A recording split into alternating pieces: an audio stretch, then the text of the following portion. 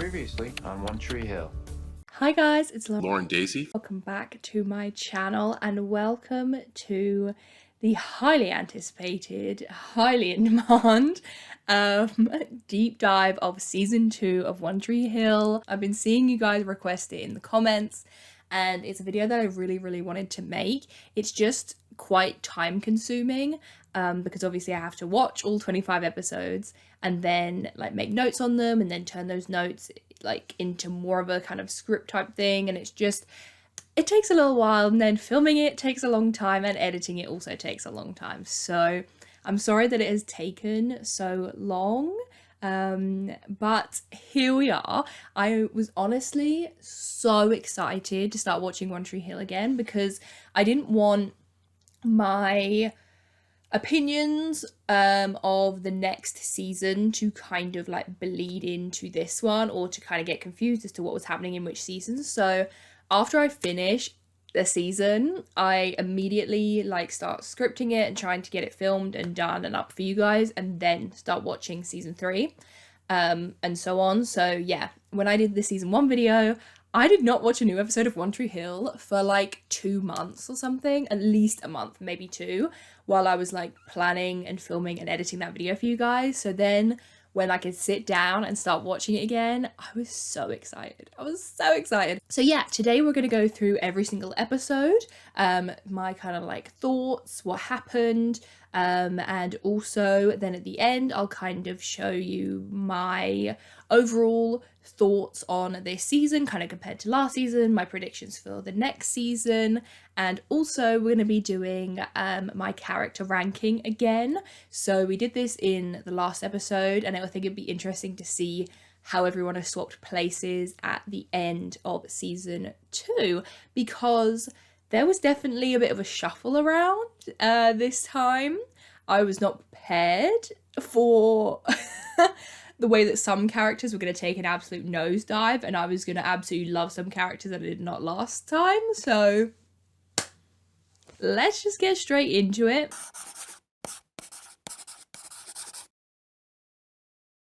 Okay, so obviously, like we talked about, the first season was an insane smash hit. So then the second season started airing on September 21st, 2004, and it ran until May 24th, 2005. I was 4 years old. And now here I am, almost 24, still loving it. 20 years ago, this season aired, and it still eats, okay? It still eats. And I love, like, I feel like there's something about these One Tree Hill videos. I don't know what it is, but I always start going on rants in the middle of these videos. It brings me so much joy that I posted that one, because to be honest with you, I wasn't sure how you guys were going to receive the One Tree Hill video because it is an older show. I don't see a lot of people like still kind of talking about it. So I wasn't sure if anyone was going to be as invested as me, but honestly, everyone in the comments of that video was so lovely. Firstly, they didn't spoil anything for me, so thank you for that, because I know I've still got like 7 seasons to go and I've managed to avoid a good amount of spoilers. So thank you to everyone who in the comments did not spoil anything for me, but also you guys are still so invested in this show and like rewatch it and all that stuff, and I just love talking about it. And like all your comments, I just loved going through them, and there was so much love on that video. It got so many more like views than I expected it to get, so I love that. And unfortunately, like for the time being, it's just going to be these like season deep dives as I watch them. But once I've seen the whole season, babes, we're going to be going in. We're going to be going in on the One Tree Hill content. I'm going to do like character deep dives, relationship deep dives, friendship deep dives, ranking the characters, ranking the seasons, maybe ranking every episode if I can muster up the courage. So yeah, there's gonna be so many like fun One Tree Hill videos. Oh my god, I'm gonna do a relationship map. I'm so excited. But for the time being, we're just gonna be doing the episode deep dive, the season deep dives. But yeah, thank you so much to everyone that watched that video and still loves One Tree Hill, because like I said, I'm kind of experiencing it for the first time. So I kind of thought maybe I wouldn't have anyone to chat to about it, but I do, because you guys are still just as invested as ever. And I love it. So anyway, let's get into episode 1 of season 2. So the season 1 finale was crazy. Okay, this show is so good. So good. If you're watching these videos but you haven't actually seen One Tree Hill, this is your moment. Go and watch it. It's so good. I genuinely recommend it so much. But season 1 finale was one of the craziest finales I've ever seen. It was crazy. So Lucas moved away with Keith. We had, kind of Keith and Karen had like ended things completely. Deb and Keith slept together. Dan had a heart attack. Haley and Nathan got married. Like, crazy scenes. I think in the season finale was when Jake left, or maybe it was a couple episodes before the season finale, actually. But yeah, it was wild. And you know what? We're picking up right where we left off, and I love that. Oh my god, I love that. I don't want a huge gap of time that has like passed. No. I want to pick up right where we left off, right back into the drama, and that's exactly what happened. So we're there with Deb. And the first episode of season 2 was called The Desperate Kingdom of Love, and it had 4.93 million viewers. So again, I mean, almost doubling the number of viewers from the season 1 pilot to this episode is pretty impressive. So yeah, we're there with Deb, and Deb actually watches Dan almost die.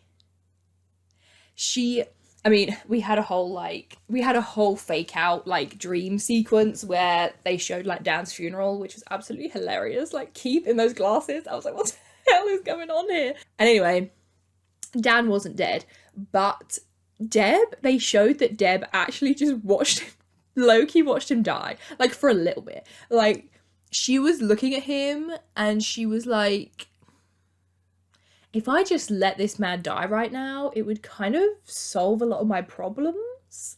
So maybe I should just pretend I was never here. But then she snaps out of that and she does call the ambulance to come and save him. But this kind of then gives her a sense of guilt of like, he's in a coma. So this kind of gives her like a sense of guilt of like, did I cause more damage by not calling the ambulance sooner? And like, she's in this whole like inner turmoil thing, because obviously her and Dan are the only people that know, and Dan's unconscious, so she's kind of just struggling with this in herself. You also see a flashback where Nathan and Haley get Haley's parents' permission to get married, and they like get married on the beach. Oh my god. The way that I love Nathan and Haley is actually unmatched. It's crazy. And as a Nathan and Haley shipper, I did not realise the absolute, how do I put this, torment that I was going to go through in this second season. I was not prepared. I was not emotionally ready. I have footage on my phone that I will show you when we get to those episodes where I literally cried my eyes out. Some of these episodes, oh my god. But we still have this first episode to cling on to for happy memories. So yeah, we got to see their wedding, which was just so sweet. Oh my god, I loved it. It was so good. And like we got to meet Haley's parents and everything. And they go to the hospital because Nathan finds out about Dan, and Deb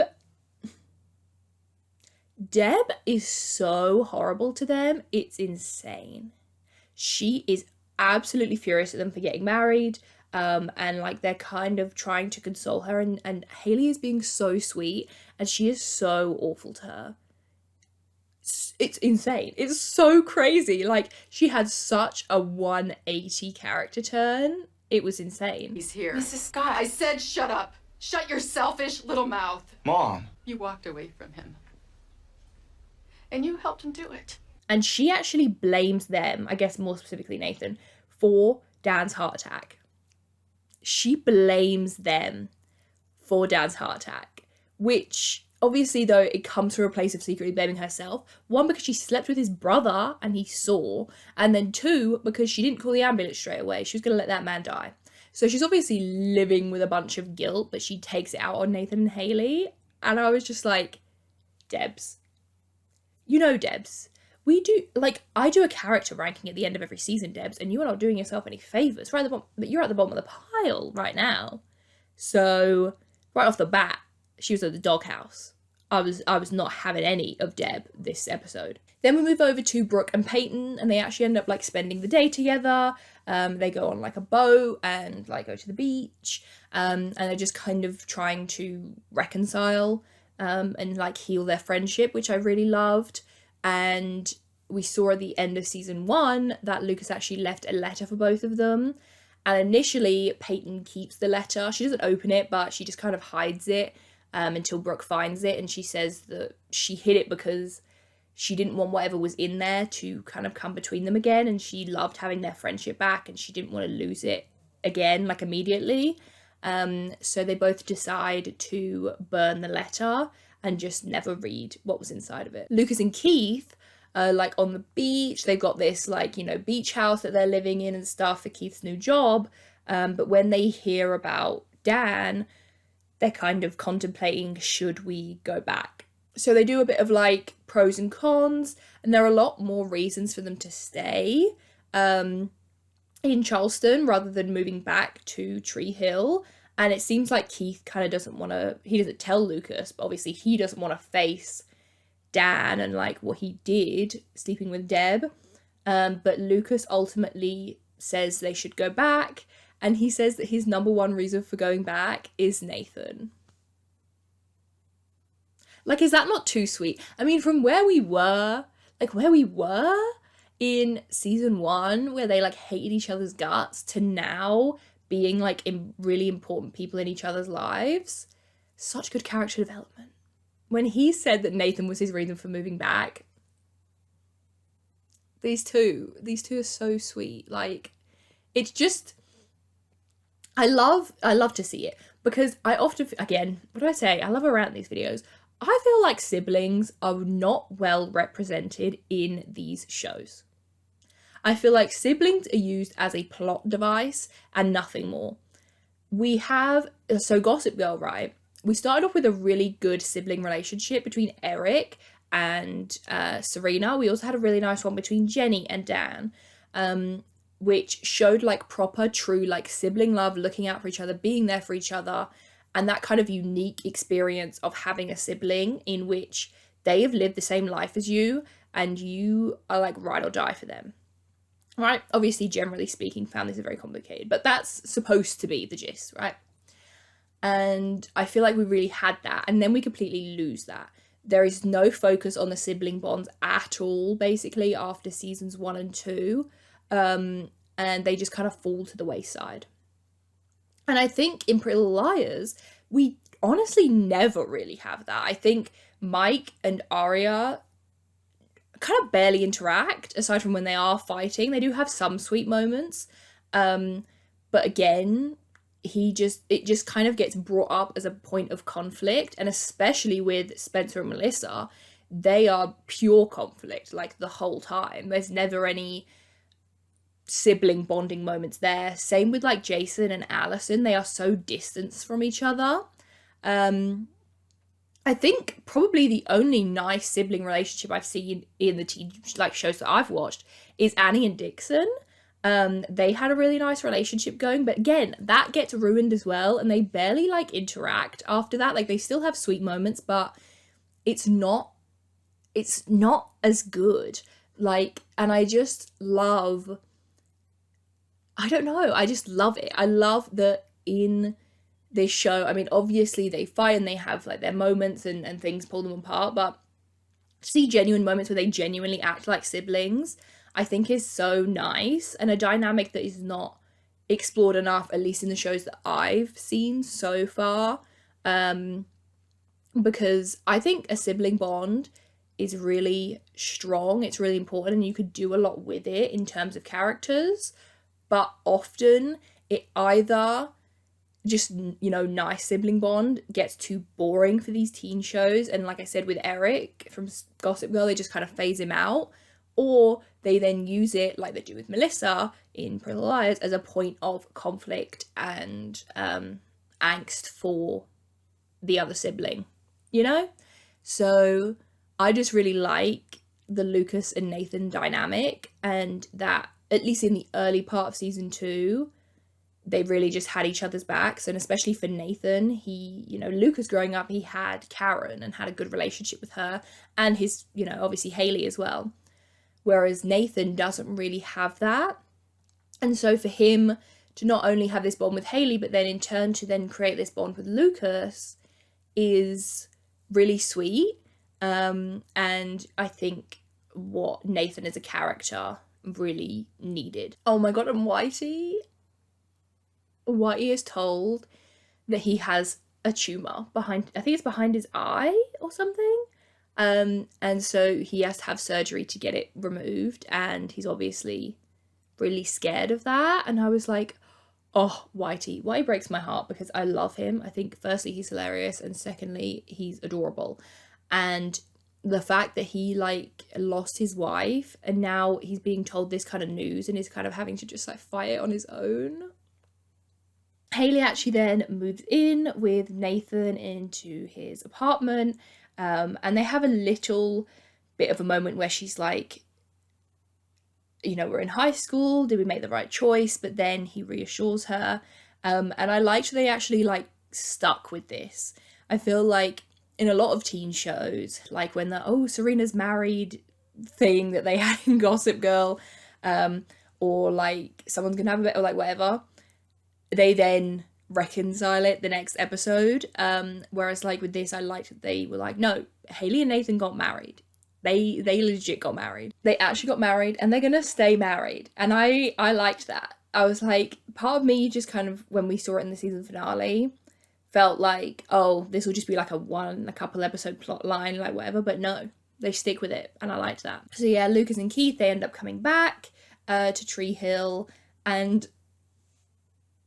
I shouldn't laugh, but Dan was getting his karma handed to him in these past 2 episodes. And he is, so he's, like I said, he's in this coma. Man has not been awake all episode. He has just been out, you know, just having the sleepiest of sleeps. And the exact moment this man decides to wake up and to open his eyes, Keith is hugging Deb. Keith has come to visit Dan, and Deb's there, so then they hug, because obviously she's very emotional about the whole thing. And that is the moment that Dan Scott opens his eyes.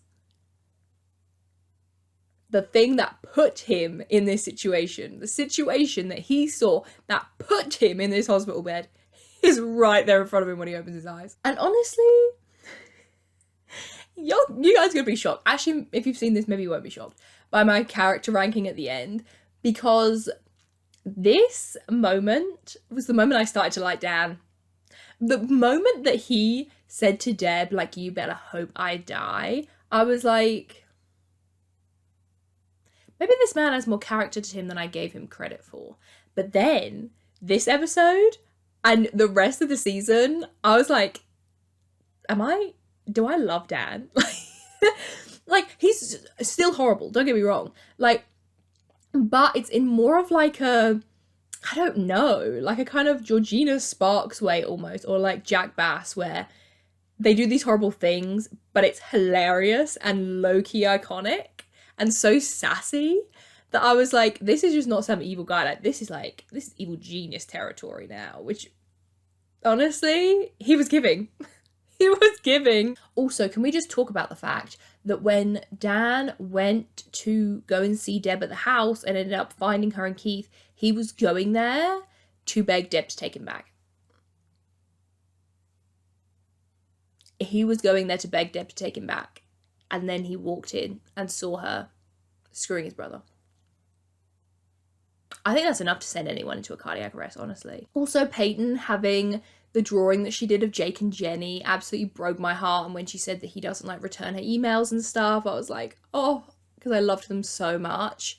But I really loved the focus on Peyton and Brooke's friendship and kind of rebuilding that, and not focusing on the heartbreak of the Brooke, Peyton, Lucas love triangle, or like focusing on Lucas, but just specifically them trying to rebuild their friendship. I really, really loved that that was more of the main focus. And honestly, I'm more invested in their friendship than I am with either of them, like, and their relationship with Lucas. So I was like, yes, this deserves to take priority. Oh my goodness. Hello. Yes. Hi. I also loved that Nathan didn't want to keep their marriage a secret.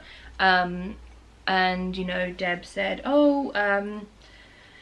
she basically said, don't tell your dad or like it'll kill him or something like that. Like, I can't even remember. And, you know, Hayley kind of says, oh, should we wait to tell Dan because, you know, he's kind of in this situation. And Nathan says no, like he's wants everyone to know that they're married. And I was like, it's so cute. And yeah, like I said, the flashbacks were so sweet, like when he asked her to marry him and Hayley's like kind of unsure about it, and like he just convinces her, and like she says yes, and their whole like wedding, it was just so cute. Marry me. I could love you forever. I'm so good. So then why can't forever start today? Honestly, I love them in a way that I don't know that I've ever loved a TV couple before. I don't know if that's dramatic to say, but honestly, I am so invested in them and like love them so much. It's crazy. And yeah, meeting Hayley's parents was really fun because you get to see a bit more of like what her life was like growing up, and they weren't what I expected at all. They were really fun. I really liked them a lot.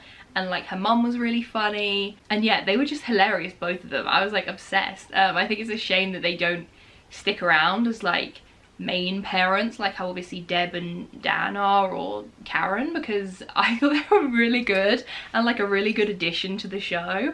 And you know, they like discussed it and they were so supportive of Hayley, and they decided that, you know, her parents didn't want them to get married so young, but they did anyway. And like obviously they've lived this really happy life together that they're kind of like, who are they to stand in the way of Nathan and Hayley? So they do give their permission and they're there when they get married, which was really sweet.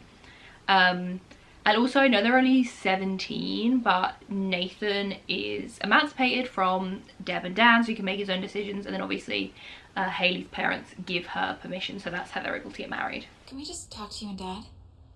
Are you pregnant?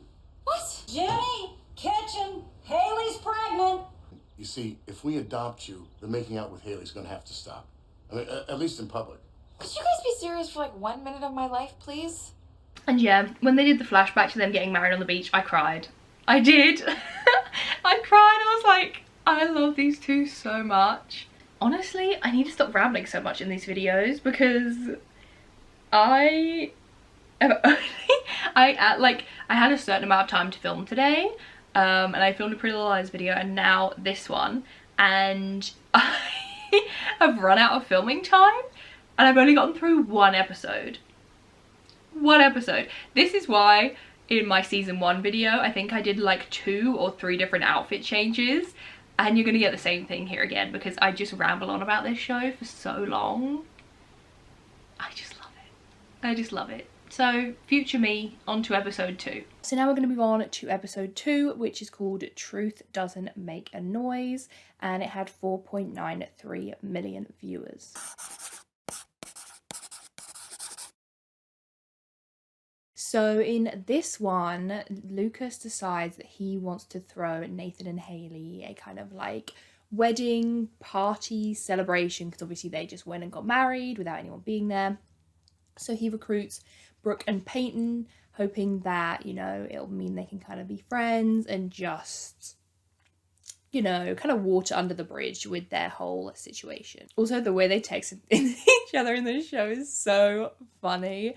Like, it's so early 2000s. Like, the vibes of this show are just everything to me, because the early 2000s is everything to me. Lucas and Nathan are also just still getting closer, which is really nice. And although Hayley's parents are supportive of their marriage and are happy for them, Deb refuses to be, and she continues to be incredibly rude to Hayley.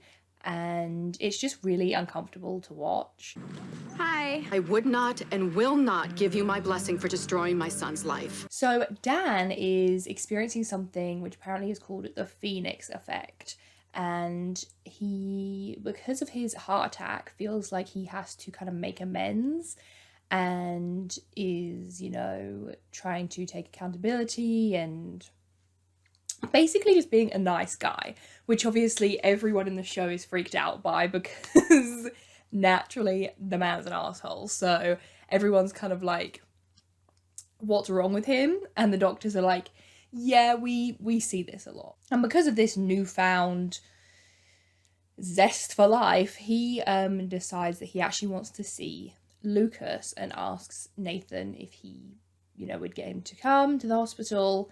And Nathan tells Lucas about this, but basically is like, I don't think that you should. Like, man's evil, and he's a pretty shitty dad to me, so I don't think you really want him in your life either.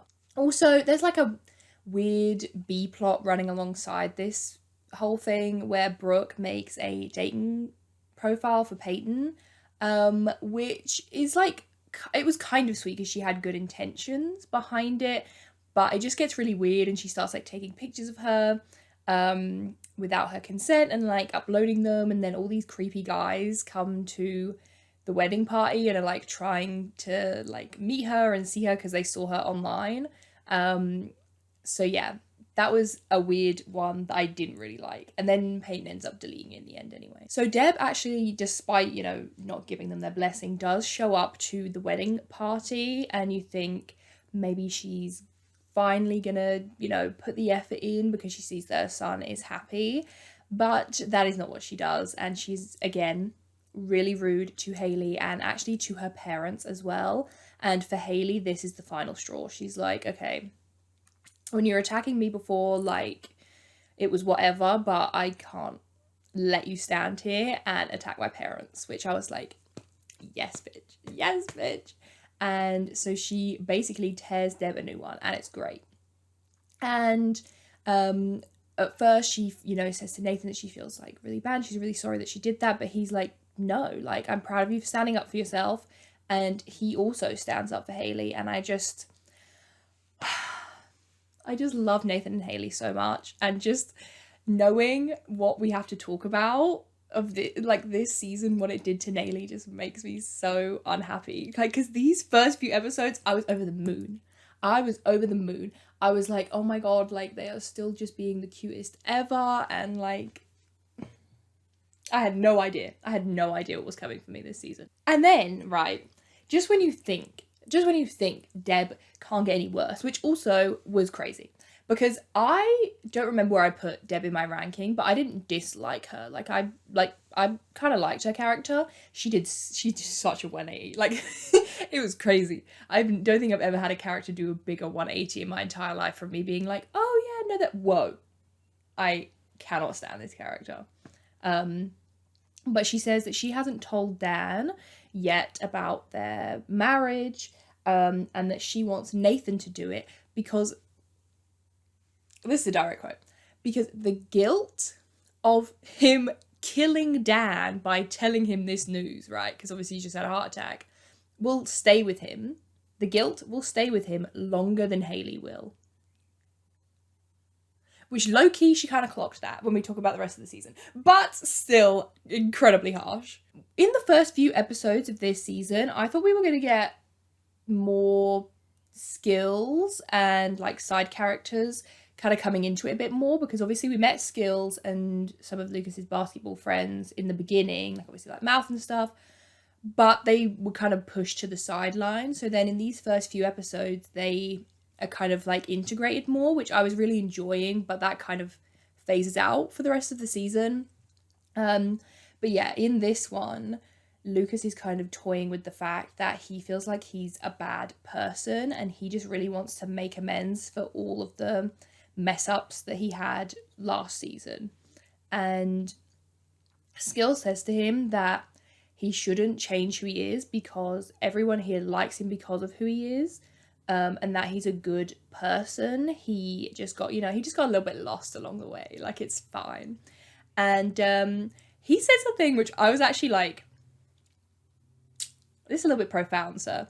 He said, you're surrounded by so many people that love you, you just need to make you one of those people. And I was like, why do people not quote this show more? Like, this is so good. Like all like jokes aside, for like a teen drama, this is actually 10 out of 10 advice. You're surrounded by so many people who you love. But see, now you gotta make yourself one of those people. So Brooke and Peyton, they're like having fun at this party, and everything just seems to be kind of fine with Lucas, and you know, he's trying to, yeah, like I said, kind of build bridges with them.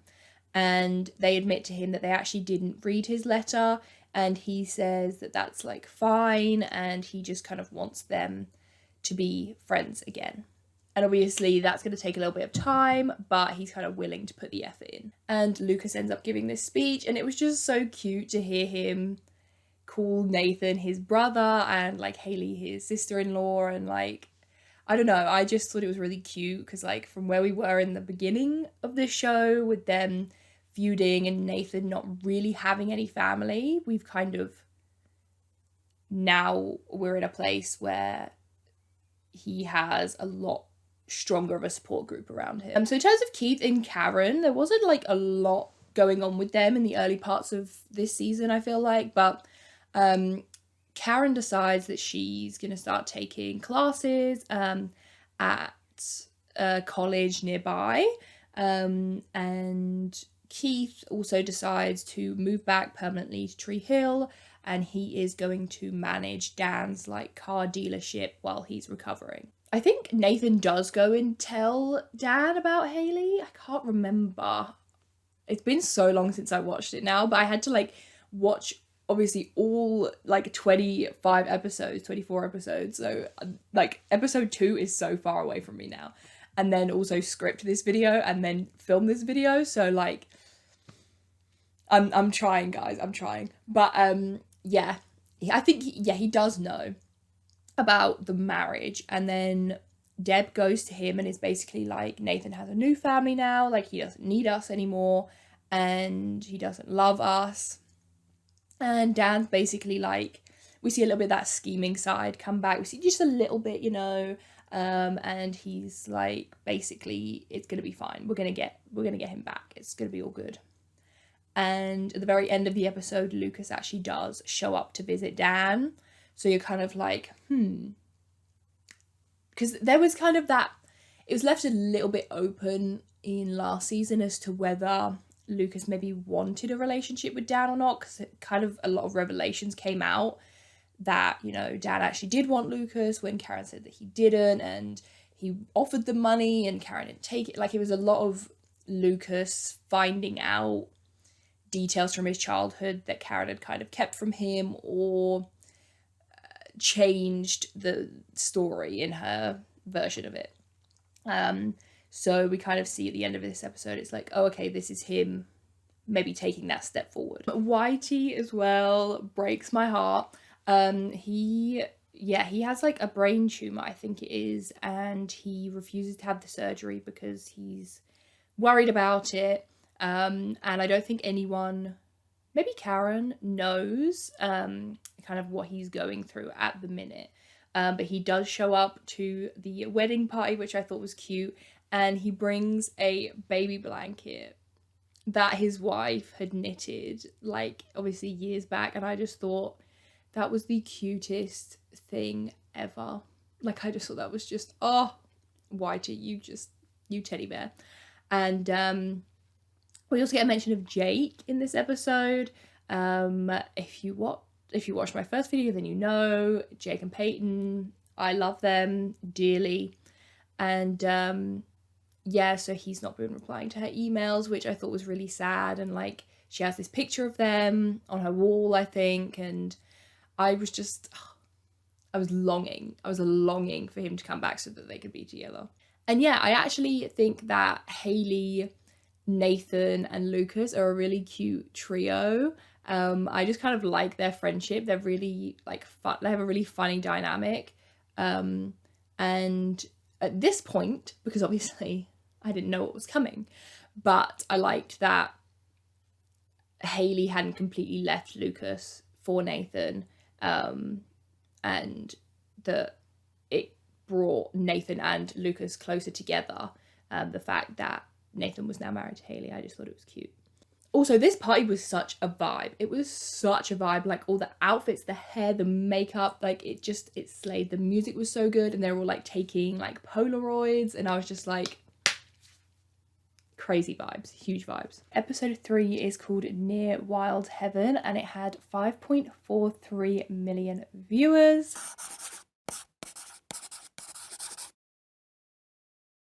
In this episode, obviously, again, because Nathan and Haley just kind of got married without telling anyone, Tim insists that he wants to throw Nathan a bachelor party, and so Peyton and Brooke decide that they're also going to throw Haley a bachelorette party. Honestly, every time that Nathan calls Haley his wife, I'm like kicking my feet. It's so cute. I didn't know you were gonna order him in front of my wife. So Dan asks Lucas if he does want to have any kind of relationship with him, and gets him to go to the dealership and obviously find the photos that Lucas already knew existed, but like go and find them to kind of prove that he has been thinking about him since he was born, basically.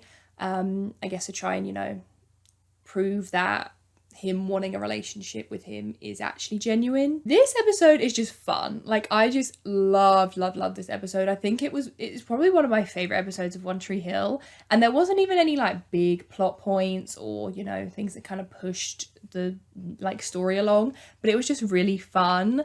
I loved seeing Brooke, Peyton and Haley all together just having fun.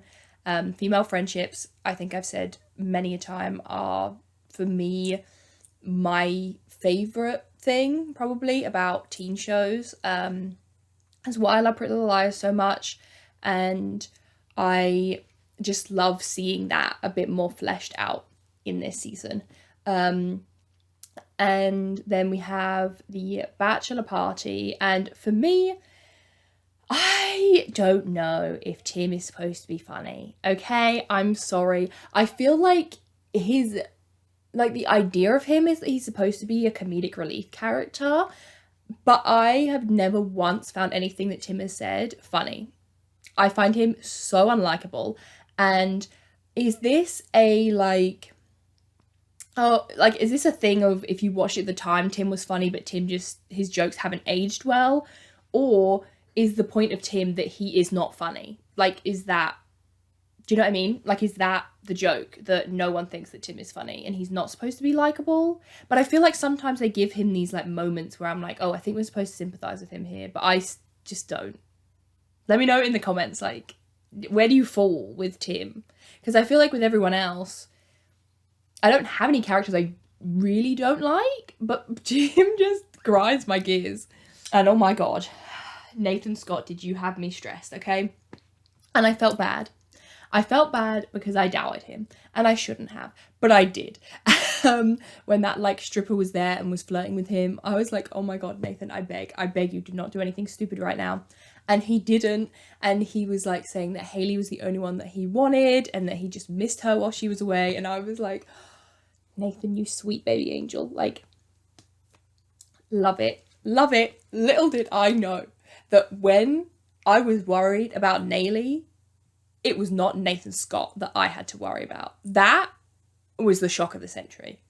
But we do get like a bit of a new story arc in this episode, and it's to do with Brooke. So Brooke is kind of like paying for everything, obviously with the bachelorette party because she's got big money. But then the bachelorette party kind of comes to an end when her card actually gets declined. I think it's at like a strip club or something. I can't remember. And so the girls have to like wash dishes or something to basically pay for their bill.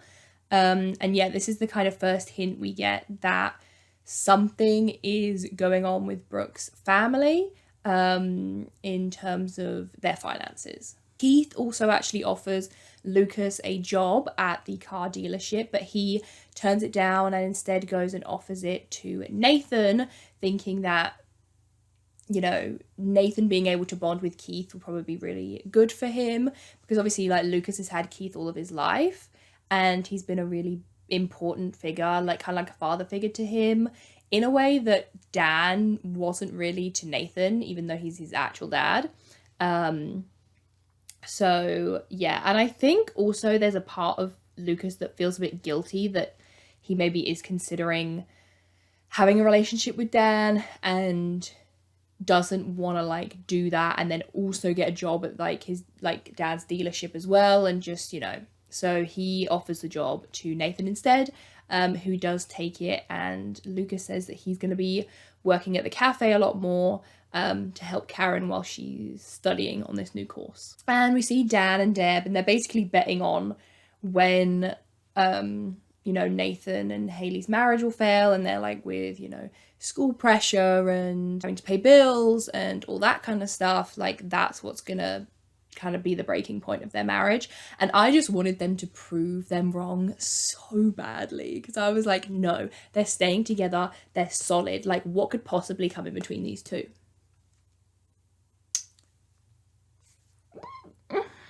I'm getting heated and we're not even at those episodes yet. But yeah, I really liked this episode. I thought it was really fun. The only thing I didn't care for was Tim. Like for me, I was just like, he's ruining always such a good episode, because he's encouraging Nathan to like go back to his old ways and like cross boundaries when it comes to Haley. And I was like, why would you encourage who's supposed to be your best friend to upset his wife? Like obviously they're teenagers, but I feel like even me at whatever they're supposed to be, like 17 years old, like you just wouldn't do shit like that. I don't know. Maybe 17-year-old boys are just different. But yeah, I just felt like Tim wasn't like coming off as a good friend. But then later in the series, they try and make it that Nathan's the bad friend. And I was like, actually, no, Tim's a really shitty friend. And like Lucas and Nathan are just playing video games and like, you know, just trying to have like fun boys night, and Tim starts playing a porno of his stepmom. So yeah, I pose the question to you once more. Is Tim supposed to be likable? Because I cannot stand him. And also something that I found weird, which like, I'm not Googling anything about One Tree Hill, obviously, because I don't want to get like spoilers and stuff, but I'm going to be doing all my classic videos. And like, it'll be interesting to see the behind the scenes stuff that I can actually like look up afterwards, because Karen says to Peyton, or says to Keith, Karen says to Keith that there was nothing really there with Peyton's dad, and like that's over now, and like they don't speak or anything. And I was like, this is so weird. Like I wonder if the actor that played him just didn't want to come back, because he's not in this season at all. And it seemed like they were really kind of building something there with Karen and Peyton's dad. Or maybe they just, I don't know, maybe they just realized that at some point they would want Peyton and Lucas back together. So they just decided not to go down that road, because obviously years later, a Gossip Girl would make that mistake. But yeah, it just felt weird to me. So I feel like, I guess the actor just didn't want to come back, but I really liked him. I thought he was really good. And I actually thought him and Karen had banging chemistry. I was like, oh my God, it's Lily and Rufus all over again, where I prefer the parents ship to like the teen ship. But yeah, so that was weird. And then Keith said like, oh, even though there's nothing with you and like Peyton's dad, he like tells Karen that he basically has to cut her out of his life in order to get over him. Like even though he's living in Tree Hill, even though he's living in Tree Hill again, things aren't just gonna like go back to normal. Another thing that I found a real shame is that because I'm not really liking Deb at the minute, it's upsetting me, because one of my favorite things, like I literally just mentioned, is Feel My Friendships, but I really love the friendship between Karen and Deb. So me not liking Deb at the minute is kind of souring those moments for me as well. But it was sweet that she like came to see Karen to like, you know, have a bit of a gossip and a bit of a vent about like Dan and this whole situation. But I was also kind of like, ugh. Because like Karen is so supportive and like she does get protective and things like that, but I don't know. It just felt like they wouldn't agree on this. So it felt weird to see them being all like buddy when Deb is going down a bit of a different character path, I guess. Let me grab some coffee. Dan says he wants to come home. Let me grab some liquor. And yeah, I just found it so upsetting. Like, Dan and Deb are literally like trying to find ways to invalidate Nathan and Haley's marriage and like all this crazy stuff. And it just is so sad because as the audience, like, we can see that all Nathan really like needed was for people to love him and for him, you know, like in that house growing up, all he wanted was for both of his parents to love him and just like respect him and be kind to him and look after him. And he didn't get that. And now he has that in Haley and obviously in turn like Lucas and, you know, everyone else. But he has kind of started his own family and is getting the things that he needs from her, at least at this point. So like, why would they then want to ruin that when he's genuinely happy and he was miserable when he was living with them? I don't know if maybe it comes from like a place of jealousy and a place of guilt that maybe they couldn't provide that kind of safe space for him. So now that he's getting it from Haley, they don't like that and like want to take it away from him. I don't know. It's just very weird. Episode 4 is called You Can't Always Get What You Want, and this had 4.83 million viewers.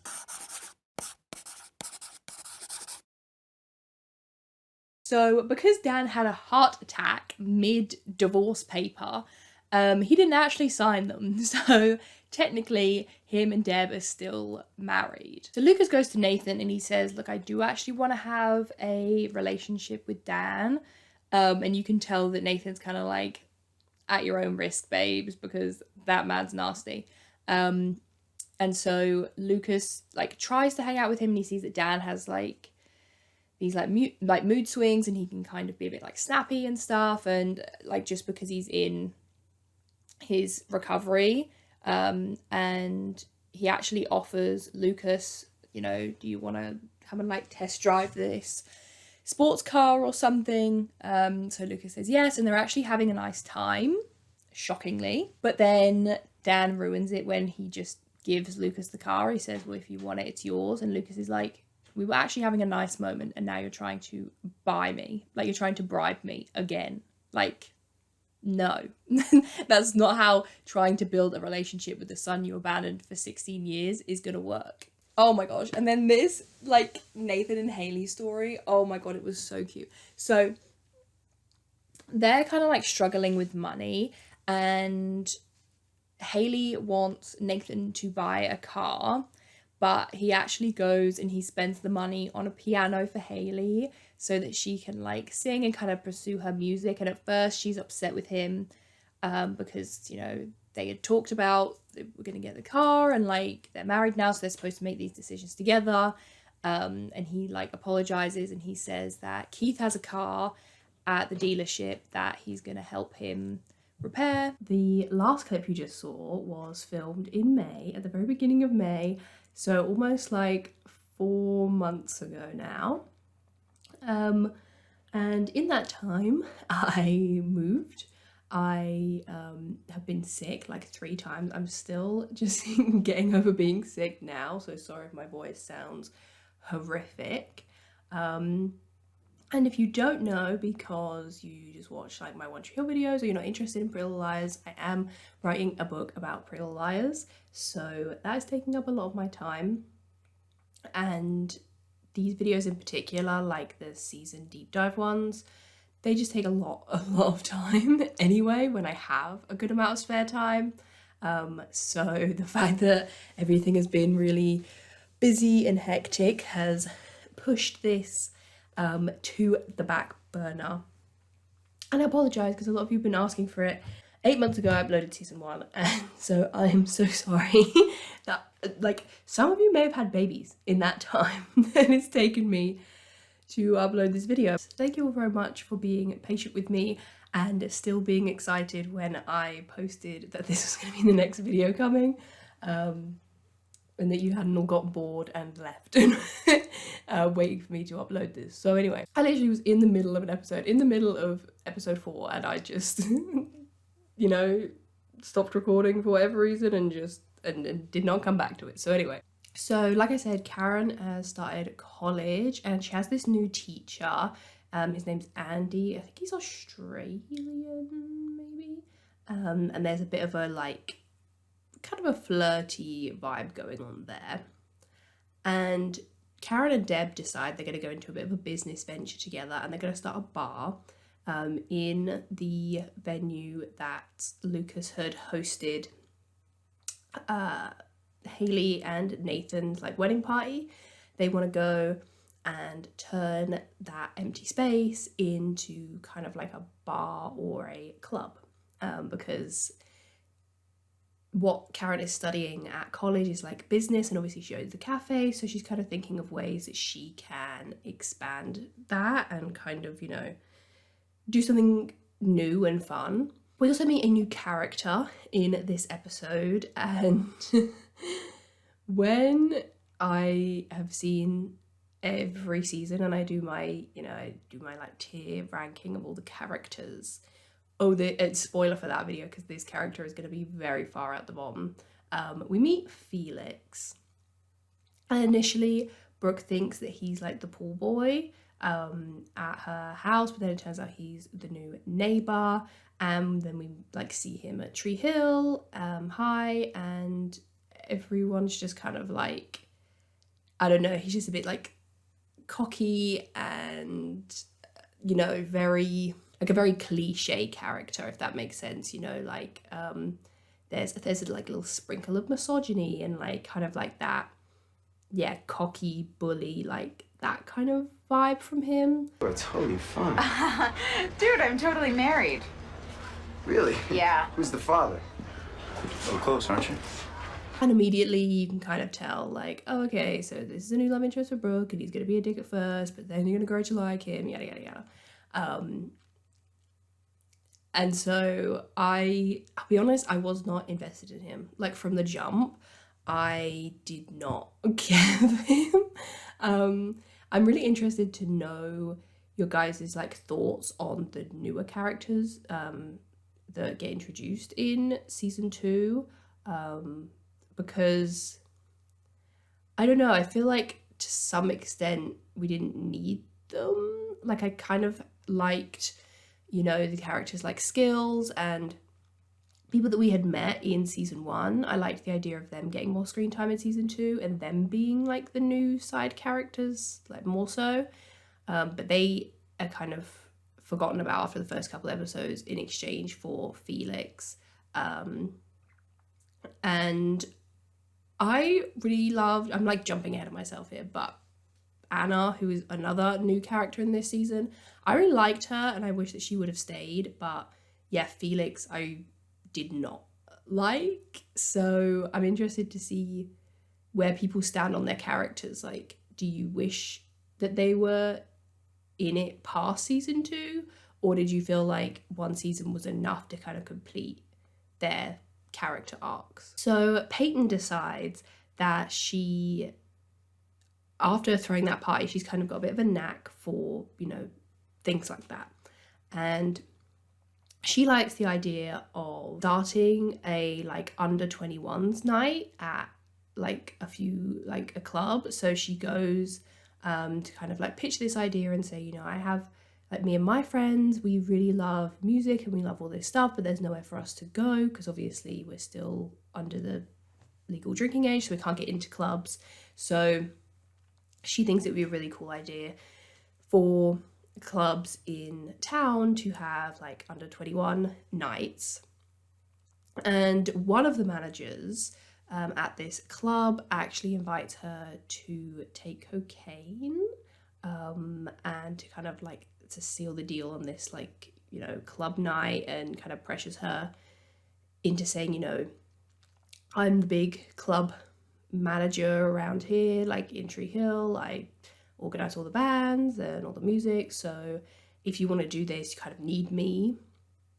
And yeah, just kind of abuses that sort of power dynamic, but we don't know if she actually accepts his offer or not. And I really liked the scenes with Nathan and Keith, like working on the car together, and it's weird to see that kind of like swap. Like the first season was very Keith and Lucas and Nathan and Dan, whereas this season we're getting a swap in the dynamic, and we're getting like Keith and Nathan and Lucas and Dan, which I did like. I feel like we've got so many characters in this show that it's really fun to see different people interact and kind of, yeah, see how they bounce off of each other. Because I think Lucas and Keith do very well. So I was interested to see if Nathan and Keith would have that kind of same thing. And they did, and I really liked it. And yeah, it was just sweet because Nathan didn't really know Keith that like well growing up, because he was a lot more invested in like Lucas and Karen. So it's sweet to see him getting that kind of uncle treatment that Lucas got, and him helping him fix the car and like all those kind of things. It's just, I love Nathan, and so to see him get those experiences that he like missed out on is really cute. Peyton, as I said, is trying to do this club night, and Karen actually hears about it and says to her, like, you know, you should run an all ages night, you know, primarily for under 21s at my new club. Like, you're more than welcome to do that. And so she obviously is really excited by that, and I really like the relationship between Peyton and Karen. I feel like, again, it's one of those that kind of gets a bit forgotten about and sort of fizzles out as this season goes on. But I really loved it in the beginning when, you know, Peyton had kind of started to grow attached to Karen a little bit while she was dating her dad, and that because she lost her mum, and Karen's like very, that kind of like motherly figure. It's nice that Peyton has that in her life again, and that she kind of expressed that she was a bit sad about losing that now that obviously her dad wasn't dating Karen anymore, but Karen kind of assures her that that's not the case, and that she can still come to her. And I think the fact that then Karen wants to give Peyton that opportunity to run the club night and shows that she believes in her means a lot to Peyton. So yeah, I really love this little like friendship they have. And Dan actually ends up telling Keith to fire Nathan, because he's like, look, as long as you are giving him this job and giving him this kind of like financial security, he's not gonna realize what huge mistake he's made with this marriage. Because one of the things that Dan and Deb are like banking on is that they'll have money troubles, and that will kind of lead them to breaking up.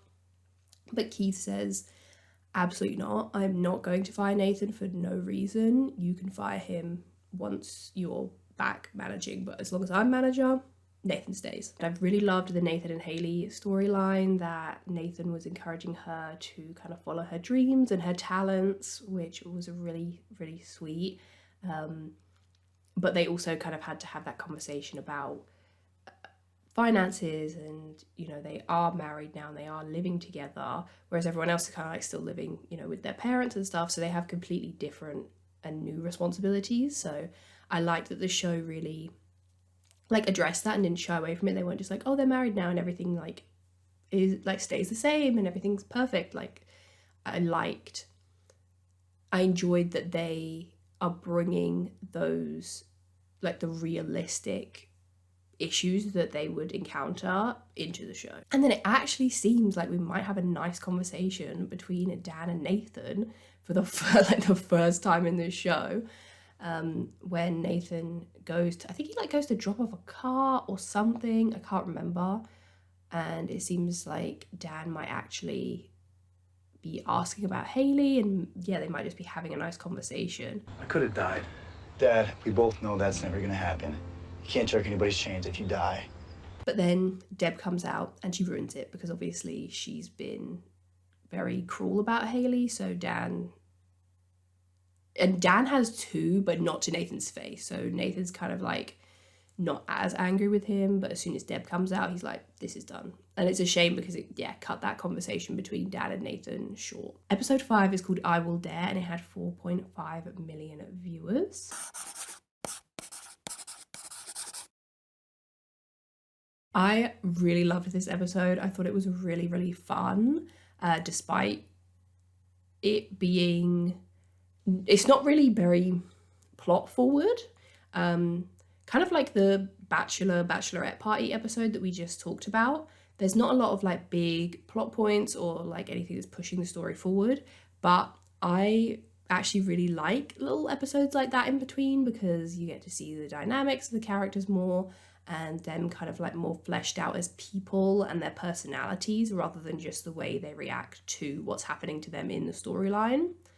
And so Felix, as he's like the new guy, he organizes a dare night to kind of test his new classmates and just kind of, I guess, break the ice with them and get them to do these crazy dares. So they split up into 2 teams and they each have like envelopes and like things that they have to open and dares that they have to do. I'd like to return this shirt. Can I ask you why you'd like to return it? Wrong size. And yeah, I just thought it was so fun. It was really, really funny. They had like Lucas having to return clothes to the store whilst he was still wearing them. And then we get introduced to Anna, who I had just mentioned, when she helps Lucas out during one of his dares. Then it's so crazy because I feel like One Tree Hill does this quite a lot. You'll have like a really fun episode and like, you know, just be like them having a laugh, you know, doing whatever, just being teenagers, and then bam, you get hit with like a really heart-wrenching scene in the middle. And in this episode, that is Peyton's dare. So her dare is to go into a church and confess, you know, something. I think the idea of the dare was that she would just say, you know, something kind of like sexual or just a bit, you know, whatever. But she actually ends up making a genuine confession. And, you know, she cries. And honestly, I cried at this scene. I genuinely did. I think this is the first time I cried during season 2. Yeah, I'm pretty sure this is the first time I cried during season 2. And she admits that she actually did take the club manager up on his offer and she took the cocaine, which I thought was so sad. Like, I love this show so much. I can't even tell you. Because peer pressure in like kind of like teen and, you know, young adult, adolescent, like that whole bracket, that stage of life, peer pressure is a huge part and a huge component. And I think a lot of young people go into situations that they normally wouldn't, or that they aren't really that comfortable with in order to fit in, or in order to, you know, whatever it may be. And in Peyton's case, this was to do the club night that she wanted to do. And this guy had a position of power and she knew that, and she decided that she wanted to get it over the line. And so that's what she did in order to, you know, keep this guy in her good books and kind of like on her side. And I thought it was really sad. You can tell that she feels a lot of guilt and a lot of regret, and the acting from, oh my gosh, like the act in this scene was genuinely heartbreaking. Like Hillary did such an incredible job. You just feel the emotion in it. And she says that, you know, this is the first time she's been in a church since her mum died, and that when she did the cocaine, she really hopes that her mum, when like up there, didn't see her. That broke me. That absolutely broke me. And yeah, I was really surprised that she actually did it. When they said, like when they kind of left it open as to whether she did or not, I assume she didn't, because she's a very strong, kind of like minded character, like isn't swayed or like manipulated very easily. And I think that again was such an interesting thing to include, that even people who are very strong-willed like that can be manipulated. And yeah, I just thought this whole like story arc was really, really powerful. I wonder if she saw me do that line of coke last week. I want her to know that I am not that person. And yeah, super emotional. And I loved that Peyton comes out, she tells Haley that, you know, Haley's a good friend, and like it was just a really sweet interaction they had afterwards, even though like Peyton didn't tell her what she said. It was just nice that she was still there for her. And then they were kind of having fun together, because they were like in a little pair doing their dares together, which I really liked, because I feel like we get a good amount of Peyton and Brooke, and like quite a bit of like Brooke and Haley as well, but not so much Haley and Peyton. So I liked that we kind of got more of that in this episode, because I think they bounce off each other really well. They're quite polar opposites in that sense.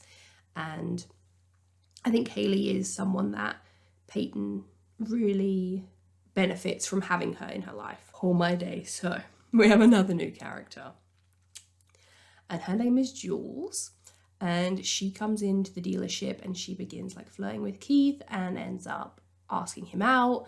And kind of like meanwhile this is happening, Karen also goes on a date with Andy, the new teacher that I'd said about. So kind of got them like going side by side to show that Keith and Karen are definitely straying from each other this season, and that romantic arc seems like it really is done. And then at the end of the dare night, the teams are tied, and Felix says the tiebreaker is to kiss a member of your own like team, kind of wanting Brooke to kiss him, but she ends up kissing Peyton instead, and they win.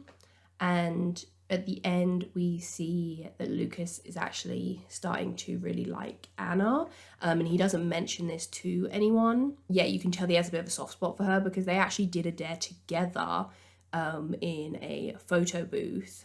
It was like you had to kiss someone in a photo booth, I think, and that was the dare that he did with Anna. But when Felix says, oh, did anyone complete this dare?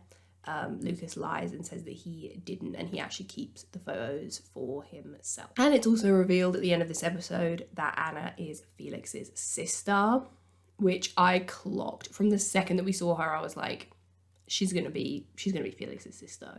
Okay. I've seen too many teen shows at this. I know them all. I know all the cliches. I know all the story arcs. Like, it takes a lot to surprise me in a teen show.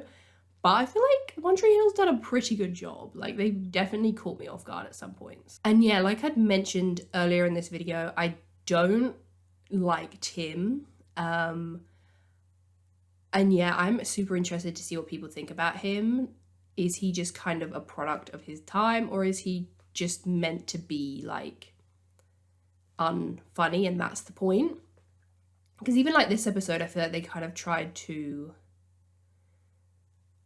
make you like him. Like, he's talking to like Nathan, and Nathan's kind of like harsh to him and says that he should get his own life instead of just copying Nathan's life and like following him around all the time. But then Nathan ends up apologizing, and you know, Tim says that Nathan's always with Haley and Lucas now, and he doesn't really have time for him, and you know, all this kind of stuff. And I get where they're trying to build that there, but for me, it didn't really help. I still just don't really care for him or this friendship. Maybe that will change like in later seasons. I don't know if he stays till the end or if he becomes more of a character or if he kind of fades to the background, because I know that One Tree, I don't know a huge amount. Like, I've definitely tried to avoid spoilers, but I do know that there is quite a few character changes and like shifts around in terms of like, yeah, new characters and characters leaving and all that kind of stuff. So I think I've still got like quite a fair few people to meet, so I don't really know where most of the characters we know now like end up, or how many new ones we're gonna like see that are gonna be main characters and all this kind of stuff. So yeah, I don't know where Tim kind of lies in the what do you call it, like the hierarchy. Like, I don't know if he kind of fades to the back or if he becomes more of a main character, and maybe if he does, I might start to like him. But so far, I could kind of just do without his scenes, to be honest. I also didn't like Felix when he was first introduced, but then I was kind of like, you know what, like, I also didn't really like Nathan at first, but like, nah, that's my baby girl, so maybe Felix will kind of grow on me, but that for me just never really came. That's why I'm so interested to like see people's views on this, because I didn't like his dynamic with Brooke. It felt like, even just in this episode, like basically from the jump of when they meet each other, that he's, I don't know, like they're making her out to be this kind of like character that needs saving, because obviously she is having these money troubles and she does shoplift in this episode, I think, or was it the episode before, and he kind of like comes to the rescue and whatever. And yeah, I don't know, they kind of make her out to be this character that needs saving and that he's going to be the one to like do it and save her. But I'm just like, yeah, I'm not feeling that vibe at all. Like, I love Brooke and I don't think her character needed that kind of arc, or like needed Felix really at all. My first impressions with Anna was I thought that she was really cute. I thought she was a really sweet character. I never really kind of cared for her and Lucas when they were like in this like kind of like flirty stage, but I did really like her character, and I was also really glad that we were getting more diversity in the show, because obviously our 5 main characters are all white, so I kind of, yeah, like I said, I liked that Skills was coming into it more, which again, he kind of fades out, but you know, whatever. I think he becomes more of a main character as the seasons goes on, so I'm looking forward to that because I really like his character. And then yeah, we obviously had Felix and Anna who were introduced, but like I said, they leave at the end of this season, so yeah, I'm hoping that there are more opportunities later down the line, where we see more diverse actors and characters and stories in that kind of way, and also like LGBT representation. We got our first kind of LGBT character this season, which obviously we'll talk about in a little bit, so I really liked that. I really liked everything about that, really, so I hope that there's kind of more of that to come in the later seasons. And yeah, I actually really liked that Keith and Karen were seeing other people, because at first I really shipped them and was like, oh my god, they need to be together. But then as time went on, I was like, actually, they aren't right for each other. And so I'm actually really enjoying seeing them explore other relationships. Episode 6 is called We Might As Well Be Strangers, and this had 4.57 million viewers.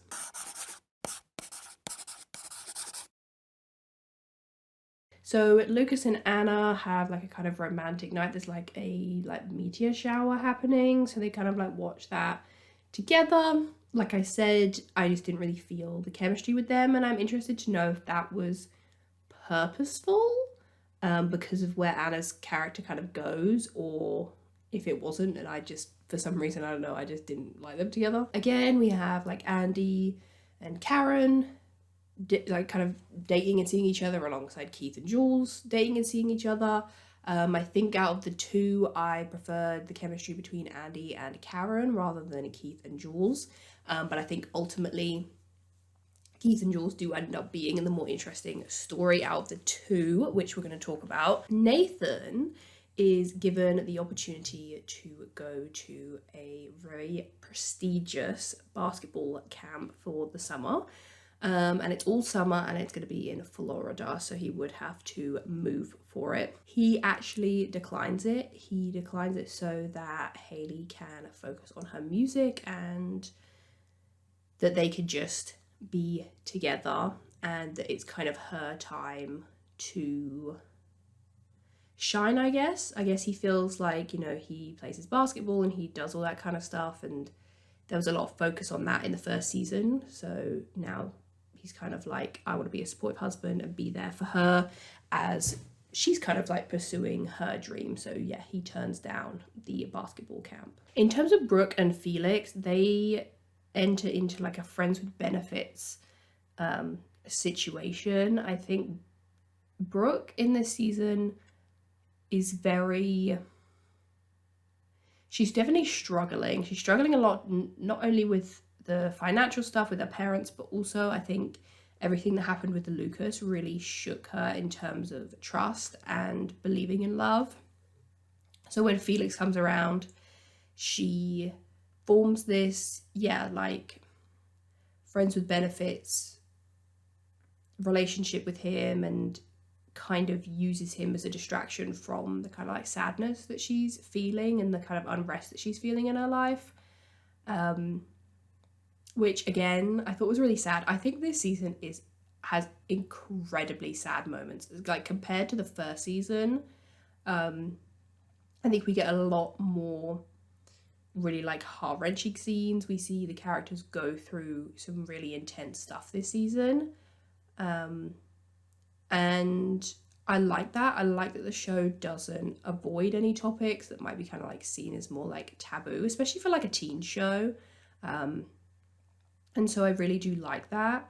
And I think as well, it just adds like a really great level of depth to the characters and just really makes you invested in them. And the different like story arcs that we see them go through in this season really swapped my like ranking of the characters around from the end of season 1. Oh gosh.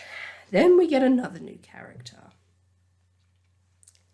So Peyton is trying to find an opening act for her like club night. The first one, she wants it to be really good. And she ends up meeting a guy called Chris Keller. Now, obviously, I've only seen up until the end of season 2. And I don't know how long this guy sticks around for. I don't know what his deal is in the seasons after this. But for me, right now, I feel like this is one of those names that would trigger me for the rest of my life. I feel like, I don't know, you'll have to let me know down in the comments, but as soon as I said Chris Keller, we all just like, because that's how I feel. So yeah, he's introduced, he's very, honestly, kind of like Felix, like that kind of like cocky, like asshole type kind of character. And I was just kind of like, oh my god, we've already got one of you this season, like I don't need another one. Little did I know the havoc this man was going to wreak on my life across this season. Jesus Christ. In terms of Deb and Dan, Dan is trying to like mend fences with Deb. But she's kind of like keeping, she's keeping her boundaries. She's kind of keeping him at a distance. And she thinks that he's doing better. So she's like, right, like once he's doing better, we'll probably go back to how we were, like gonna get divorced, everything's fine. And Dan doesn't want that to happen. So when the doctor calls and says, your health's good, like you're doing really well, he lies and he says to Deb, I think, you're going to have to stick around and help me because my health's not getting that much better and yada, yada, yada. It's basically an excuse for him to keep living in the house so she doesn't kick him out. And, oh my gosh, Whitey, baby girl. I love him. And he's really scared of getting this surgery that we talked about for the tumour.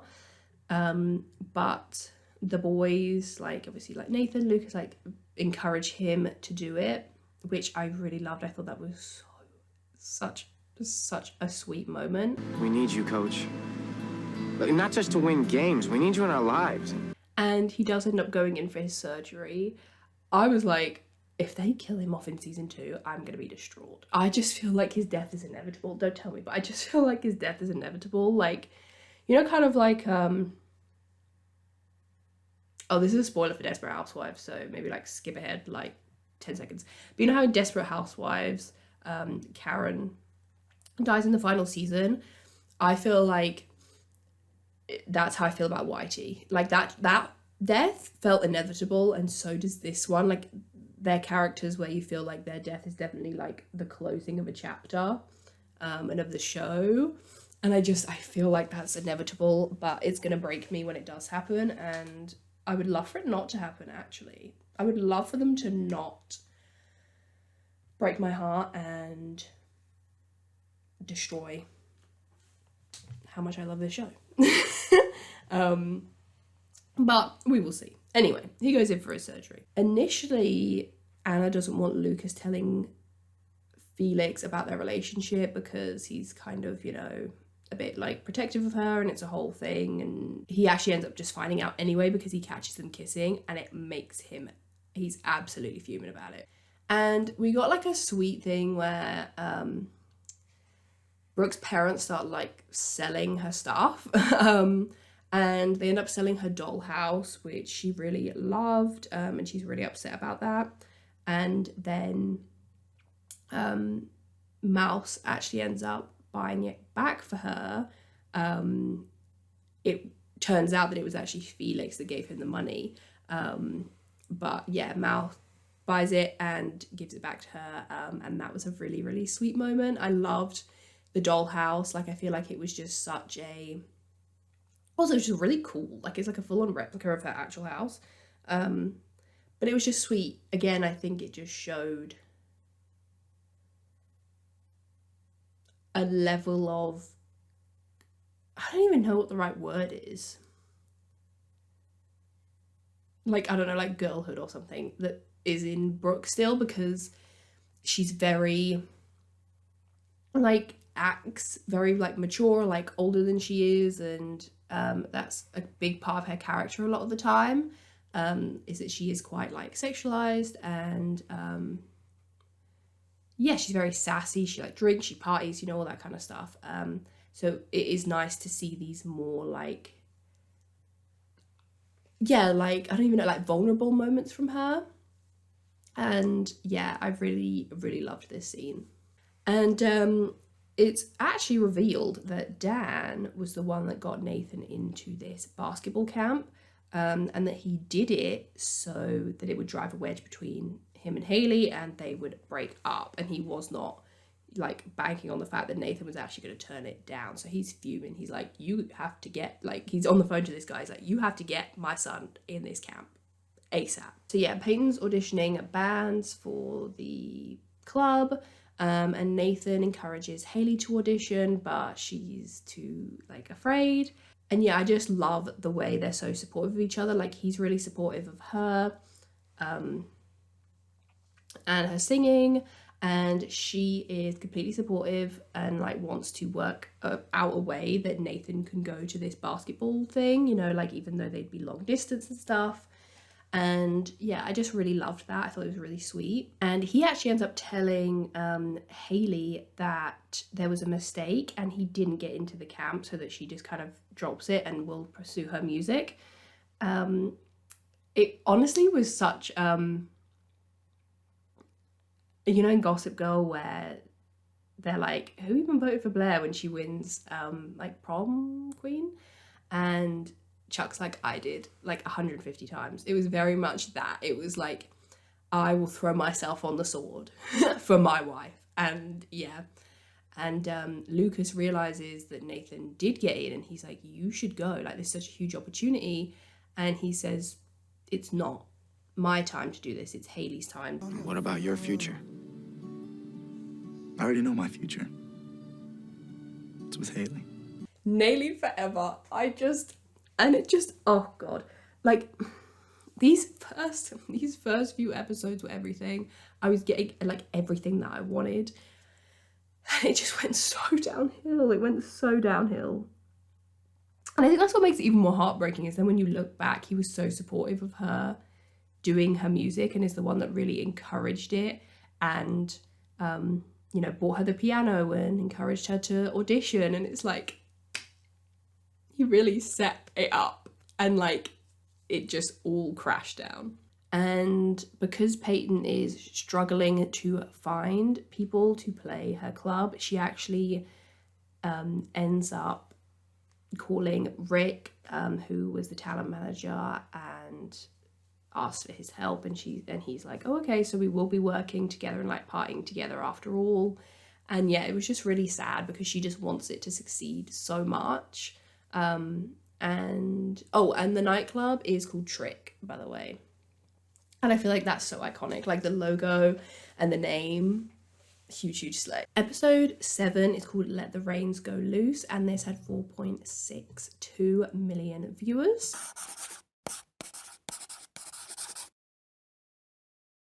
This is where we get like the opening of Peyton and Karen's club, which like I said is called Trick, and kind of like everyone shows up to the opening. And honestly, the club looks so cool. Like I love the set design. I love how they did it. I think it looks really, really cool. Lucas and Felix actually get into a physical fight over Anna, but that just kind of like pushes Anna closer to Lucas and makes her mad at Felix. Chris is like, you know, I'll perform because you don't have anyone to perform for you. And he is about to perform and then he actually backs out.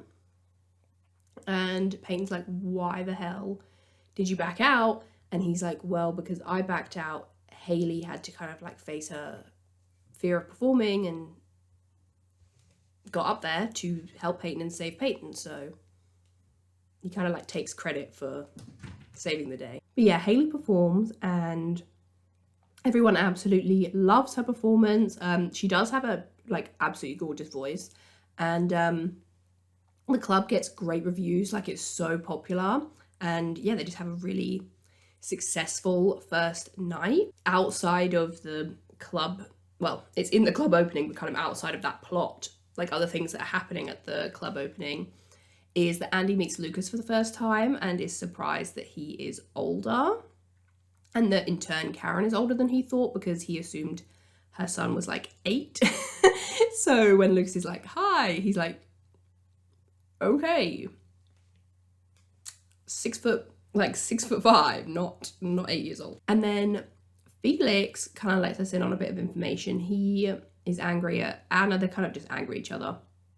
And he's like, look, you were the reason that we had to leave our old life due to like these like rumors that people started about you and stuff. So he's like, keep your head down. Like, do not force us to have to move again. And I was like, okay, there's more to, like, this is where they started get, like, I still didn't like Felix, but this is where they started getting more interesting to me. I was like, I want to know the tea. And Brooke gets really drunk because, yeah, like I said, she's just dealing with a lot. And Mouth actually ends up like taking her home and making sure she gets like home okay and into bed. But then when he leaves, Felix comes in and she thinks that Felix was the one that took care of her, and he doesn't tell her the truth and just takes the credit for it. And oh my God, Dan spills the beans and he tells Karen that Deb and Keith slept together, and she is like, are you kidding? This was such a good moment. It was so good. And then when Karen goes and asks Deb about it, Deb lies and she says that it's not true. Babes, you literally had your moment. You had your moment to just be honest and you did not take it. Infuriating. And oh my gosh. Oh. We start to like see this, like they're sowing the seeds of Nathan being jealous of Chris and Haley's little like kind of new budding friendship, and that he's kind of like supporting her music, and he's kind of like, who the hell is this guy? Oh gosh, I hate it. And like Haley's like, oh, this is my husband Nathan, and like I was like, this is such a cute scene, but now that I know what happens, I'm like, Chris, you bastard. This is your night. Go, enjoy, and we'll see you. Okay. You have any idea how many guys in the room want to nail your wife right now? I feel like I didn't like, at least like so far when I was watching this, I was like, I'm not liking this season as much as the last one. I think the new characters were kind of like throwing things off for me, and it was very much like, oh, all the old storylines that we had in season 1, yeah, we're done with those. Like now we're jumping into all these new ones, which like some of them are kind of fun. But yeah, I don't know, like I really didn't care for Felix, and like him like fighting Lucas, like punching him in the club, like embarrassing. I liked Anna, And like it made sense for Anna to come in for Lucas because he was like now single and kind of didn't really have that much of a storyline going into season 2. But like Peyton, I like her, and the whole club thing was really cool. But then that stuff was like kind of taken away by like more screen time was given to things I wasn't too fussed about, like Jules and Keith, and yeah, like Felix, and Chris, like all this stuff. I was just kind of like, I feel like there was more I really enjoyed in the first season, whereas this season was a lot more 50-50. Episode 8 is called Truth Bitter Truth, and this had 4.54 million viewers.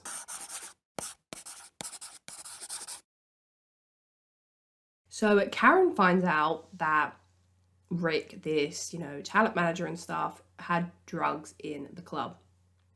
And so she is like, I'm not standing for this, I'm not going to have it. But he's kind of like, you know, your club's not going to survive without me.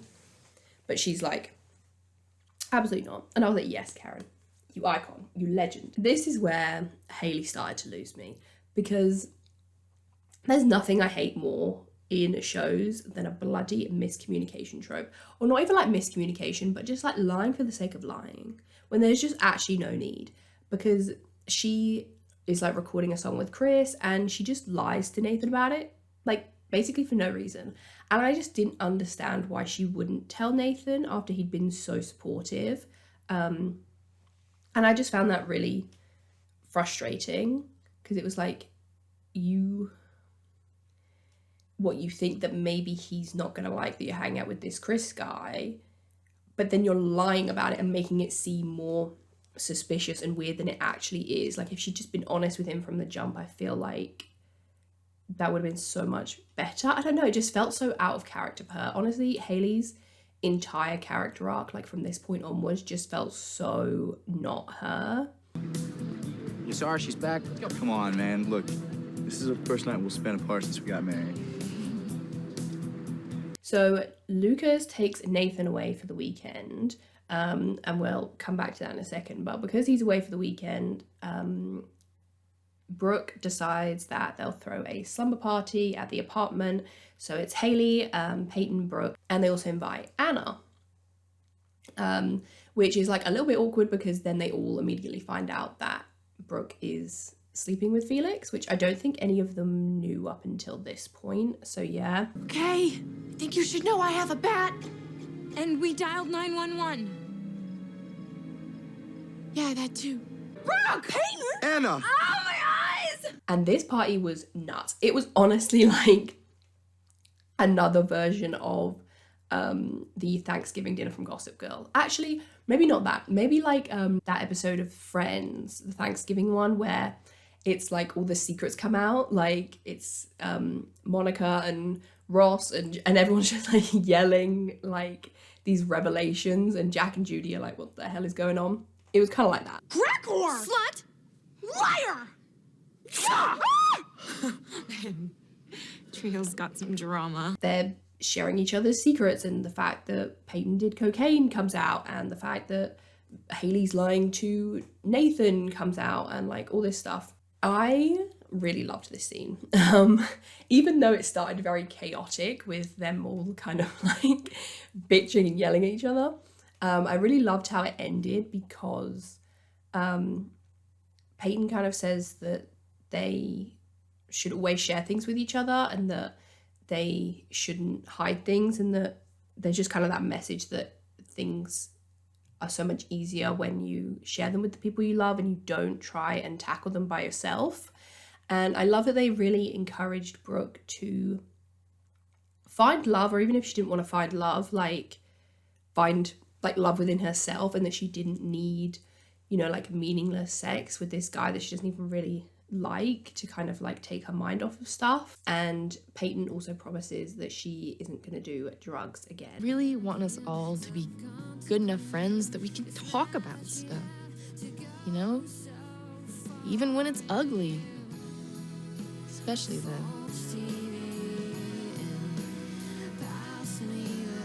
So yeah, it was just like a really wholesome scene. Like I said, I love Feel My Friendship. I love the friendship group. I think it's a shame that, yeah, Anna leaves after season 2, because I think she was a fun addition to making them like a group of 4 rather than a trio. And I liked kind of like what she brought to it. And yeah, the kind of like craziness and like the drama side of it was entertaining and like more heartwarming. But then you also had just like the fun stuff, like them reading magazines and like in their pajamas and like just being teenagers. So I liked the whole Peyton, Haley, Brooke, Anna plotline of this episode. The Lucas and Nathan one is really good too. But yeah, I just really liked their kind of like half of this episode. So yeah, the Lucas and Nathan half is that they go on this road trip to Charlotte, North Carolina for a Bobcats like basketball game. I don't really know anything about sports. But Nathan actually has ulterior motives for this trip. And it turns out that in Charlotte, you can be tested for free for HCM. Which is a genetic condition that Dan has and that kind of like played a part in his heart attack, I think is the gist. And so Nathan's like, look, they do this test like once a month that people can come and get tested and see if they have it or not. And because if you do, it can be quite dangerous to play basketball and all this kind of stuff. So Nathan's like, we should go together. And Nathan goes. But Lucas actually doesn't. He decides that he doesn't want to know. Basketball was the most important thing to me. It was the only thing. But now Haley is. And I owe it to her to find out. I'm sorry. I don't want to know. Who else we got? Like Keith and Jules are like getting closer. Keith gives her a key to his apartment, yada yada. Karen and Andy almost break up in this episode because she thinks he's giving her good grades because they're sleeping together, but then he's like, no, I wouldn't do something like that. So then they make up and they're fine. Very much like meh, like not fast about this part of the episode, to be honest. And so Nathan ends up getting his test results back, and it shows that he doesn't have the gene. But the likelihood is that Lucas probably does. If Nathan doesn't, then Lucas probably does. I think it was like a 1 in 2 chance or like something like that. I can't remember of it being passed down. So they're like, yeah, Lucas probably has it. And there's like medication he can take and stuff, but 1, it's expensive, and 2, they obviously aren't going to give it to him if he doesn't have the test and like know for sure that he has it. He's very much in the boat of basketball is a huge part of his life and he doesn't want to lose it.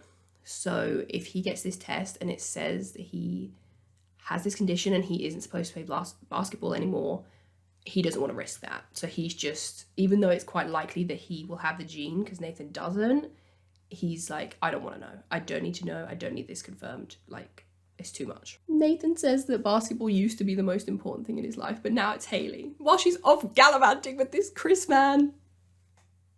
Honestly, Haley character assassination this season. I can't forgive. And honestly, I want to know if the Barbie, like the speech from the Barbie movie, if who, like the writers for that, if they had seen this episode of One Tree Hill, because Anna, like low-key, she gives the Barbie speech. Like she basically gives the Barbie speech at this sleepover. And when I was watching it, I was like, this is basically the same speech. Love it, iconic. You know, I'm always going to be the first one that's like, girl power. But yeah, I thought that was really interesting that they just felt really reminiscent of each other. And again, like this is another reason that I really loved Anna's character and I wish that she had stayed past season 2. Don't be too fat, or too thin, or too dark, or too light. Don't be too sexual, or too chaste, or too smart, or too dumb. Be yourself, but make sure you fit in. This is also a complete side note, but I found it so cute that in season 1, Brooke calls Haley tutor girl, and now in season 2, she calls her tutor wife. Like, too cute. Too cute. Episode 9 is called The Trick is to Keep Breathing, and this had 4.18 million viewers.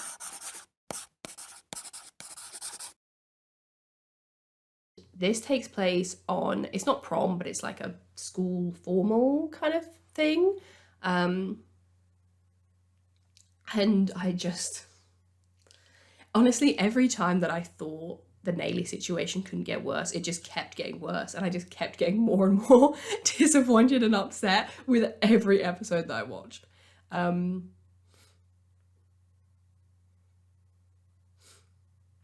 So Dan and Lucas kind of get into this interesting dynamic where they both find out big secrets about each other. It's kind of like the Spider-Man meme where they're like, okay, well, I'm not going to tell what you know. Like, I'm not going to tell what I know about you because then you're going to tell what you know about me. And for Lucas, it's that he didn't take the HCM test. And for Dan, it's that Lucas knows he's lying about being healthy. So they're both kind of like, okay, we're even. We'll just keep this between us. And oh my God, my heart just breaks because Nathan acts like he isn't that interested in the formal and stuff. But in reality, because like Haley likes that kind of stuff, but then in reality, he's planned like the perfect night for them. And because Haley is recording this song with Chris, she basically misses the whole thing.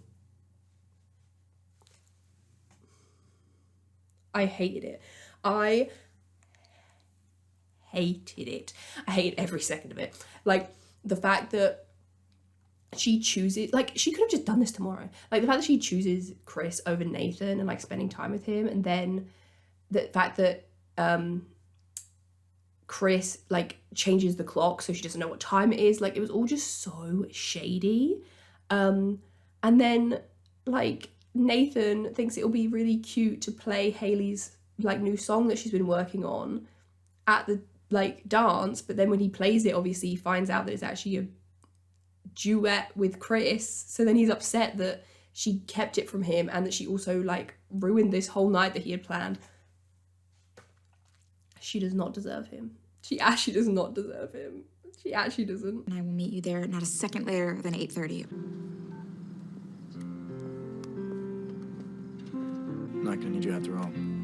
But they get crowned king and queen anyway, which was like cute, but it was just tainted by this whole shambles. Then we had this weird scene between Felix, Peyton, and Anna, where they're like becoming quite close. Anna and Peyton are becoming like quite close friends, and I actually really loved their friendship. I thought it was one of my favorite parts about season 2. And Felix makes this like joke about her and Peyton being gay, and Anna reacts like really weirdly to it and is like, no, which kind of like not like upsets Peyton because she likes Anna or anything, but she's just very much like, that was weird and like kind of hurtful for no reason. I think she looks gorgeous. I didn't know this was a lesbian mixer. Yeah. Don't be so gay, Peyton. It then becomes like quite clear that, well, yeah, I was like starting to connect the dots that the rumor that were going around about Anna that made them have to move town was that she was potentially gay. And so then when Felix makes this joke, she reacts so negatively because of that kind of like internalized homophobia and the way that her parents obviously would have reacted to these rumors, and the way that the rumors were so bad that she then had to move. That's why she's like so horrible to Peyton. And so Peyton just feels really like lonely. She feels like Lucas now kind of like is off doing his thing with like Dad, and Brooke is she's with Felix, and Haley's with Nathan, Chris now. So she just doesn't really have anyone to confide in, and also she's really missing Jake, and he isn't replying to her emails or anything, and she doesn't know how he's doing, and so she's just having a really hard like time of it. And and then obviously Anna is like really rude to her, so she's like, well, I thought I had this new friend and now like she's being weird with me as well. And she goes into the bathroom and she almost takes the drugs, and she's in her oh my God, no. The whole thing was so heartbreaking because she was in her mom's old dress. Like she looked so gorgeous. She was in her mom's old dress. And after she had like said in the confessional about how she hoped her mom didn't see her. And then she felt like ashamed. And there she was, like in the bathroom in her mum's dress, about to like kind of deciding whether to take the drugs again. It was so sad. And while this is happening, Mouth actually, because he's obviously like in love with Brooke, he confesses to her while they're like, I think they're like dancing or something, that he was actually the one that took care of her that night after the club opening, not Felix, thinking that she'll then be like, oh my god, like, you did that for me, that's so amazing. But she doesn't. She's like, so you lied to me and Felix lied to me. Great. And so she's fuming at both of them, as she should be. Honestly, Brooke and Peyton are just, they're characters that deserve better. Like, so they deserve so much more than they get. And yeah, and her dress, Peyton's dress like gets ruined. I forgot to mention Peyton's dress gets ruined, and that's like another thing that pushes her to like want to take the drugs, but she actually ends up resisting. And she has like a really sweet conversation with Karen as well, which I really loved. Can't let a stunning dress like that go to waste. Thanks. It was my mom's. Oh, I don't know what it's like to have a daughter, but I do know what it's like to be your mother, and yours would be so proud of the woman you've become. Then after the dance, like after the formal, Anna tries to have sex with Lucas, but he says that he doesn't want to because he's not in love with her, and he kind of like rushed into things, obviously with well, kind of with Brooke, but then mainly with oh my god, what's her name, the one that's like Jake's ex-girlfriend, Nikki. He really like rushed into sleeping with her. So he's like, you know, the next time I sleep with someone, I want to be in love with them, which I actually really loved. I feel like you don't see that kind of mentality very often in teen shows from the male characters. So I thought that was a really nice thing for them to include. I just promised myself that I'd be in love next time. I'm just not ready. Dan actually ends up confessing that he's fine. I mean, he's not fine. But that he's doing better. So he's like, you know what, I'll leave if you want me to. But Deb actually then asks him to stay, which I was like, why on earth? But then to be fair, Deb's had such a like downward spiral in this season. I can't even be surprised by the things she does anymore. All my homies hate Chris. And like then Nathan asks her if she likes Chris, and she like storms off and doesn't even say no. And I was like, you've known this man for a day. You've known this man for like 2 days, and you're like, I couldn't believe it. Like, I was like, she's angry at Nathan, and yet she's lied to him. Like, she lied to him and messed up this whole evening that he had planned. Like, that's your husband. And you're, like, prioritizing. Obviously, it's her music and it's her dream, and I completely get that. But this Chris guy. Like, and, yeah, because Brooke obviously found out that Felix lied to her, she breaks things off with him, which I really hoped would be the end of it, but it's not, but whatever. You don't get to have me. Not my body, and sure as hell not my heart. Standing ovation, please, for Brooke Davis, because I just adore her. I just do. I love her so much. And it bothers me so much that, like, her and Felix, like, this isn't the end of that, because yeah, like I said, I just think she deserves so much better than him. And I feel like, yeah, like I said, her and Peyton just throughout this entire show so far are just the epitome of they deserve better. Okay, so that brings us to episode 10, and this is the mid-series finale, and it is called Don't Take Me for Granted, and it had 4.36 million viewers.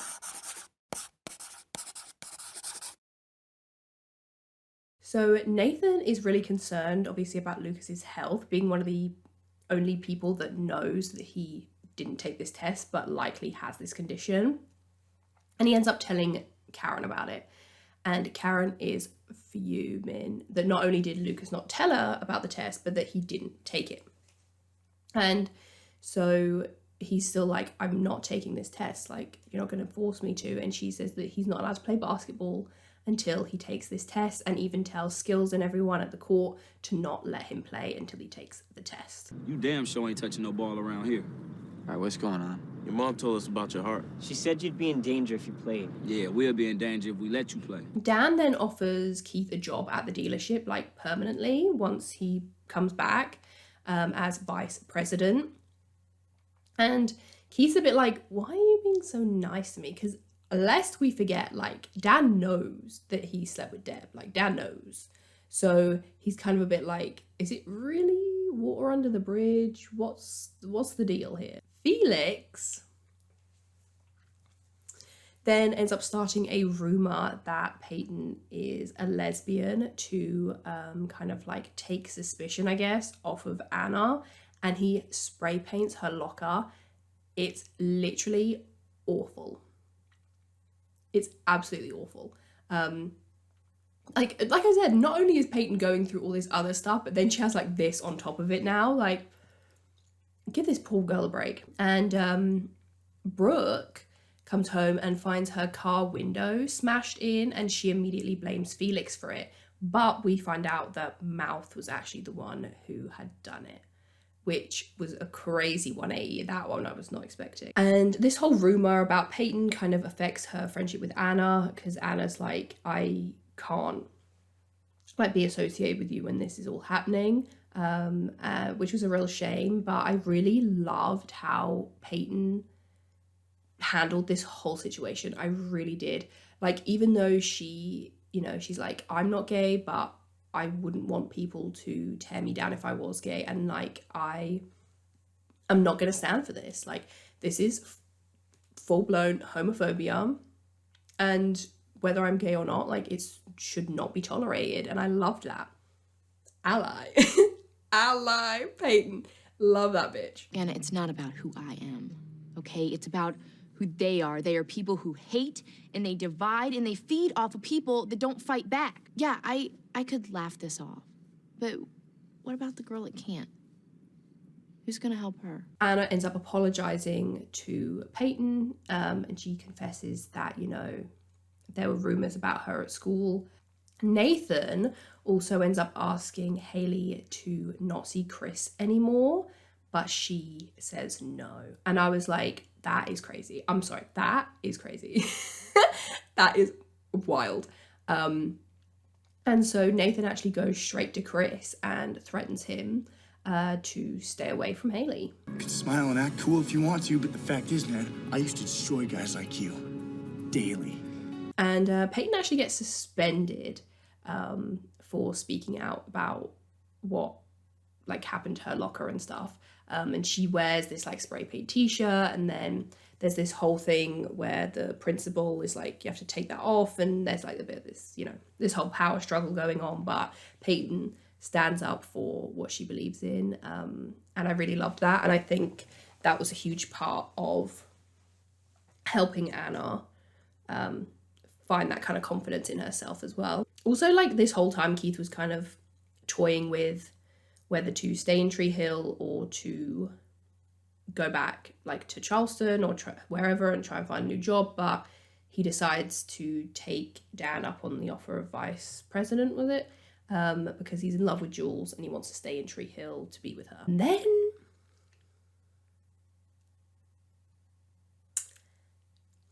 And then Chris asks Haley to go on tour with him and kisses her. The second that man showed like romantic interest in her, she should have been out the door. She should have been like, I have a Nathan waiting for me at home. And she should have shut that shit down. I was so disappointed in her. Like I said before, I understand that this music thing is her dream and she really wants it, but like, it just felt so disrespectful. I was like, I can't believe that she's doing this. Hold on a second. I have to get my reaction to this, because she is not about to leave with him to go to New York and leave Nathan. She's just not. Like, surely she is not leaving the Nathan Scott for this Chris guy. She is not. Like, surely she is not. Please tell me she's just going to tell him that she loves Nathan. Because he sat at home with a candlelit dinner. Oh no, she's not got a bag. Wait, has she got a bag? Oh no, she hasn't got a bag.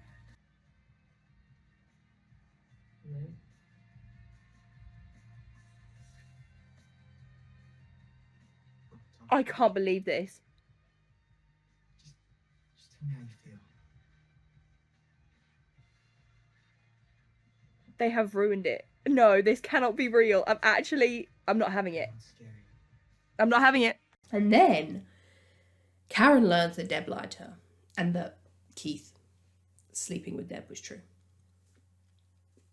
Keith leaves Jules a message being like, you know, I'm going to take the job, like, I love you. Zoom out. Jules is sat with Dan. And Dan's like, things are going just as I planned it. Like, oh my God. I was gobsmacked. I was like, this is incredible. Like, this, for me, I was like, okay, maybe season 2 has got me back a little bit, because I was like, this has all been a plot from Dan. Like, Jules was sent in by Dan. I was like, that is crazy. That is such good shit. Like, he is top tier villainry and I love it. No, oh my God. I think this is the most shocked I've ever been in this show. I've just gotten to the bit where it's revealed that Jules is actually working for Dan and he hired her to romance Keith and to oh my God, to get back at him for sleeping with Deb. I think this is the most jaw-dropped I've ever been at this show. And I can't lie, season 2 was like, for me, was dragging a little bit. Like, I'm not very invested in Felix and like all this stuff. So I was kind of a bit like, I'm not enjoying it as much. But this, I cannot believe this, especially with Dan's whole like new nice guy act. This show is so fucking good. So Lucas and Anna actually end up breaking up in this episode, and Felix and Brooke end up getting back together and actually being in a proper relationship, which I was like, miss me with that shit. And I've been lying to myself about the way I feel about her, and I need to see her tonight. Because I feel like she's slipping away. Then Peyton, okay, my good sis. I love her. I love that bitch. She is like down and depressed. I think her and Lucas like had a conversation and she basically accused him of being a bad friend and was like, we never even speak anymore. And then like obviously Haley's got this whole thing going on with Chris and Nathan, and Peyton comes to Brooke and is like, things are bad. She's like, everything is not okay in my life. Like, Karen's counting on me to make this club a success. Like, I miss Jake and Jenny. And I miss my mom, and now she's like suspended from school because of this whole rumor thing. And she just feels really alone. She's hoping that Brooke is going to be there for her. And Brooke says, you know, you're not alone because you have me. And Peyton's like, oh, you know, I'm so glad that you're not seeing Felix anymore because I missed you so much. But then Felix comes out of the bathroom and it's like, oh, he's still here and actually was here the whole time and overheard everything I just said. That's super embarrassing, and ruined this whole moment. So she ends up leaving. You have me no matter what. Come here. Hey. Oh, God. No, I'm sorry to interrupt. No. Peyton, don't go. It's cool. I'll call you later. So then Peyton, obviously just like feeling alone, feeling depressed. This whole thing with Brooke has happened. Now she just feels completely alone. She actually goes to try and buy drugs, which was so heartbreaking. I was literally crying. I was like, don't do it. Don't do it, babes. And then Jake comes and saves her. I was so happy to see, because I literally was like, that could have been it. Like, for me, I had no idea if he was ever going to come back. So when he like walked out the shadows, I was already crying, but I was like, it was just even more. Because yeah, I loved him and Peyton so much. I thought they were so sweet. I really loved their dynamic, and with Jenny and everything. Oh my God, Jake's back.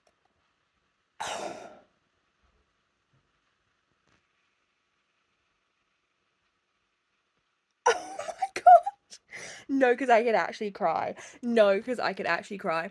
Because I have literally missed him so much. And like him and Peyton, I wanted them to be together so, so bad. And she's just struggling so much. Like she's literally about to buy cocaine. And he's here. Oh my god. Oh my god, I can't believe he's back. I'm so excited. I'm so excited. They've got me again. They have me again in a chokehold. So yeah, I was super happy to see Jake back. Then Lucas, I can't remember how he comes to this like revelation. I think it's because like he and Brooke had started like hanging out again as friends, and then maybe it was Peyton or someone said something to him about just going for what you want, and he's actually going to go to Brooke and tell her that he loves her. But when he gets there, he sees her and Felix. So then he doesn't say anything and he just walks away from the house. And I really like didn't think I would want Lucas and Brooke back together because of how awfully he treated her in season 1. Like I was like, she deserves better. But for some reason I was hooked. I was obsessed. I was like, I was like, yes. I was like, I need them back together now. Like the second that I was like, wait, this is a possibility again, I was on board. I was all aboard. And yeah, I feel like I was always, I said this in my season 1 video, but I was always team Brooke and Lucas rather than Peyton and Lucas. But this like twist of events that it turned out that he was still in love with her and wanted to be with her, it made me like ship them even more. Like team Brooke and Lucas 1000%. But I'm so interested to see how that changes across the seasons, because I know we have all kinds of different pairings that like, and they swap out, and the love triangle between these three is quite a big part of this show.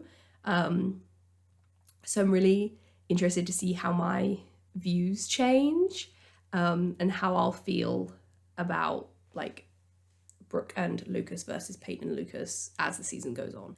Okay, so guys, I tell you, the longer I talk, the worse my voice gets, so I apologize. As I mentioned, episode 10 was the mid-series finale, and it aired on November 30th, 2004. So we're almost at like 20 years since the mid-season finale aired. When did season 2 start? Okay, so it first aired on September 21st, 2004. So yeah, we're about a month away from this season being 20 years old. And the mid-season premiere, which we're about to talk about now, episode 11, aired on January 25th, 2005. So yeah, episode 11, the mid-season premiere, is called The Heart Brings You Back, and it had 4.07 million viewers.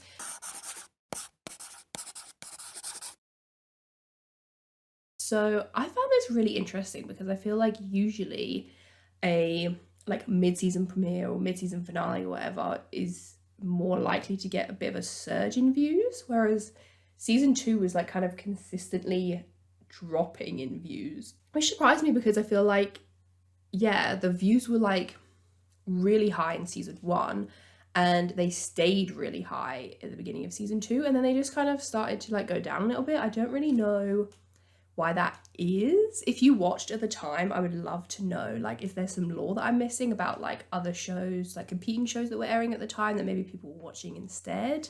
Desperate Housewives started airing in 2004, but and that was a huge show, but I don't think it would have taken away from One Tree Hill. So like I'm interested to know if you watched it when it aired. Like, did you feel that kind of dip? I mean, it's not like a huge dip in viewership. Like, obviously, we're still over 4 million viewers an episode, which is like insane by, you know, today's standards with streaming and everything.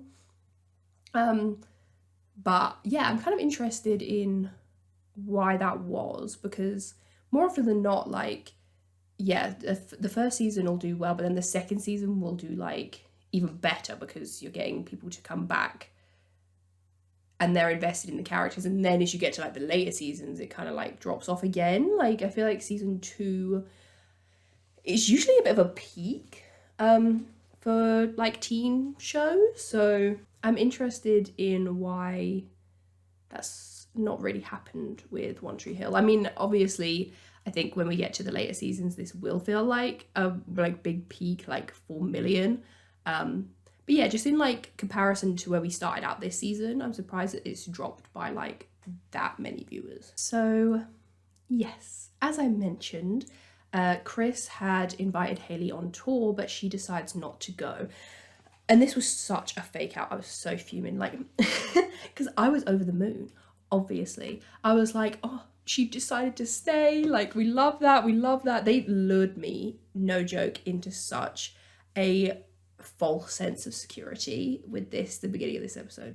When she comes back, because she'd gone to meet Chris at the bus stop, like she'd gone to meet him there because he had said, if you want to come, I'm leaving at this time. She goes to go and meet him, and that's where they had kissed again, right? But after the kiss, she left and went home to the apartment. Oh, Hailey. And so when she gets home, her older sister, Taylor, is there. So this is another new character that we're being introduced to in season 2. And she needs a place to stay, and Nathan's like, okay. And Hailey is not happy that she's there. She feels like she just brings a lot of drama and things with her, so she would rather she just wasn't there. Then we go to Peyton and Jake, and I love them so much. And I just feel like there's nothing, like, I mean, I'm speaking way too soon, but like, I just don't see how the show's gonna get me to a place that I'm supposed to root for Peyton and Lucas over Peyton and Jake, because Peyton and Jake, I just love them. And I feel like the only way they could do that would be by like ruining his character, or maybe he just doesn't come back after season 2, but that'd be so upsetting. That would be so upsetting. Anyway, so they're talking, and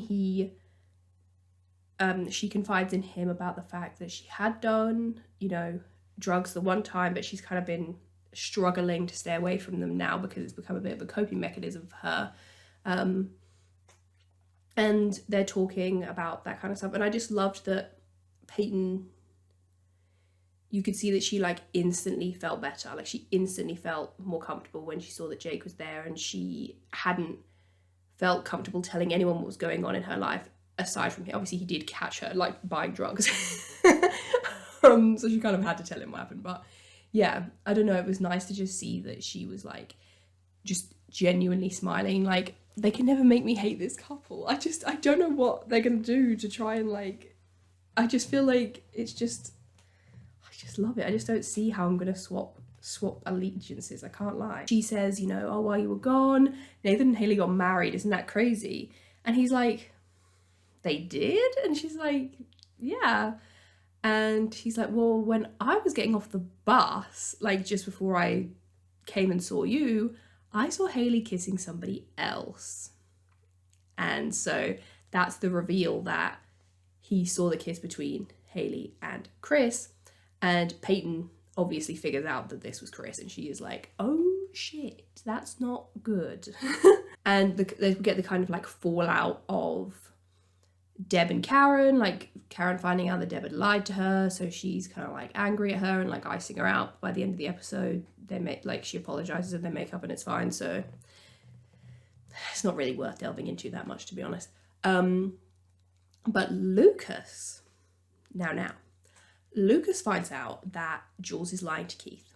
This whole, honestly, I feel like I did still prefer season 1.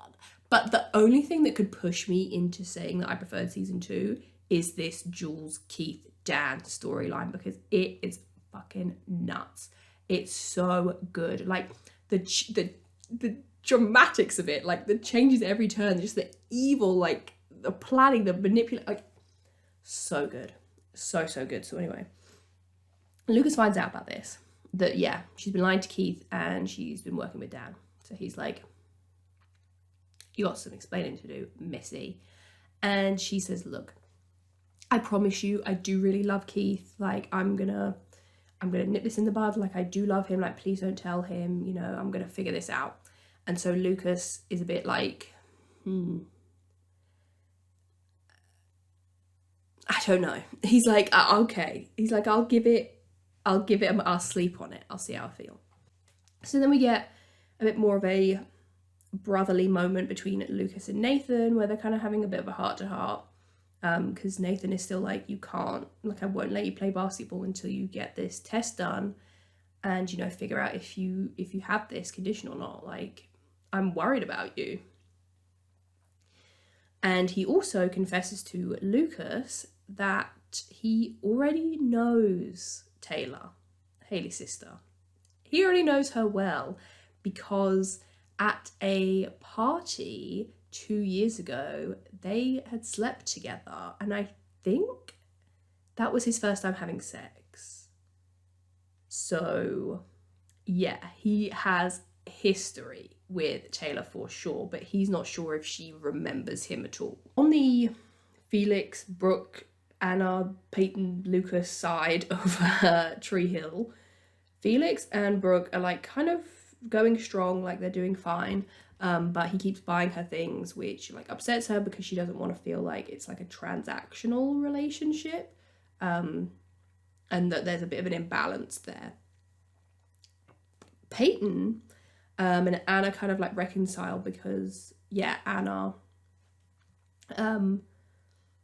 like apologizes to Peyton for how she treated her in the previous episode, like at prom and everything.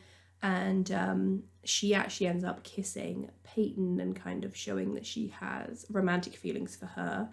And Peyton is like, she's a bit taken aback and she's like, I'm not gay. And, you know, tries to kind of comfort Anna, but Anna runs off before she can. The whole storyline I felt like was just really well done with Anna's character and how she kind of like toys with that like inner turmoil. And that Peyton is so kind to her and that she like is kind of the first person she opens up to, and that even though, yeah, like I said, Peyton isn't gay, she's very much like, I'm not gonna have this level of hate be spread around. And obviously then knowing that Anna feels this way is like, I'm not gonna let her see people get away with treating me like this, because it's only gonna put more fear into her about coming out. Peyton, gay rights, and I love her for that. Can we please just forget the whole thing? Absolutely not. Don't be afraid to be who you are. Anna tells Peyton about like the rumors at school and that it was that she had a relationship with another girl and that's why they ended up moving, and kind of explains that whole story to her. And yeah, Peyton, like I said, I just loved that Peyton was so nice about it. And I always love to see LGBT plus stories in teen shows specifically. I think they're very important to tell, especially to that kind of more like teen, adolescent like audience, to not shy away from those kinds of topics. I think like now it's definitely a lot more common, and we have so many gay, trans, like lesbian, like even like pansexual like characters that we're starting to see on TV more, which is great, like that kind of representation. But I think when this show came out, like in the earlier like 2000s, characters like this were so important because they were kind of paving the way for us to have this kind of more large representation than we have now, and that like focusing on stories that hadn't really been told yet. I think specifically in teen media, up until kind of like this point, there wasn't a lot of LGBT characters in teen shows, specifically female ones as well. So I really loved Anna's storyline and what it would have meant to women, well, not just girls, but also like guys that watched it at the time and really resonated with her story. Taylor actually does remember Nathan and the fact that they slept together, but she promises to keep it a secret from Haley as long as, you know, she is allowed to stay there until she can move out. Then, after hearing that Lucas had broken up with Anna, Felix is fuming. which is so weird. Like, this is why I don't like his character as well, because I feel like his character is so confusing. Like, he does really horrible things, but then they give him kind of sympathetic moments where I think you're supposed to like him, but then he's not like very certain in his motives. I feel like he is really horrible to Peyton and horrible to Anna and blames her for why they had to move, but then at the same time is kind of like weirdly protective over her and tells her like not to wear certain clothes, and yeah, like ends up going and fighting Lucas and like beating him up when he hears that he's broken up with Anna. So I feel like he's just such a weird character, and everything that he does is like horrible and kind of like irredeemable, but then they still kind of tried to redeem him a little bit. It's very weird. And honestly, the scene where he does beat Lucas up is absolutely brutal, I thought. Like, it was a really hard watch. Karen and Andy almost break up again because she thinks that he's seeing somebody else because he's like on the phone with some lady or something. But it turns out that he actually got into a car accident quite a few years ago that left a lady paralyzed, I think. And so he still talks to her and like visits her once a year. And she also has a daughter, I think, as well. So that was all that was about. And Karen kind of apologizes for jumping to conclusions, and then they're fine. Jake also decides that he's going to stay in town for good, which I was so happy about. And Peyton, you know, is really excited that he's going to be here, and they go together in Peyton's car to go and pick up Jenny from Georgia and bring her back to Tree Hill, so they can all kind of like be a little unit, which I've really loved. And she kind of says how she feels like with Jake being around now, things are going to get a lot better, which I thought was really sweet. And then we have a really lovely moment with Anna and Lucas. Even though they had broken up, she like talks to him, and obviously everything that happened with Felix, and she tells him that she is bisexual. So outside of like obviously kissing Peyton, this is the first person that she actually like confides in and actually like technically comes out to, like verbally. And I really loved this scene. I thought it was really well done because it wasn't very like over the top. It was just very sweet, and Lucas's reaction was very, it's gonna sound weird, but very like normal, if that makes sense. I feel like a lot of times LGBT stories can be quite dramatized, which can, you know, be good. It's good to show like the different levels and the positive and negative experiences that people have, but I also do like when shows or movies or whatever it may be show like a more just standard reaction, like the kind of reaction that a lot of friends, I feel like, would want to, like a lot of people would want to get from their friends and stuff. That is just, that's absolutely fine. Like, I support you. I'm like here for you. Like, that's it. No more, no less. And I liked that she was able to get that from Lucas. Like, that was kind of her first time really saying it out loud and expressing it to somebody. And I liked that what she got in return was just that nothing had changed between her and Lucas after that, and that he didn't see her any differently. I like girls. You're the first person I have ever said those words to out loud. I'm into guys too, so it's kind of confusing. I won't say anything. Come here. And yeah, I just really loved Peyton's reaction as well. Like, even though she obviously didn't return Anna's feelings, she says that it's like, it's fine, like, and that she shouldn't be afraid to be who she is, and that it didn't change their friendship. But Anna, you know, is a bit more wary of being friends still after having those kinds of feelings for her. But yeah, I just really liked it, and I think it was very honest portrayal of bisexuality as well. I've really liked that. Like, I can't really remember, to be fair, I haven't watched a lot of like modern teen shows, so I feel like we get a lot more LGBT representation in like the modern ones, but in the like older TV shows, I feel like we get like, it tends to be more male LGBT characters. Like we have Eric from Gossip Girl. We don't get any female LGBT characters in Gossip Girl.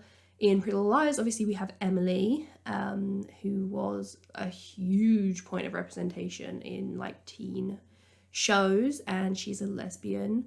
Maya like is bisexual, but she never really talks about it.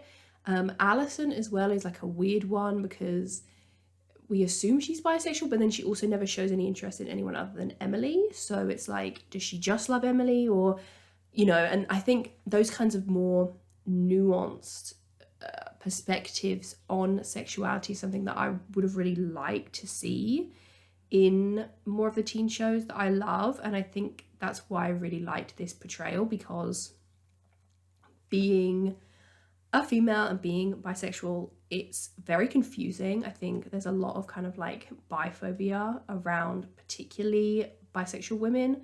And I think it was nice to see Anna and see her be confused and not be sure like what this means for her and her sexuality, but that she does like both and that there's not one or the other, or, you know, and kind of just saying all that out loud to Lucas, I just really, really loved. And the fact that he was, you know, just listened and, you know, promised that he wouldn't tell anyone, and, you know, if he's not ready, then he's not going to say anything. So yeah, I just really liked it.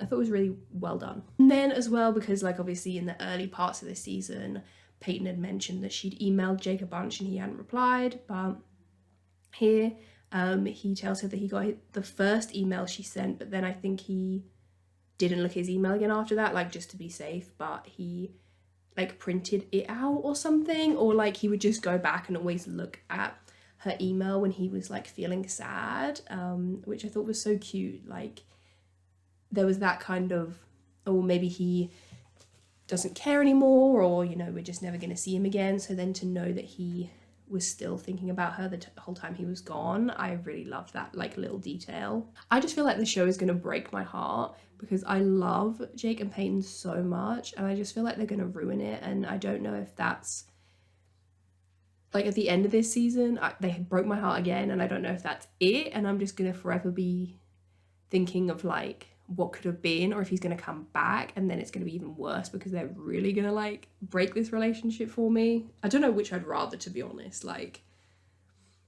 I don't see how they're ever going to get me off of the Jake and Peyton train, because I just love them together. When Peyton and Jake left in the car together and drove off, that's it. Show over. Show done. I've had enough. Roll the credits.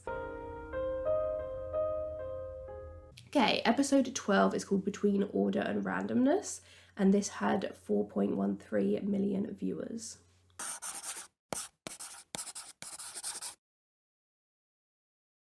Karen is still hell-bent on getting Lucas to take this test. He is still very much, no, not doing it, babes. And she decides that she needs to take things to the next level. And she is going to force him to take this test by making his life uncomfortable. And I think she like gets rid of his bed or something. And she's like, I will make your life a living hell until you take this test, basically. So they're just kind of having a bit of a struggle over that. Who else we got? Brooke. In this episode, she actually gets a job because, yeah, she needs to start paying for things.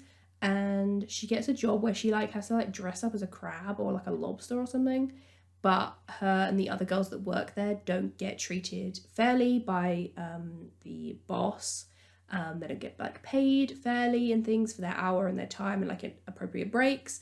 So she kind of rallies them all together and kind of like protests for better working conditions for them, and succeeds. And I really loved that. It was not a direction that I was expecting them to take Brooke's character in, but I thought it was really, really good. And then doing that then inspires her to run for like student body president or something. Is that like what it's called in America? We don't have that here. But yeah, I think it's kind of like a, I don't know, like a kind of like student council, like you like make decisions about things and stuff. I don't really know. But yeah, so she decides that she's gonna like campaign for that election. And yeah, I was not expecting that, but I really, really liked it. I think what One Tree Hill does very well well, so far anyway, I won't speak for the whole series, but at least in these first two, that I think other shows, when I say other shows, really I mean Gossip Girl and Pretty Little Liars, who are we kidding, like those are my shows, those are my bitches, and like 90210, that I think those shows kind of struggle with at times is prioritizing character over relationship. I think well, particularly the girls on this show, okay, because like that's, you know, that's my experience in life and that's what I look for in shows, so like that's kind of what I can speak to the best. I think Brooke, Peyton, Haley, even though I might not agree with Haley's decisions sometimes, they all are very clear in who these characters are, and I feel like I know so much about them and who they are as people and what they like and their hobbies and their career aspirations and, you know, what, like their personality traits. I feel like I know so much about them. Like Brooke, she loves fashion and she can be a little bit spoiled and come off as a little bit selfish, but really she is kind of confident but quite insecure secretly, and she is very loyal and she's very strong-willed and smarter than people give her credit for, and she has such a charm about her that I think is kind of like overlooked and like by the other characters in the show. And then we have like Peyton, who she does these amazing drawings and she's so artistic, and she also really loves music, like, and she has all these records and all this stuff. Like their rooms are very personal and everything is very, tells you about who they are, the way that they dress. And like she, again, like Brooke as well, is very strong-willed, very self-assured. She stands up for the things that she believes in, and she will defend anyone that she cares about. And she has a bit of a moral kind of grey area. We've seen that she's quite susceptible to stronger emotions and like coping mechanisms, and that she, you know, is doing this whole trick thing and she wants to start this club and work on that. And then you have Haley, who is so sweet and she's so incredibly intelligent and smart, so she's got that, but then she also is really like musically gifted and interested in performing and writing songs, but she's, yeah, deeply emotional and connects with Nathan, but has this great friendship with Lucas and is very caring, but can also be quite naive. Like there is so much about these characters and I love it. Like I feel like I know them so well, even though I've only watched 2 seasons. And I think in a weird way, I think I know them better than I know the Pretty Little Liars. Not in like a sense of like knowledge, because like I know my girlies. Like I know my girlies. Hannah, Emily, Spencer, Aria, like love you. But yeah, I think their individual personalities are less fleshed out. They have, like, Aria likes to write and take photos sometimes. Like very rarely does she ever actually do those things in the show.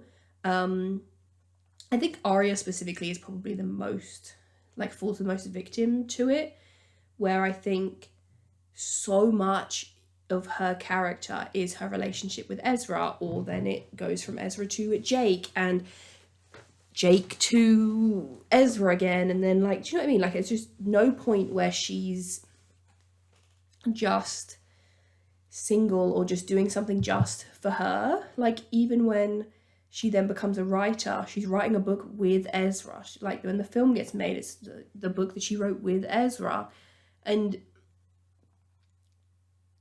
I think, yeah, there's just too much of a focus there. Same with like Serena in Gossip Girl. Like, outside of the fact that she, you know, dates Dan and then Nate, like, what do we really know about her? Like, she's a socialite.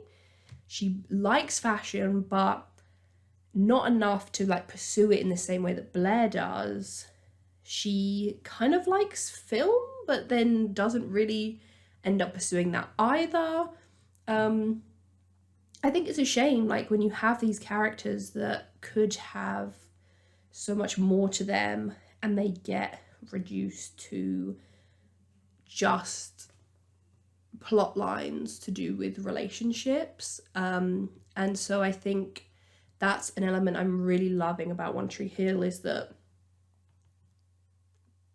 these like women have so much more to them and their personalities feel so fleshed out and their characters have so much going on outside of just like who they're dating or who they're linked to in the show.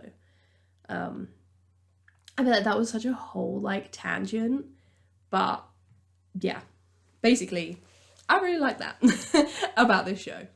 It's not just romance, like who's sleeping with who's dating who, like, you know, there's a lot more like plot and story behind it than just that. So Haley is still messaging Chris, she's still emailing him, even though she decided not to go on tour. Shady business.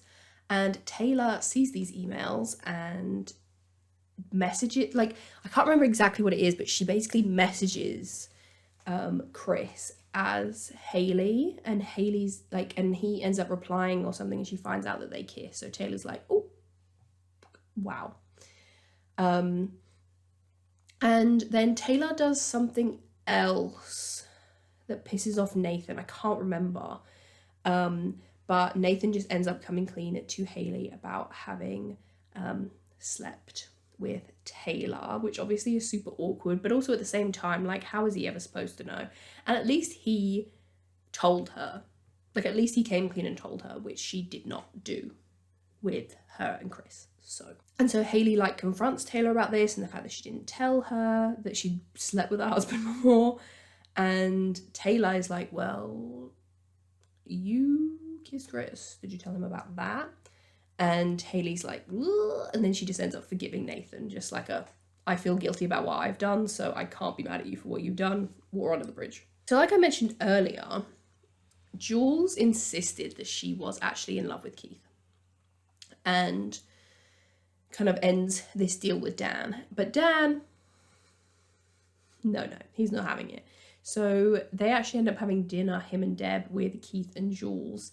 And he uses this as an opportunity to blackmail her into keeping their deal up. And Dan was just, he was just back on his evil shit, and I was loving it. It's so crazy. Like, I feel like in the first season, I was like, this man's the worst.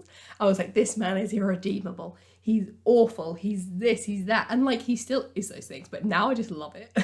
I don't know why. I just had such a change of heart, and I was like, this man's iconic. Okay, this man is iconic.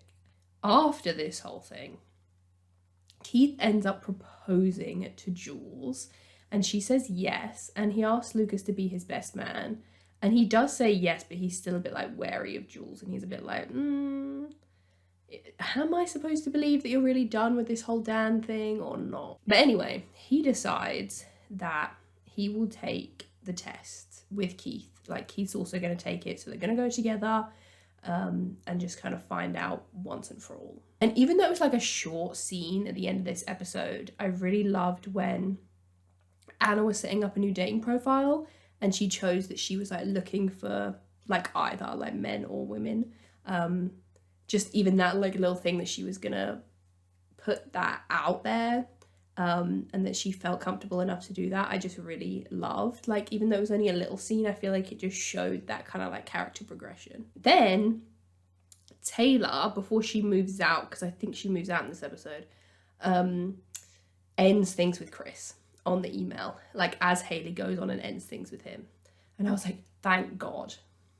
But he's like a stain, like you just cannot get rid of him. And Dan actually goes to Lucas, because Lucas is like, look, like, what's this deal with Keith? Like, come on, like, this is too much now, it's going too far. And Dan says, okay, how about I will let Keith live blissfully. He will never know that this whole thing was a con. Okay? I'll keep it a secret. I'll keep it hush hush. If you come and move in with me.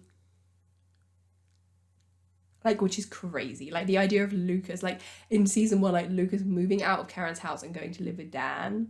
Mental. Absolutely mental. And yet, honestly, what is so insane about this show is how I feel like my feelings towards the characters change, like, every single episode. Like, I feel like I've never had that with another show. Like, usually with shows, I know who I like pretty much within the first few episodes, I would say. And then sometimes it can like change as the seasons go on, like as like with long periods of time. Whereas like with this show, it's literally like every other episode, I'm like, I like you, I don't like you, I like you, I'm not sure about you anymore. And I do my like character ranking, obviously, at the end of this episode, at the end of each season. But it's so funny because if I was right, I feel like I should be ranking them like every quarter like of episodes or something, because it's constantly changing. And like, I just, because like, it's like with Nathan, I couldn't stand him at the beginning, then I grew to love him. And then I thought if anything was going to be the end of Nayli, it would probably be Nathan messing up. But no, he's been the perfect husband. And then Hayley goes and kisses some other guy, and it just felt so out of character for her because of how she was in season 1, where she felt like maybe she wasn't like enough for Nathan, or that maybe, you know, he still wanted to be with Peyton, or, you know, like whatever. And it took her a while to like trust him completely. And then she goes behind his back, and it just felt so not like her at all. And then like Brooke was my favorite last season, but then I've been kind of more like up and down with her in the first half of this season, and then towards the end, like, she really picked up again. I really liked her again. But then Peyton, I feel like, has been consistently, for me, the best character in this season so far. Like, it's really, like, she's just constantly good.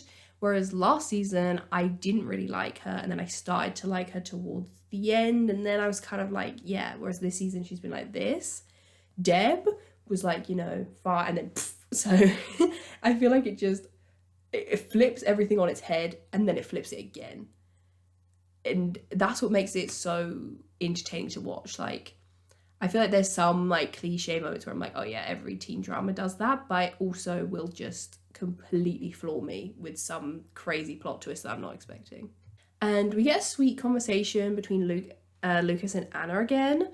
And I really liked their friendship. I thought it was really nice, like, to just have that like platonic male-female friendship that we don't really get to see too often in shows. And he actually ends up telling her about the whole situation with Keith. And she tells him about how she actually did have feelings for Peyton. Kind of kissed her. What? Nah, it's just kind of funny. Last time I kissed Peyton, it didn't end well either. And yeah, I just really loved seeing them have these like heart-to-hearts together. And I just really loved their dynamic as friends. I wasn't into them as a couple, but as friends, I really like it. And again, you know, Lucas, ally, like, I love it. Like, I don't know. Not that I don't like other, well, there's some LGBT representation in Pretty Little Liars that I don't like. But I think, I don't know. I just really liked this portrayal. Like, I think Anna's probably one of my favourite LGBT characters that I've seen in a teen show. I just can't believe that Haley continuously lies to Nathan, continuously lies to him, and like hides Chris from him, and like just continuously disrespects him. When Nathan was honest with her about Taylor, okay? Yeah, it took him a little while, but he was honest with her, and this was something that happened before he even knew Haley, and he still came clean about it. And this is something that she's actively doing now, and like is hiding it from him. It's just so bizarre to him. Like it's just so bizarre to me. Like it just really changed how I felt about her character. She went, like in the character rankings, I feel like every episode she was just like moving down a space. Episode 13 is called The Hero Dies in this one, and it had 4.47 million viewers. So yeah, starting to like pick up again after the mid-season finale. So Lucas tells Karen that he got his test results back from the HCM test and that he's fine, and he doesn't have it.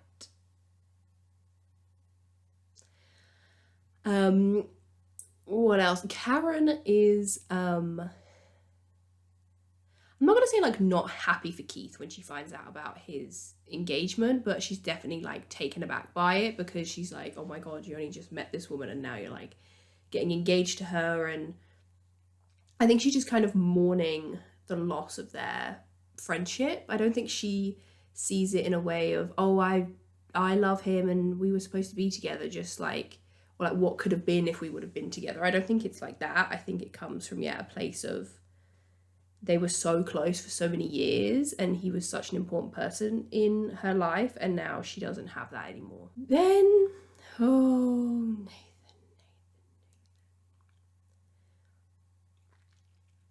This poor boy, okay? This poor man. He does not deserve this. So he ends up finding the emails between Chris and Haley. Well, initially, Haley denies it, and she says that it was Taylor pretending to be her, which is true for like a couple, but not for like the really intimate ones. And she says, yeah, it was Taylor, it was all Taylor, like, you know.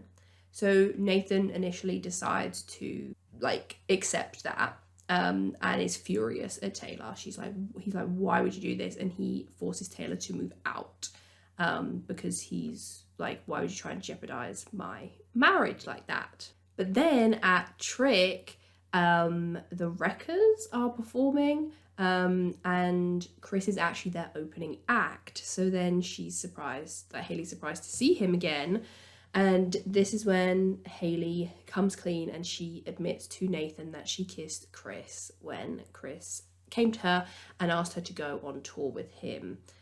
And she says that she does want to go. Obviously she didn't at first, which was like I said, lured me into a false sense of security. But now she's decided that she does want to go. And Nathan says that if she chooses to go with Chris and leave, then they're done. Oh my god. Break my heart into a million pieces. And then, oh my god, I think I have a clip of when I watched this for the first time. I will include it here if I can find it.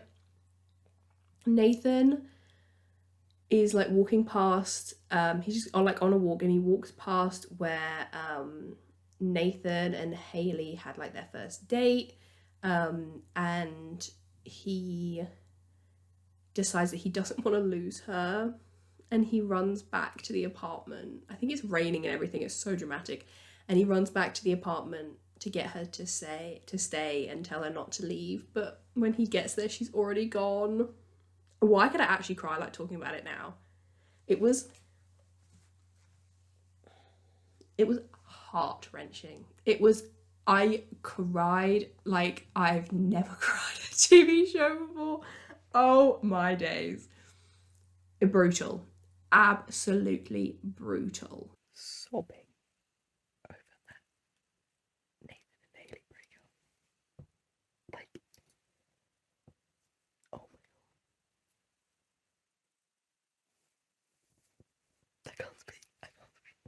This is like one of those shows where I'm like, I would, like, before I've even finished it now, I know that I would love to watch it again, like I do with like Pretty Little Lies and Gossip Girl and stuff. But then I'm also like, do I want to put myself through this emotional turmoil again? What else have we got? Oh yeah, Lucas is moving in with Dan, that we mentioned like previous episode. And he says to Karen that he's going to move in with Dan, but won't tell her why. And she's obviously so confused, so upset. She's like, why would he leave me to move in with Dan? It makes no sense whatsoever. And it turns out that he's moving in there because Dan has offered to pay for his medication because he does have HCM. And as long as, you know, Lucas lives there with Dan, he will pay for his medication. And Keith actually goes to see Karen to apologize to her for the fact that she found out about his engagement. I can't remember how she found out, but she basically found out through somebody else. And he's sorry that, you know, it came out the way that it did, and that he kind of wishes he had, you know, been able to tell her in a better way. And it was just really sweet. It felt like a nice bit of closure to that kind of, that plot line between the two of them. And I thought it was really, really sweet. I needed to say this first. I'm glad I loved you all those years. You know, even if it didn't work out. And she tells him about this whole thing that's going on with Lucas, and they're convinced that something else has to be going on because Lucas wouldn't just up and move for nothing. Oh, also in this episode, which I forgot, Mouth comes clean to Brooke about the fact that he was the one that damaged her car, and that he says it's just too hard to be friends with her when he feels so strongly about her. I feel like this is like this is a teen tale as old as time, because like Brooke and Mouth, Hannah and Lucas, like, do you know what I mean? It's just like it's just, how many times do we do this dance? How many times do we do this dance? It's too hard.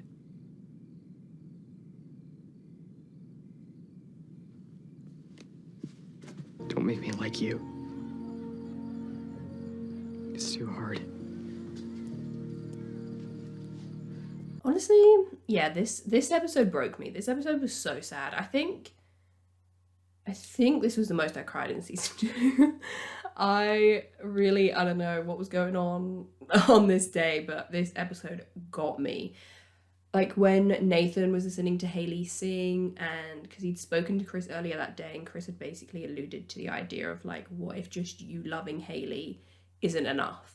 And like she needs someone who has more in common with her, and needs someone that is into all this like music stuff. And as Nathan's like watching her sing, you can just see that that's what he's thinking, like, and like wondering if he is enough for her. And I just, oh my god, it broke my heart, honestly. She says that it's not about Chris, she wants to do this tour for her. And then Nathan says, well then why haven't you asked me to come on tour with you? My god. Oh my god. Why haven't you asked me to come on tour? And you know what? He was so real for that. Because why? Why didn't she ask him? Like, also not to mention the fact that this man gave up his dream, gave up his football camp, gave up his basketball camp or whatever the hell it was he was going to be there for her. And then she goes and she gets with another guy, or she kisses another guy, and is going to go on tour with another guy for months on a tour bus with somebody else. And because, oh, Haley, this was when she really just, I was like, stay away from me. Stay away. Luckily, I did get some nice elements in this episode, because Jake and Peyton were just being super cute the whole time. So that was nice, but it was not enough to cushion the horrors that I just went through. Honestly, like I cried like a baby over the Naley like breakup, and then I cried again about the fact that Lucas has the heart condition. goes all over the place. And I don't really know, because I haven't obviously, like I said, I don't Google things outside of the show in case of spoilers, but I think Bethany, who plays Haley, like went on some like tour or something, like in real life, like to kind of like promote the show, like a bit of a cross promotion thing. So she wasn't able to be in the show for a little while. But if that is why they did this, if they broke up Nathan and Haley just for this tour, that's nasty business. That's some nasty work right there. This is going to ruin the tour. What tour? The world tour. Justin Timberlake was just channeling his inner Haley James Scott. Episode 14 is called The Quiet Things That No One Ever Knows, and this had 4.28 million viewers. So Haley's gone. She goes and she literally cuts off contact with Nathan. The whole thing, I feel like from the mid-series finale onwards, this show just gets so weird. Like, not even, to be fair, like, I feel like everyone else's storylines are pretty good. Like, I think Nathan and Haley were amazing in the first half of this season, horrific in the second half. Everyone else, I felt like boring or wasn't invested in their storylines in the first half of the season. Second half of the season, you had me. Like, but yeah, in terms of Nathan and Haley, oh my God, it was just so bizarre. Like, she just won't speak to him. Like, they're married and she always, literally a few episodes ago, they were saying how much they loved each other. And then she's acting like this, like 2 episodes later. It just makes no sense. And Nathan is just kind of like lashing out. He's kind of like going back to old Nathan, but even worse. He's like, he brings like beer into school or something, so he gets suspended, and he's not showering, and he's like not going to work, and he's like not doing anything. Lucas tries to talk to him, but he doesn't want to talk to Lucas. He's just depressed, and Lucas is like, you know, it's just 12 weeks, and then, you know, they'll work it out when she gets back. And obviously Deb and Dan are very happy that Haley has left Nathan, which that pissed me off more than anything, because I wanted them to be proved wrong so badly. Karen kind of confides in Andy about this whole thing with Lucas and Dan, and is convinced there's something more to it, and she's just really upset about the whole thing. So Andy goes and like threatens Dan, and I get why he did it, because he was like, I'm trying to protect my lady, but like, I was like, babes, you have no idea. You have no idea the level of villainy you're about to step into the ring with right now. Like, Andy. Nathan then just begins kind of like just lashing out even more so. He goes to the house and he's getting kind of like jealous of Lucas living with Deb and Dan, and it's really horrible to Lucas and blames him for Haley leaving, and says that, you know, basically because Lucas even like introduced him to Haley, and now this has happened, Lucas ruined his life. What did he want?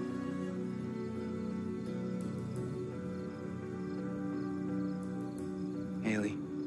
So Lucas is like, right. And he gets Deb and Dan, and the 3 of them go over to Nathan's apartment to try and have just like a bit of an intervention with him, and it goes really south. And Nathan ends up punching Dan in the face. And so Lucas like tries to call Haley and is like, look, like, what the hell is going on? Like, Nathan is in a bad way, but Haley doesn't even really react. It's so, this is a bit, I just don't get it. Like, it seems like in these for like the next 10 episodes, like, she does not care about him. Like, at all. It's so weird. So I think I forgot to mention this in the last episode because I was talking about so much other stuff, but Brooke's running for president, like student council, whatever it is, and she's running up against this girl called Erica, and Erica's like really horrible to her, and like they have this whole, you know, like campaign thing, and it kind of ends in this like endorsement rally, and she gets like the principal to endorse her or some shit. But Mouse goes up and speaks for Brooke and gives this really sweet speech about her, which was nice. And she ends up winning the election the next day. And I really loved that, to see her just have like a success story in this kind of new layer to her character. I really liked it. And she actually ends up trying to befriend Erica because after Erica loses, she kind of realizes that this was Erica's big thing. Like, she does it every year and stuff. So she kind of tries to befriend her and kind of support her through losing to Brooke. Peyton and Jake are like living together. And it's like really cute, but then she kind of backs off a little bit when it's like this weird kind of dynamic, because obviously like he has a kid, and I think he's a bit wary of like being really serious with Peyton because he doesn't want her to feel any pressure to be like a kind of like family, because they're already like living together, so it's like a bit intense. So she feels like maybe he's being a little bit like, he's a little more uninterested in her, but in reality that's not it. He just doesn't want to put any pressure on her. And by the end of the episode they end up kissing. Those are my babies. That's my babies right there. And yeah, he like came back for her, and Jenny was there, and Jenny was smiling, and I was just like, I love them. I love them so much. They're my favorite couple in this show. I love it. Jenny, she stopped crying.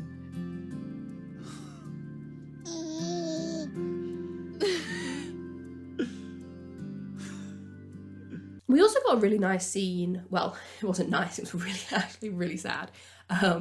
But it was still a good scene between Nathan and Karen, who we don't really see interact that much, but he talks to her and he kind of like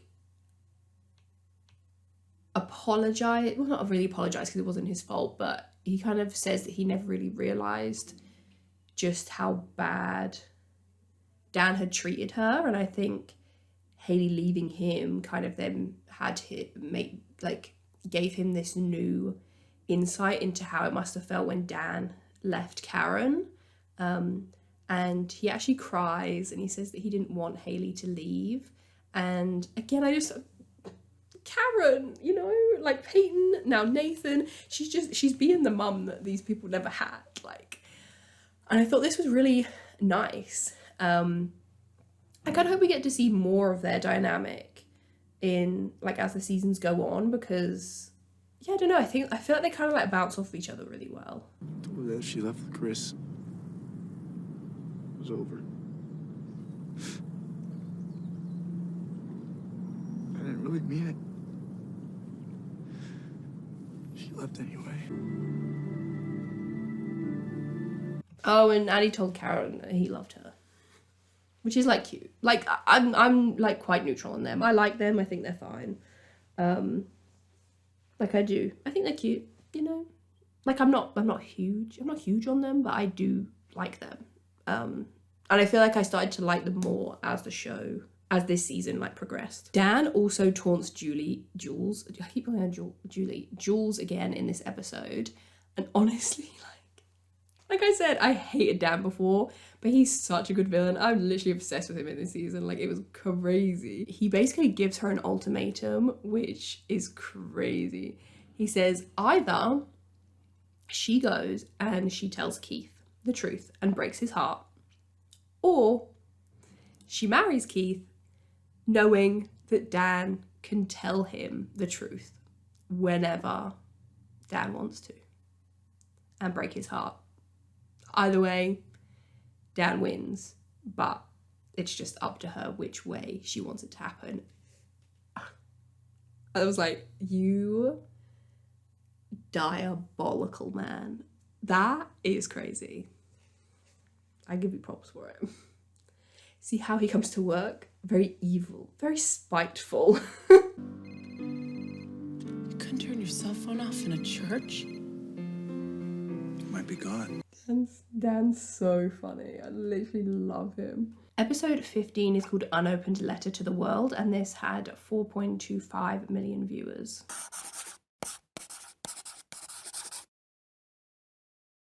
I really loved this episode. I loved the concept of this episode. So they are doing a time capsule, but it's like a video one. So everyone goes in one at a time, and they kind of confess their secrets and kind of say their fears and their hopes to this camera, and then it gets like buried, and then, you know, it's like gets dug up in the future, like whatever.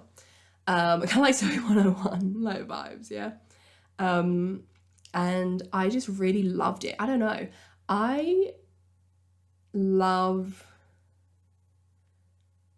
when we get to see like a different style from a show, if that makes sense. Like, I like to see like fun camera angles or like transitions between shots, or, you know, like color grading, like things like that. I really love stuff like that. So even just this little change of like the camera, like going from, it was almost like I don't know, like a documentary style thing, or like a reality show where you're watching like the main show, but then you also jump to these different clips of just the characters sitting and talking directly to the camera. I really liked that. Jenny Jagelski, your dad sure loves you. Plus, he's a total fox. So Andy is, I don't know if he's a lawyer. I don't think he's a lawyer, but like he's got big money. So he basically takes down to court, I believe. Well, I think Karen does, but like Andy pays for it, to like get Lucas back, basically. But when they go to court, Lucas opts to live with Dan and Deb, which obviously leaves Karen completely heartbroken, because she just does not understand what happened or what she did wrong. The way that she goes off on Dan was everything. Love Karen. Nathan's kind of like anger issue, well, even like, I wouldn't call them like anger issues, but like his struggle with Haley leaving is just getting worse and worse, and it actually results in Lucas and Nathan ending up in jail.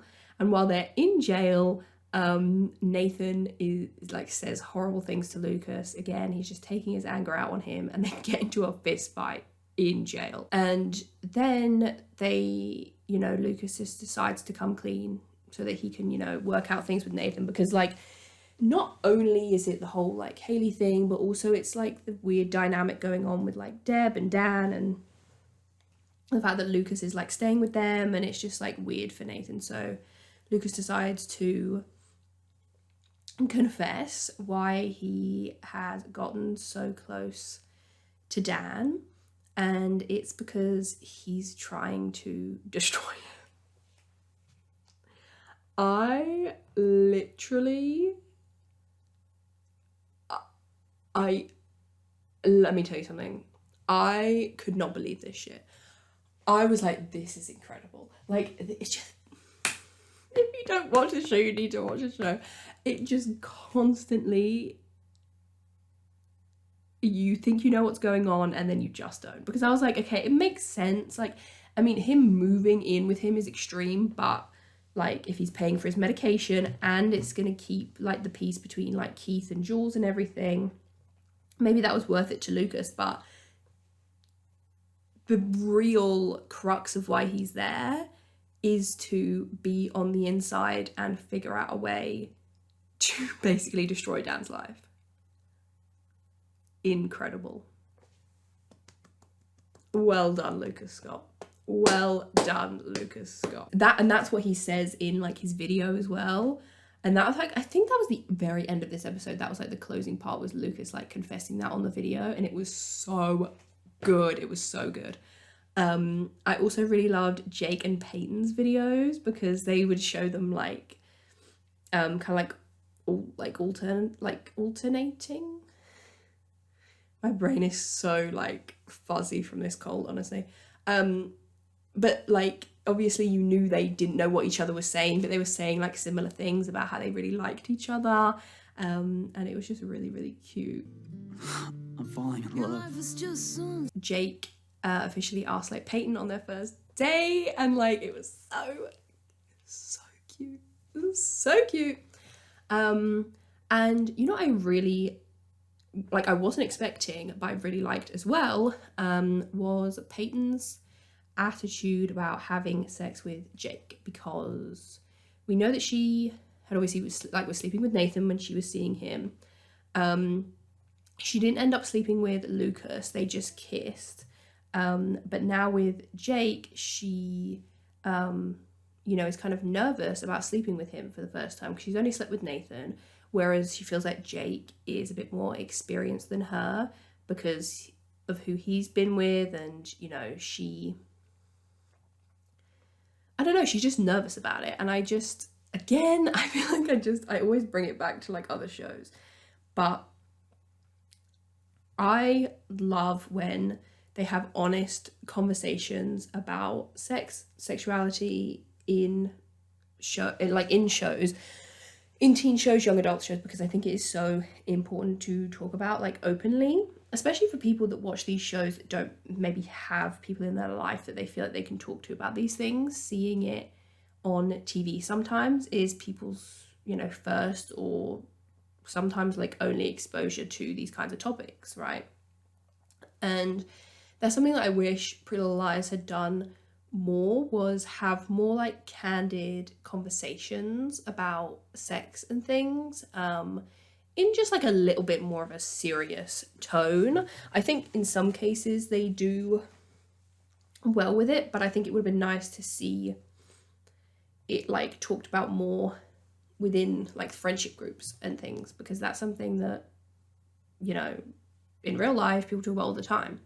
So I really liked that Peyton was talking to Brooke about this and just kind of expressing her real feelings about the situation, and she, is honest with Jake and just has that communication with him, which I think is so key in sexual experiences when, you're kind of like starting out or you're younger, like to have good lines of communication open and to talk about things, and that I think is so important. So I really like that they showed that Peyton is nervous, but it's okay, and that she, she talks to Jake and is honest about how she feels, and he is really lovely, and he says, that they can just take things slow because he just likes spending time with her and just being with her, and it made her, you could tell that it made her feel so comfortable and just at ease. And I think they just end up like cuddling or something, and I just really liked it. I thought it was really, really well done. We're also starting to see the cracks in Brooke and Felix's relationship, which I was very happy to see. I was ready for this man to be gone, to be perfectly honest with you.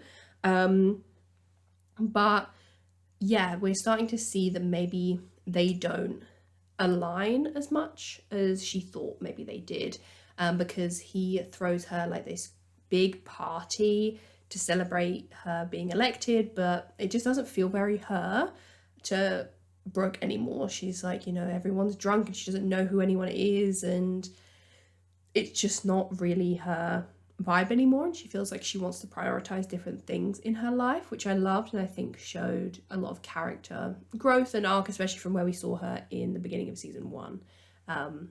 And because she's starting to feel more that way, doesn't really align with how Felix acts. And Erica is actually at this party, and she gets incredibly drunk, and because she's like, I'm not the like student president anymore, like I can do whatever I want, I haven't been able to party or do anything like that for so long, and she just takes it too far, and Brooke ends up taking care of her and taking her home, and it was a really sweet scene. So Anna actually goes in and does her video, and in it she says that she is bisexual, but then she gets scared, which I think is completely natural, like to put a label on yourself when you're still trying to figure things out can be quite scary, or to just say things out loud when you're not sure yet. And so because of that, she decides she wants to get rid of the tape, and she goes with Mouth to the school, and he is able to, find it and says, okay, you watch it and then delete it, do whatever you want with it, and no one will ever know that we were here. It was really sweet because she decided in the end that she wanted to keep the video, that she didn't want to delete it. And I really loved her video. In it, she, you know, talks about how one day she hopes that labels won't matter and that, you know, there'll be kind of just a more accepting world. And I really loved that like message that she had in her video. And I loved that after watching it, and she also like talks to Mouth and, you know, says that she is gay. And yeah, I just really liked it. I like that you get to see her kind of confide in people slowly and when she feels comfortable, and then that she panicked like how she did before when Felix had made that joke and she kind of panicked and pushed Peyton away. She kind of did that again this time and panicked and wanted to get rid of the video, but then after rewatching it decides to keep it, and I really liked that. Also though, while Mouth is looking for her video, like he doesn't watch it, he just like finds it so that she can watch it, and she tells him what was in it afterwards. But he does watch Brooke's video. Her video was really sweet, and she said that she hopes, you know, 10 years from now that love will always matter, and it was just really sweet. Like I love Brooke so much, and she kind of jokes that she'll probably be married to Mouth in 10 years, which obviously he is like, he's quite happy with that revelation. Keith actually then goes and buys him and Jules a house, which is like mental, because I feel like he's kind of low, I guess he's got this new job now, but he's only had it for like 2 weeks or something. And yeah, he buys them a house, and this makes her feel really guilty and want to tell him the truth. But when she speaks to Dan, Dan actually promises her that he isn't going to say anything. And she's kind of not sure whether she can trust him or not. And also, just Whitey, love that man. The video they watch in the beginning of the episode, like the example video, I was like, I bet that's Whitey. And it was. And in the video he was talking about his wife, who's his girlfriend at the time, like Camilla, and how he hopes that they grow old together and have kids on like of their own, and that he can like teach and make a difference. And like, oh my god, it literally broke my heart, this video, because it was so sweet. And knowing now that like obviously his wife had died and they never had children, and like this show, oh my god, it made me so like, it just made me so sad for him. Like bless his little heart. I just thought the videos were such a fun element, like to just see them talking like that. And yeah, I loved Anna's video. I think it's like just really impactful, like even now still. And yeah, Lucas's one with like the drama of him revealing that he's gonna take Dan down was crazy. And like Peyton and Jake's were so cute. Like Peyton calls Jake a ray of hope, and Jake in his says that he's falling in love with Peyton. I love him so much. So episode 16 is called Somewhere a Clock is Ticking, and this had 3.95 million viewers. So again, if anyone knows why there was like a little bit of a drop in viewership, I would really like to know, because yeah, like they're kind of really all over the place this season.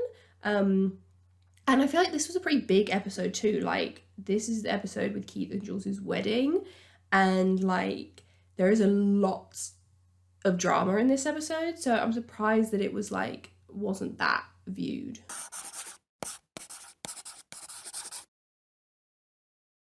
So then we get, oh my gosh, I tell you, they give you a bit of hope. They give you a little bit to hold on to, and then they just snatch it away. So Hailey's gonna be on national TV to promote her and Chris's single and obviously their tour.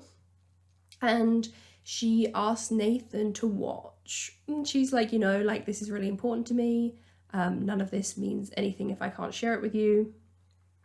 So he's like, oh, okay, she actually wants me to watch. And so he, oh my God, I don't even want to talk about it. So he tunes in and he watches, but she's not wearing her wedding ring, or is she? No, I think she is. And like at first it's going really well, and she says, they're like, oh, this is Hailey James, and she says, no, it's Hailey James Scott. And so he smiles, but then the interviewer like asks about them two dating, and Chris basically says that they are, and Hailey doesn't say anything. And And then it just made things so much worse. And then like Nathan just feels awful afterwards. And it was just, see what I mean? It's the hope that kills you. So one of Andy's lawyer friends says that he's found, or like detective friends, I don't know.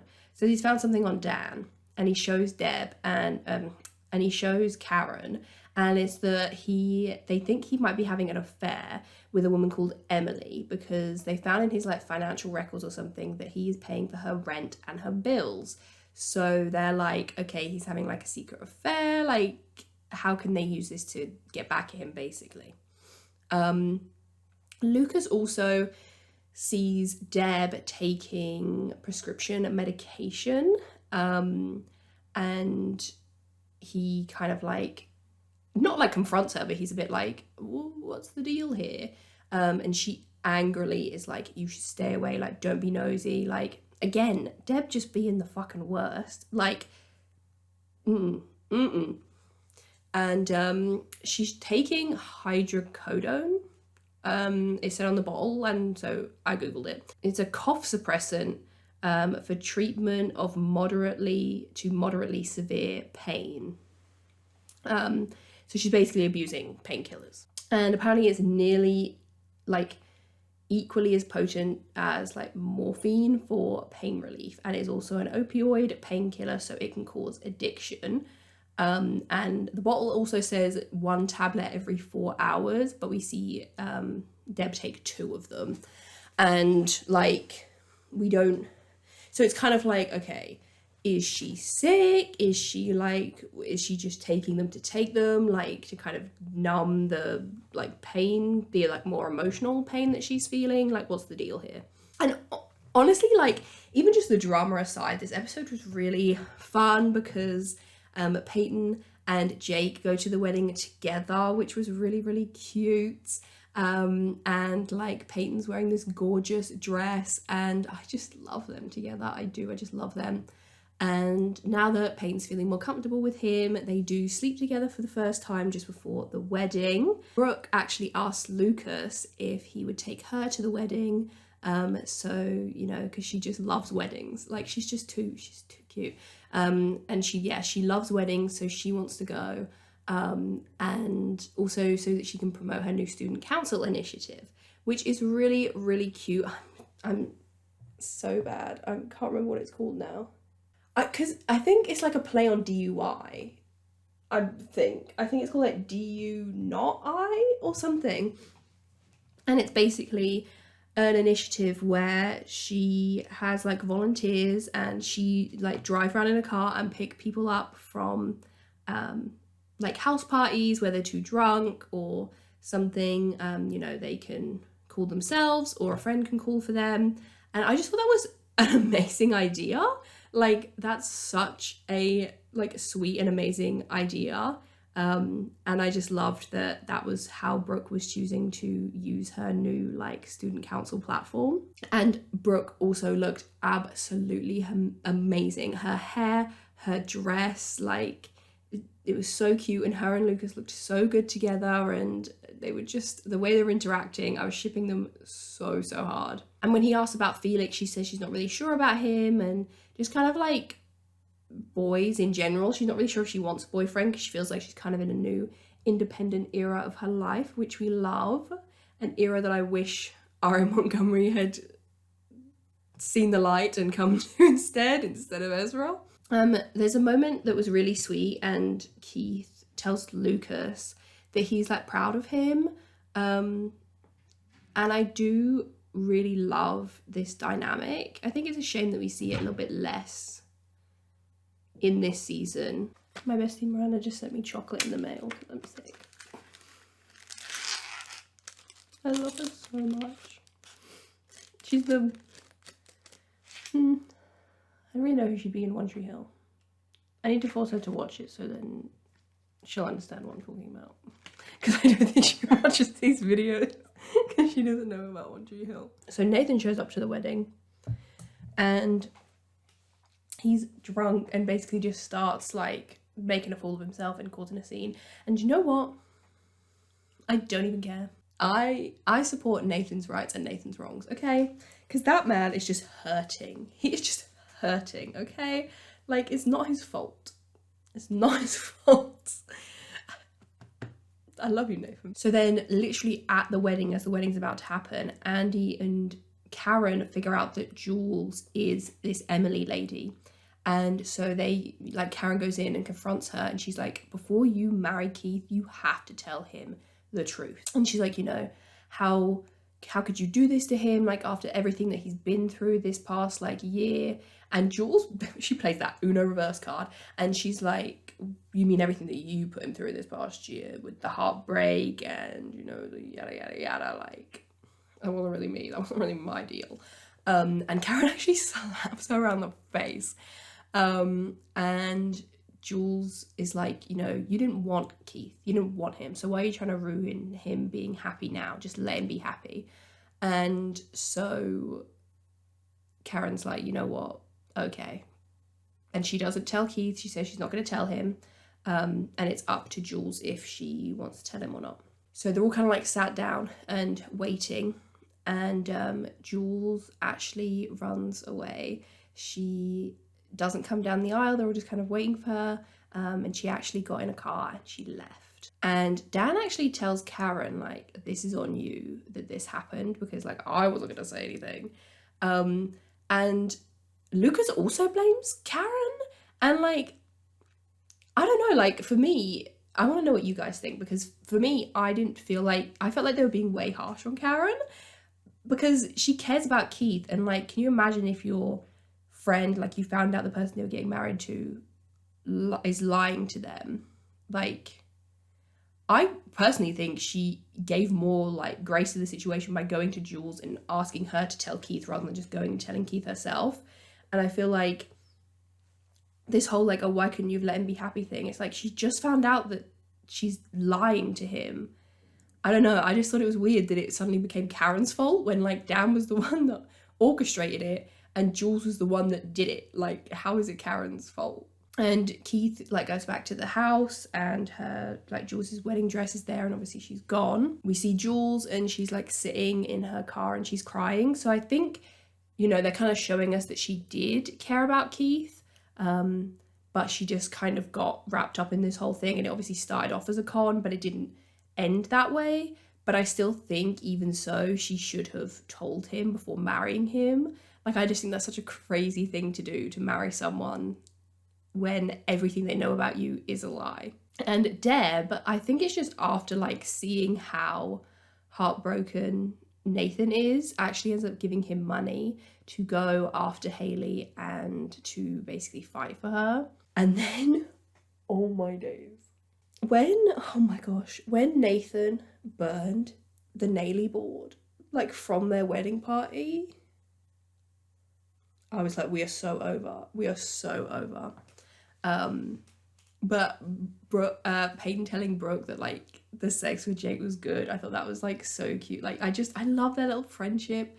And I feel like now that Felix is starting to be out of the picture more, we're going to get to see it a little bit more, but I know they're very up and down, so they're kind of like Serena and Blair in that way, that I just kind of, like, enjoy it for what it is when it's going well. Also, it was just a little interaction, but that I did really like was that Whitey offered Keith whiskey and Keith said no.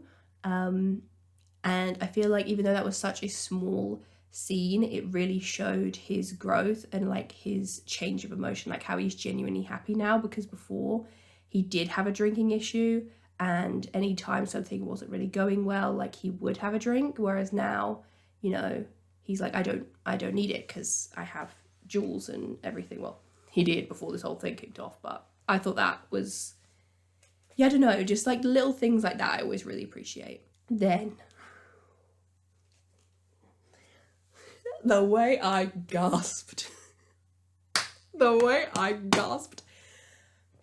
So Dan does this evil laugh, this, like, pure evil laugh, and he says one down, and, like, the groomsman, like, flicks the groomsman, right? And then he's like, one to go, like, the bride, like, talking about Deb. Because this whole time you kind of think he obviously wants revenge on Keith, but he's trying to rekindle things with Deb. No. He's playing the long game. He's playing the long game, and he's going to get Deb as well. Incredible TV. Incredible TV. Loved it. Oh man. I was like lost for words. I was lost for words. One down.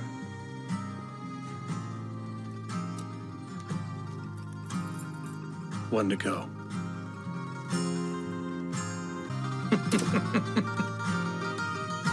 That's Scott. Oh my goodness. I truly never did I think we would be here. But he is iconic. He like transcended, you know, like he's gone from like just like he's so annoying, he's so evil, to like, wait, he's evil, but it's in like a fabulous way. Oh my god, and then I also forgot this like in this episode as well. Brooke tells Lucas that her dad got a new job, but it's in California, so she's going to be moving. And we see Nikki come back. I can't remember why. I can't remember how she showed up, but we see that she's also back in town.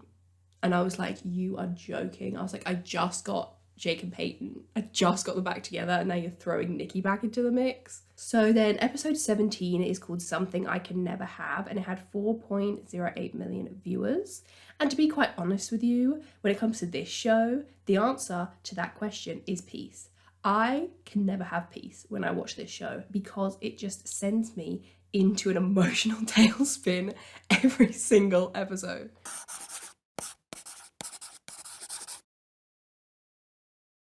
Feel like pure shit.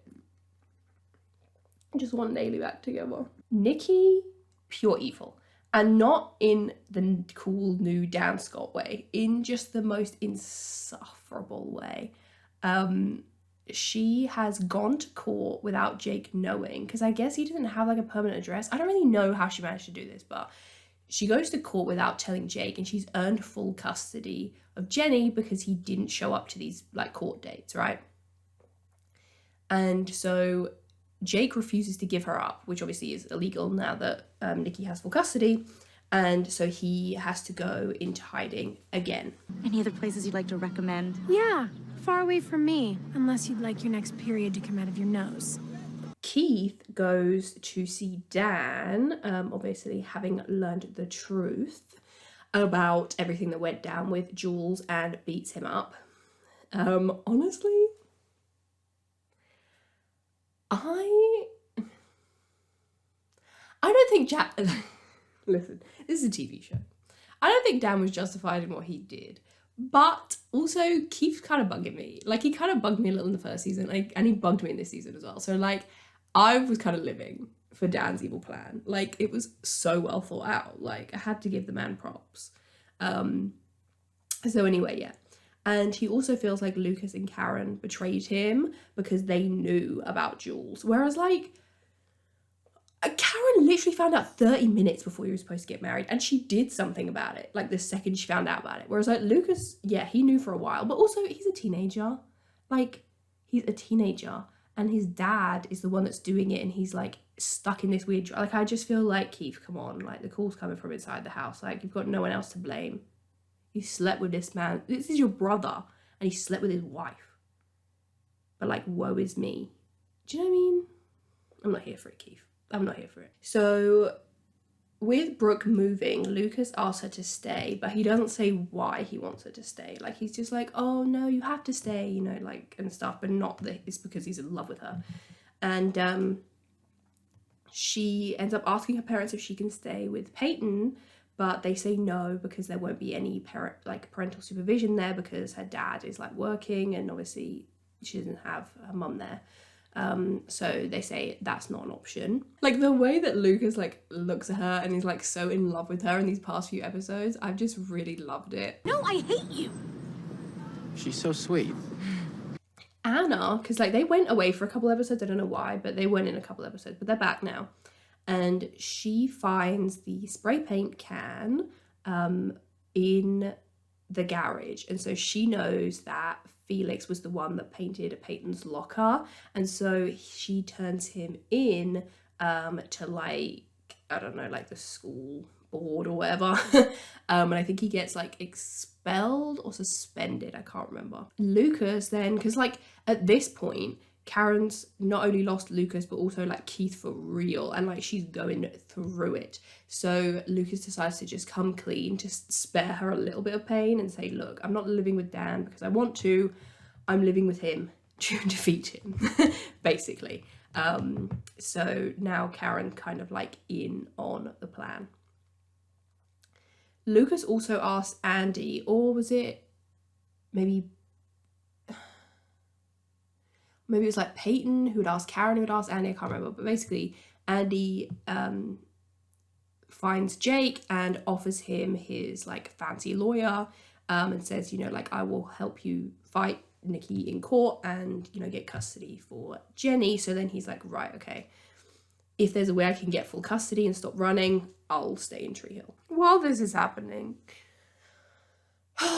sweet baby Nathan, he is driving to go to the next stop on the tour so that he can see Haley, and he's having like all these flashbacks of like her and different moments that they had together, and it was just so sad because they were like showing, it wasn't like old scenes, it was like they had some new ones as well.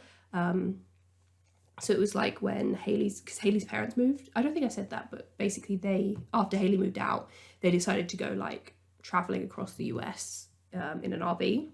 So when she was missing them, like Nathan took her to go and see them, and it just showed like how sweet he was, and it just made everything else even more heartbreaking. My whole family just like packed up and left before my high school graduation. Not your whole family, Hales. You still have me. I'm not going anywhere. Let's go see your family. Thank you. You know, as long as I have you, I have everything I want. But we're still going. And so when he gets there, Haley isn't wearing her ring, and she says that maybe they like rushed into things, and like it was just so bizarre. Like obviously Nathan was the one that asked her to marry him, but then she said yes, and she was like, in the beginning of this season, she was so happy about it, and they were going to work together, and you know, the finances and the everything, and like just supported each other. So it just feels like weird. It just feels out of place for her to now be acting like this. It just made no sense. Let me tell you something. There is nothing more I love than when Peyton goes to blows with Nikki, because Nikki, she's the fucking worst, and Peyton always puts her in her place, and I love it. It's so good. So Peyton and Brooke are there. I think they're like looking after Jenny or something, or no, I don't think Jenny's there. And yeah, basically like taunts them. And she even brings up the fact that Peyton's mum is dead.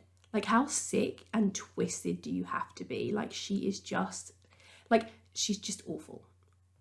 Awful. Like, I cannot stand her. Are you even sure Jenny's your daughter? Because, I mean, she doesn't look like a bitch. Well, we'll see who the bitch is once Jake spends some time in jail. It'll still be you. So then Peyton, because I think Anna had also told Peyton that it was Felix, I'm pretty sure. Before she turned him in, I think she told Peyton. So Peyton tells Brooke, hoes before bros. I love their friendship so much. Immediately, as soon as Brooke found out that he was the one that spray painted that on her locker, she breaks up with him immediately, and she is just going off on him, and I was loving every second. I was like, go for the throat, like, get him again, Brooke, get him again. And so yeah, he gets suspended from school. Obviously Brooke breaks up with him, and he kind of like angrily confronts Anna about, you know, why did you turn me in and all this stuff, and her parents are actually sending him to military school.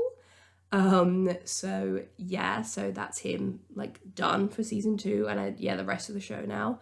And she actually comes out to him, and she says, you know, your like version of protecting me and all this stuff just made me afraid of who I really am and maybe not want to be my true self.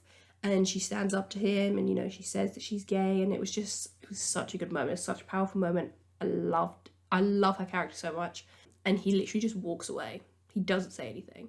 Like, he was just pure evil. The fact that we wasted so much of season 2 on this man, when he was just pure evil the whole time.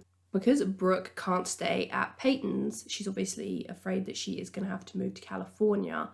But Lucas actually works it out with Karen that because he is now living at Dan's, his room is empty. So he offers his room to Brooke so she can stay in Tree Hill. And obviously because Karen lives there, her parents are like, you will have parental supervision. And it's so cute because I think earlier in this episode she said about how she won't be the girl that lives behind the red door anymore. But Lucas paints his back door red. He paints it red so that she's still the girl that lives at the red door. I just thought that was chef's kiss. Loved it. I really liked being the girl behind the red door. I miss the girl behind the red door. Come on.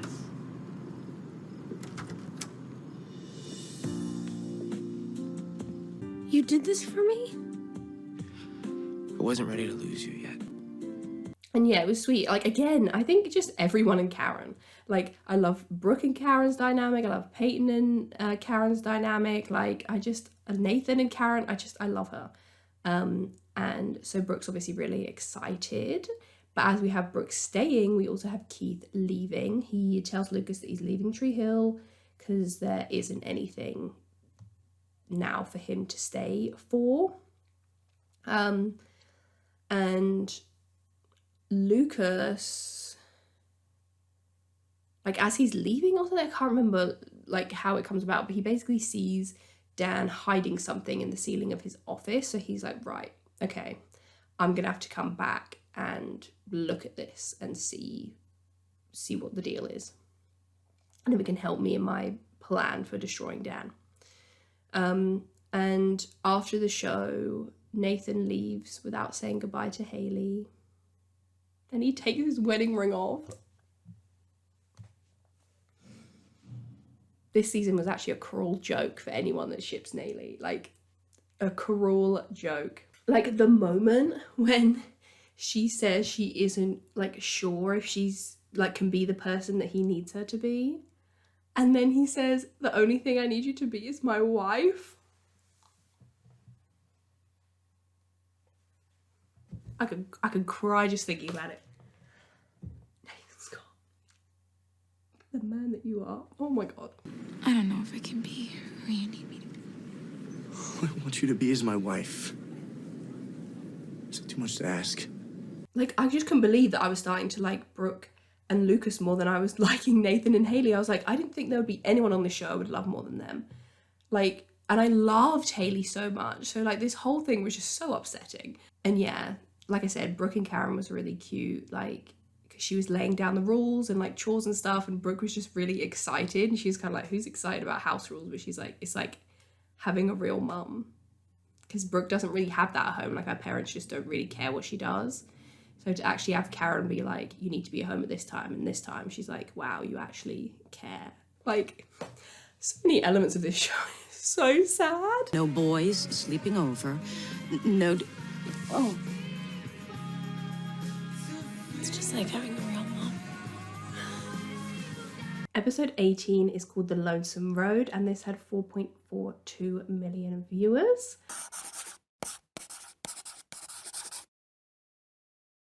Yeah, Nathan leaves Haley's tour without saying goodbye to her, takes off his wedding ring, and he actually stops in at a bar where Taylor works, Haley's sister. And he gets like really drunk and they're kind of like hanging out, and he almost kisses her but then doesn't go through with it. And she actually admits that she wouldn't have gone through with it either. She just needed him to realize how much he loved Haley. Yeah, I feel like for me, this episode wasn't really one of my favorites. Like, I wasn't huge on the whole like Taylor Nathan thing, even though he obviously does at the end decide not to go through with it. I still just wasn't a huge fan of this whole like storyline. It felt a bit just like a bit of a filler one, I guess. The storyline that I did really love from this episode though was Anna, and she gets a surprise visit from Darby. and Darby was the girl that she was kind of like rumored to be in a relationship with, and why she had to move and everything. And so yeah, she was like her ex-girlfriend in a way. And so to see them like interact was sweet, and they're kind of like talking about coming out, and Darby says that she did come out to her parents, and you know, she was like, sometimes it just kind of for a moment changes. They have to like kind of wrap their mind around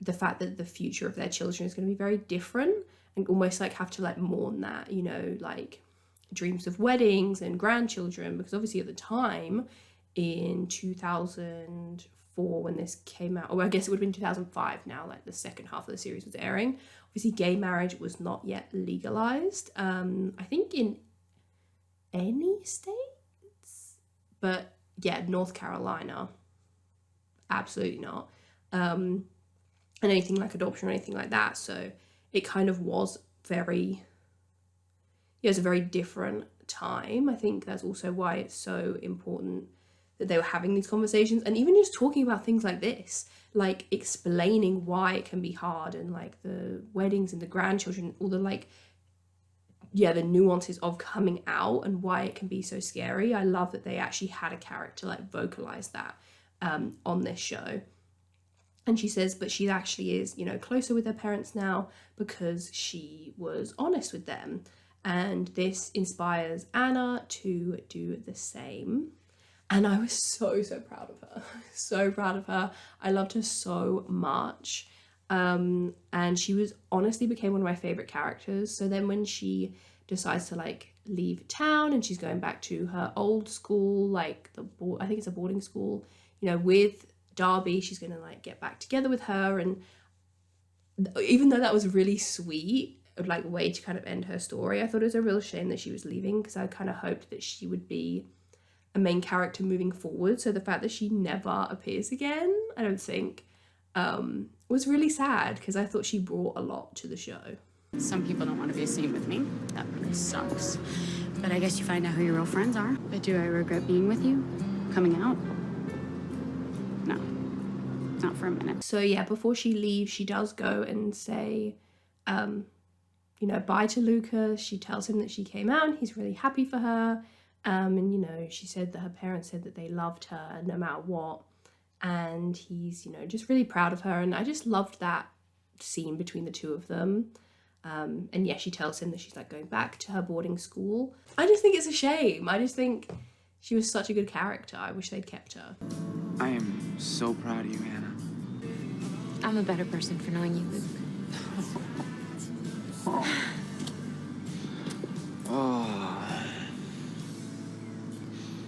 Brooke is like coming to terms with having like rules and chores now. So she does get grounded by Karen, and Lucas like helps her with her chores, and they have a bit of a like cute, you know, kind of like flirty moment. Lucas goes back to the dealership and he goes up into the ceiling to see what Dan was hiding, and it turns out to be like thousands of dollars like in cash. So him and Andy decide they're going to work together to find out what this is all about and how they can use it against Dan. Nikki goes to Jake and she tells him that Jenny actually isn't his daughter, and I don't know if this is true or not. I don't know if she's just lying, but I literally, like, for me, I clocked this like ages ago.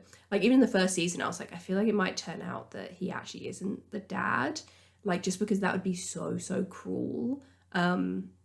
And so when she said that, I can't lie, I wasn't even surprised. I was like, I fucking knew it. But yeah, it's up in the air as if this is actually true, or if she's just saying it to try and like get him to give Jenny back. But he doesn't believe it. And so he gives Jenny to Whitey. He decides he's going to turn himself in, but he won't give Jenny to Nikki. So he gives her to Whitey instead. And Whitey's like, what are you giving it to me for? But it is really cute because like in the first season, you know, Whitey like kind of gives Jake leniency and for the team because he knows about Jenny. And then this season, I think he also babysat her before as well. So like that was really cute. So yeah, he gives Jenny to Whitey and says, you know, the last time I took a chance on Nikki and let her babysit Jenny, she ended up getting drunk and locked Jenny, and like she passed out in her car and Jenny was in the back of the car and she was freezing. So I'm not risking Jenny's life by giving her back to Nikki. And Peyton and Jake say that they love each other, as like Whitey leaves with Jenny, and then Jake goes and he turns himself in, and it's so sad, and Peyton's like so devastated, and so she goes and visits him in jail, and they say that they love each other. I love him so much. I love him so much. My favorites. My favorite ship. Oh, and Lucas also sees Dan like shredding something, like shredding some paper, so he steals the shreddings because he's gonna put them back together and see if that leads to more evidence against Dan. Okay, episode 19 is called I'm Wide Awake, It's Morning, and this had 4.05 million viewers.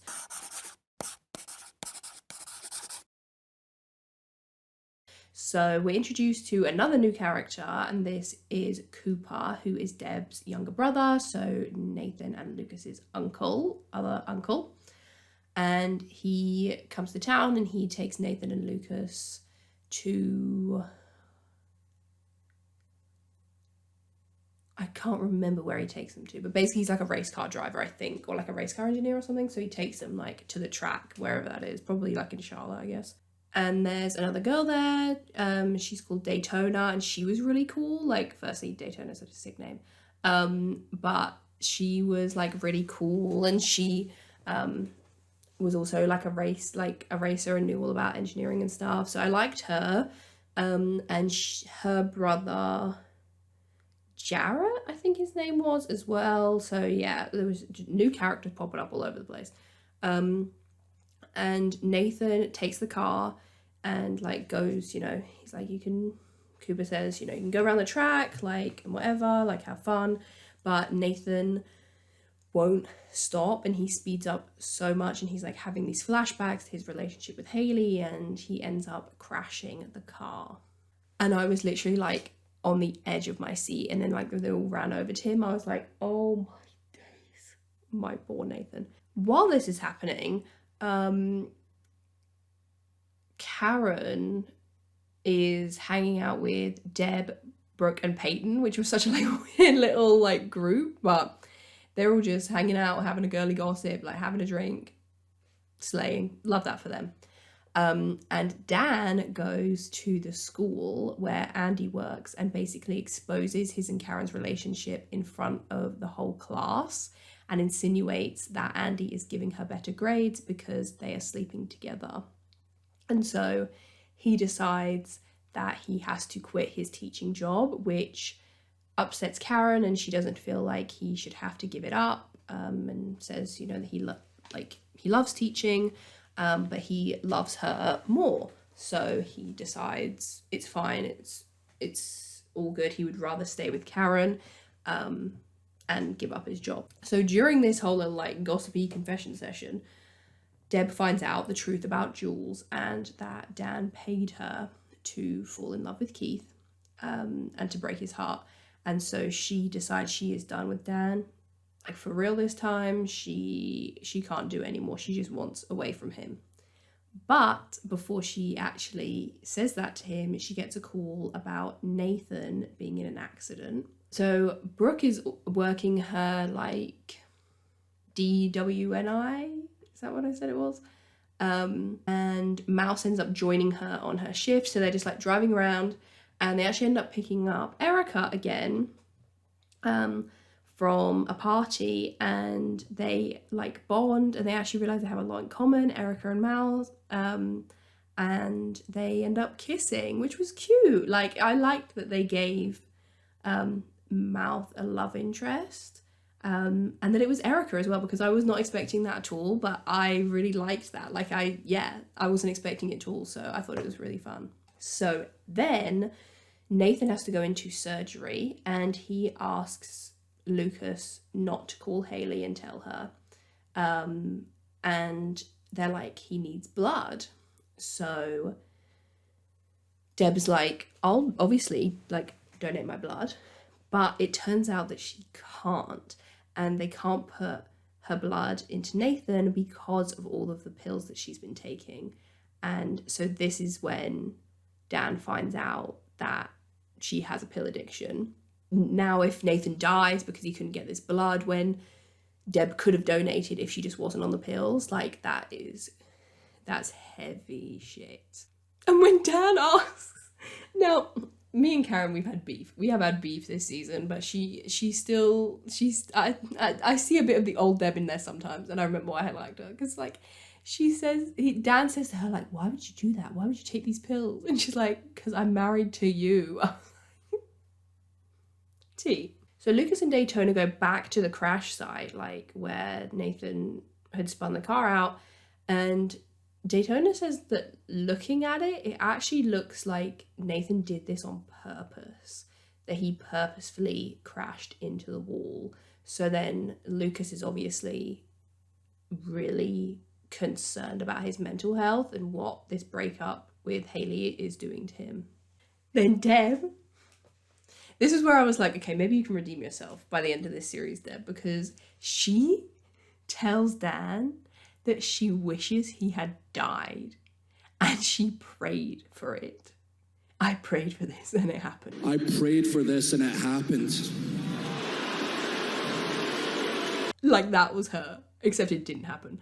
And she says that they're done, like over. Peyton asks Whitey for an update on Jenny, and he says that Jenny's, safe and she's fine. And Peyton says that Jake has asked her to stop visiting because it's too hard, which is so sad. So episode 20 is called Lifetime Piling Up, and this had 3.78 million viewers.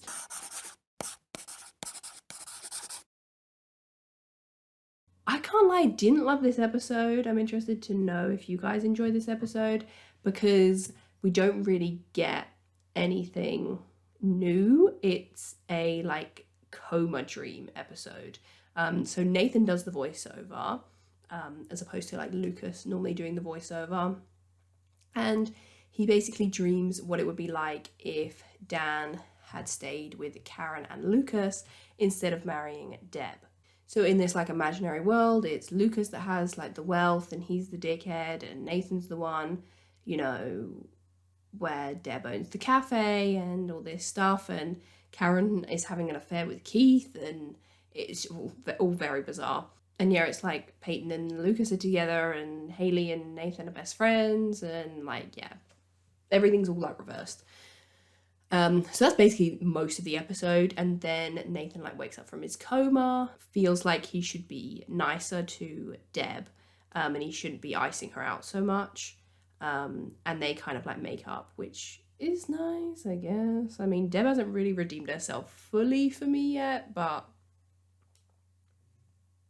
I'll be patient with her. So it turns out that Lucas actually did call Haley and tell her, but we don't see her in this episode, I don't think. We see her like at the very end. And Nathan calls her and tells her that he doesn't want her to come home, and she seems like shocked, but it's like, how can you be shocked? Like, you cheated on him and abandoned him. Also, he was literally in a car accident and you didn't even come here. Like, he literally was having surgery. Like, I assume this was a good amount of time that he was in this, like, coma or, like, out for this surgery. And she didn't drop everything to come and see him. That's crazy. That is crazy to me. Like, no music, dream, opening act, like, spot, anything like that would mean anything to me if I found out that my husband had just been in a car accident and could potentially die. Also, Brooke finds the like shredded paper of Dan's that Lucas was hiding, so she starts like putting it like all together. So yeah, I feel like this episode, like, it was fun, but it basically is just watching the pilot again, but with people in different places. So I wasn't huge on it. The bits that I did like was, yeah, Deb admitting that she hasn't been a good mother and she needs to be stronger for Nathan, and that was sweet, like, to actually see her like take accountability for once. And I also did really like that even in Nathan's kind of like alternate reality dream, he still gives her the bracelet, and it kind of shows that they're like were always going to be meant to be, like, in every universe, you know, like that Doctor Strange, like, I have loved you in every universe kind of vibe. So I did like that as well. So the paper turns out to be like receipts, and when Lucas reads it, it basically says that Dan's been like, oh, so it's kind of confusing. It's like a whole finance scam basically. So he takes, so if he makes a cash sale on the car, right, he takes however much off so that it's under 10K, because only sales over 10K have to be declared or something.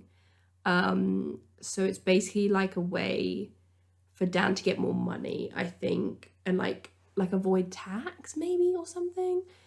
Basically, it's bad. He should be doing it. Let's move on.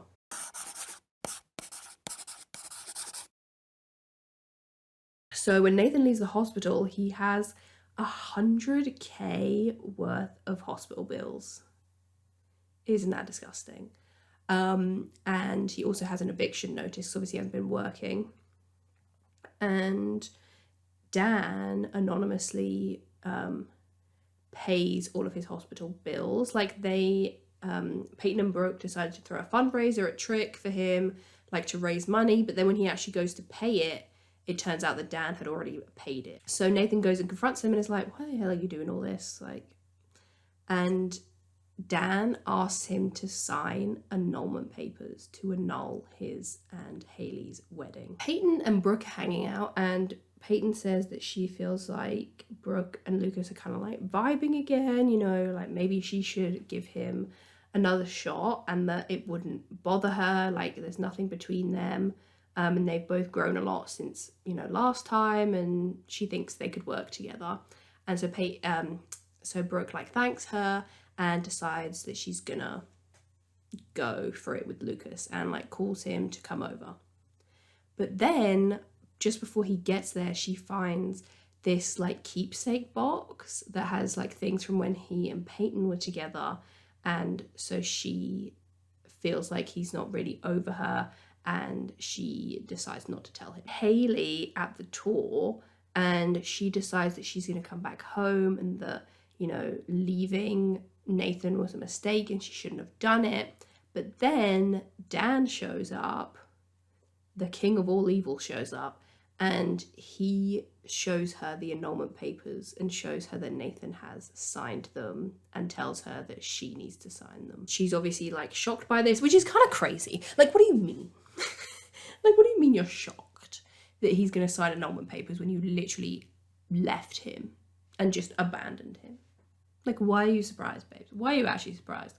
And so Nathan has decided to move back in with Deb and Dan and kind of like give their family another go. Now that obviously things haven't worked out with Haley, and he says, you know, maybe this marriage was just getting in the way of this big dream that she has, and, you know, whatever. So Andy finds out that this cash that Dan was like putting to the side was actually going into a college fund for Lucas. And, you know, he's like, well, do you still want me to go after Dan? Like, yes, he's doing this dodgy thing, but he's also kind of doing it for you. Like, and Lucas doesn't care. And he says, find absolutely everything that you can on him. I don't want any part of it. Like, I don't want anything to do with him. And so he actually moved back in with Karen and Brooke now that Nathan is moving back in with Deb and Dan. And Karen's a bit like, oh, like, what's this gonna be? Like, you two living in the same house? But Brooke is like, no, we're just friends. Like, that's it. And Lucas overhears, so he's obviously quite disheartened by that. It's very much just two ships passing in the night. And then I can't remember, I think maybe it's Lucas calls Haley, or someone does, or maybe like, is it Chris? I can't remember. Someone asks her about Nathan and if she's going back, and she says something like, I need to sit up in my chair. She says, what husband? like, they ask her about her husband. She says, like, what husband? What do you mean, what husband? What wife? Like, are you so serious right now? Like, you leave him in the middle of the night without saying goodbye. You kiss somebody else. He says he'll come on tour with you and you clearly don't want him to. On TV, you don't say that he's your husband and you play into the fact that you're dating this other guy. You're like literally hanging out with this other guy that you basically had like a low-key affair with.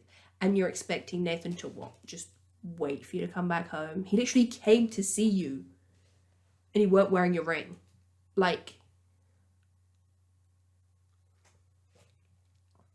and I loved her so much, and they made her so unlikable in this season. Okay, so this is the penultimate episode, so just before the finale. This is episode 22, and it is called The Tide That Left and Never Came Back, and it had 3.61 million viewers.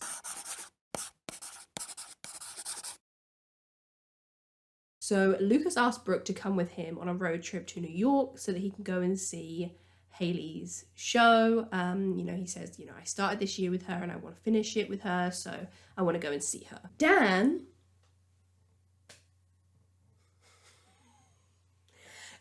goes, I can't even remember how he did it now, but he basically tries to get Andy deported because he's from Australia. This man will go to any lengths for revenge. It's actually quite remarkable. And yeah, he tries to get Andy deported. And Karen, she's not having it. She literally goes and throws a chair through Dan's like glass window at his office. Iconic. Get him again, Karen. Get him again.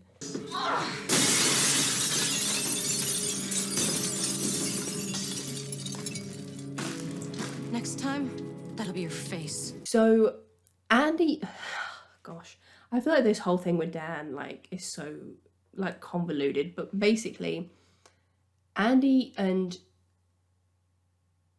Lucas trick Dan by he gets new security systems put in place, but they're actually by the company that Andy owns so they can watch the security footage. Jake basically thinks he has a pretty good chance of getting Jenny back. I think Nikki lied under oath or something, like something that his lawyers found. But then she shows up and she says that she already found Jenny wherever Whitey was hiding her. So she's going to take her and she's going to go. Breaks my heart. Breaks my heart. Then we have a really sweet moment with Whitey and Nathan where he tells Nathan that he's really proud of the person he's become, which was really sweet. And he says, you know, if you want to go to High Flyers, like you still can. I think I could still get you a place there. So he's obviously really excited and wants to go. And then Dan, see, this is where Dan lost me a little bit. Like if he's being evil, that's fine. If he's being evil towards Nathan, that's not fine. And so he tells Nathan that the High Flyers shouldn't see him injured because obviously he's just had his like surgery and stuff, but Whitey didn't seem to think it would be an issue. But Dan says to him, you know, you shouldn't go when you're injured. And also, this was crazy. This is where he crossed the line. He said that Deb's pill addiction started when Nathan left, like when Nathan moved out. So he should be here for her. He basically alludes to the fact that if Nathan goes to this camp, Deb is going to start taking drugs again. Which was crazy evil because that is not true. That's a flat out lie. Her, like, taking these pills started when we met her in season 1, like before Nathan had ever moved out. But then Dan uses it as a way to try and manipulate Nathan into staying. He's so pure evil. He is so pure evil. So because of this whole like deportation thing, I think it is, Andy has to go back to New Zealand. That's where he's from. I don't think he's from Australia, he's from New Zealand. So he has to go back there for something or like until this whole thing gets sorted out. So he asks Karen to go with him and says, you know, bring Lucas, like, but she says that she can't. And he thinks it's about Keith and that she wants to stay for when Keith eventually comes back. So Andy goes and visits Dan and basically says, I know about your tax evasion scam. I'm the one, like, I own the company that set up all your security footage, and I know everything, and I have proof. And he eats him up. And then Dan is the one that breaks the window this time. Goodness gracious me. It was so dramatic. It was so intense. And then from in his car, Andy watches Dan take something out of this safe, like behind a painting. So he's like, okay, I need to find out what this is. Then, because she said that she wasn't going to go with him, Karen and Andy say goodbye to each other. And it's actually really sad. Like, I have been saying this whole video how I wasn't really invested in them, but I actually did start to like them towards the end. And when they said goodbye, it was really sad. So then Lucas and Brooke go backstage after Haley's show, and they see Haley and Chris having a tickle fight.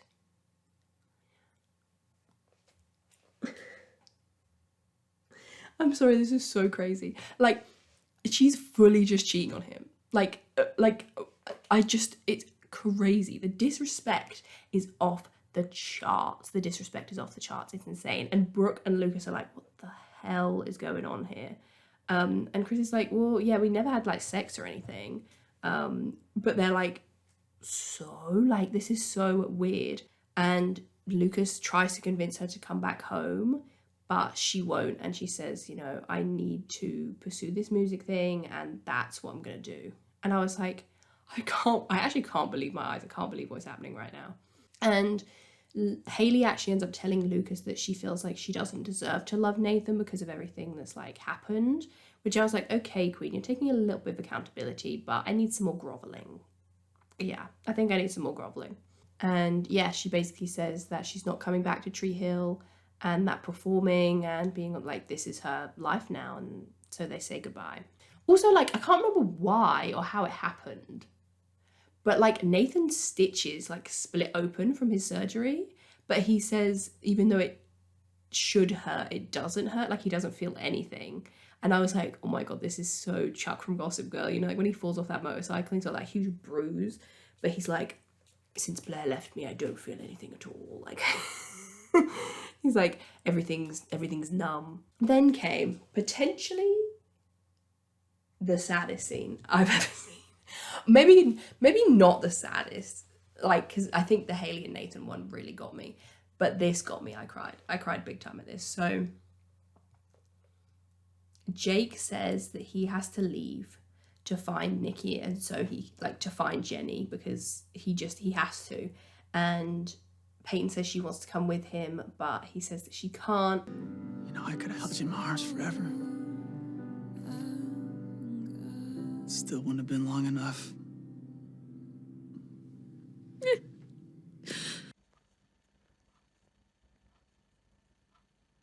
I cannot believe what I just witnessed. What the hell? I could have held you in my arms forever and it wouldn't have been long enough. Jake Chakelsky, why are you like this? This show is ruining me. This second season, what the fuck? They say that they love each other, but he says that she just needs to forget about him and like move on, because she's too amazing to like hold on to this like sadness of this situation. Oh my god, it was crazy. I literally was like, this is maybe one of the most dramatic and gut-wrenching scenes I've seen in television history. And they say that they like love each other, and then he drives off. He's like on a motorcycle or something, and he drives away, and she watches him drive away and she cries. And like, this show is pure evil. None of the couples that I love are together, okay? Brooke and Lucas aren't together, Haley and Nathan aren't together, and now Peyton and Jake aren't together either. It's so cruel. It's so cruel. I feel like it's targeted just towards me. I can't be doing with it. And yeah, they shed such, like, I feel like even, because I've got 6 seasons left, I think. I don't think, well, I don't know, because I think we've still got a lot of show left to watch, but I think no matter what happens in the next 6-7 seasons, I think this scene will always be in like my top 5 saddest probably like, because I cried so hard. This year, I wished for love. My wish was granted, and if having that is tragic, then give me tragedy, because I wouldn't give it back for the world. Okay, we are at the finale of season 2. So this is episode 23 and it's called The Leavers Dance and it has 3.61 million viewers.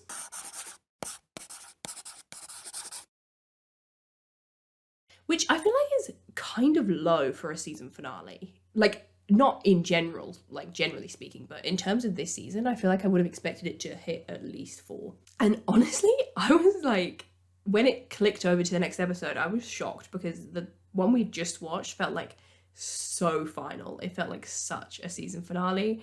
But I was also really glad because if that had been the season finale, it would have been one of the saddest season finales I've ever seen in my entire life. It was easily one of the saddest episodes of teen drama I've ever seen. So Brooke is leaving, but she's just leaving for the summer to go and visit her parents in California. North Carolina is like on one side of the US and California's on the other side of the US. So if she did end up moving there, it would be a serious trek to see her, especially because they're only teenagers.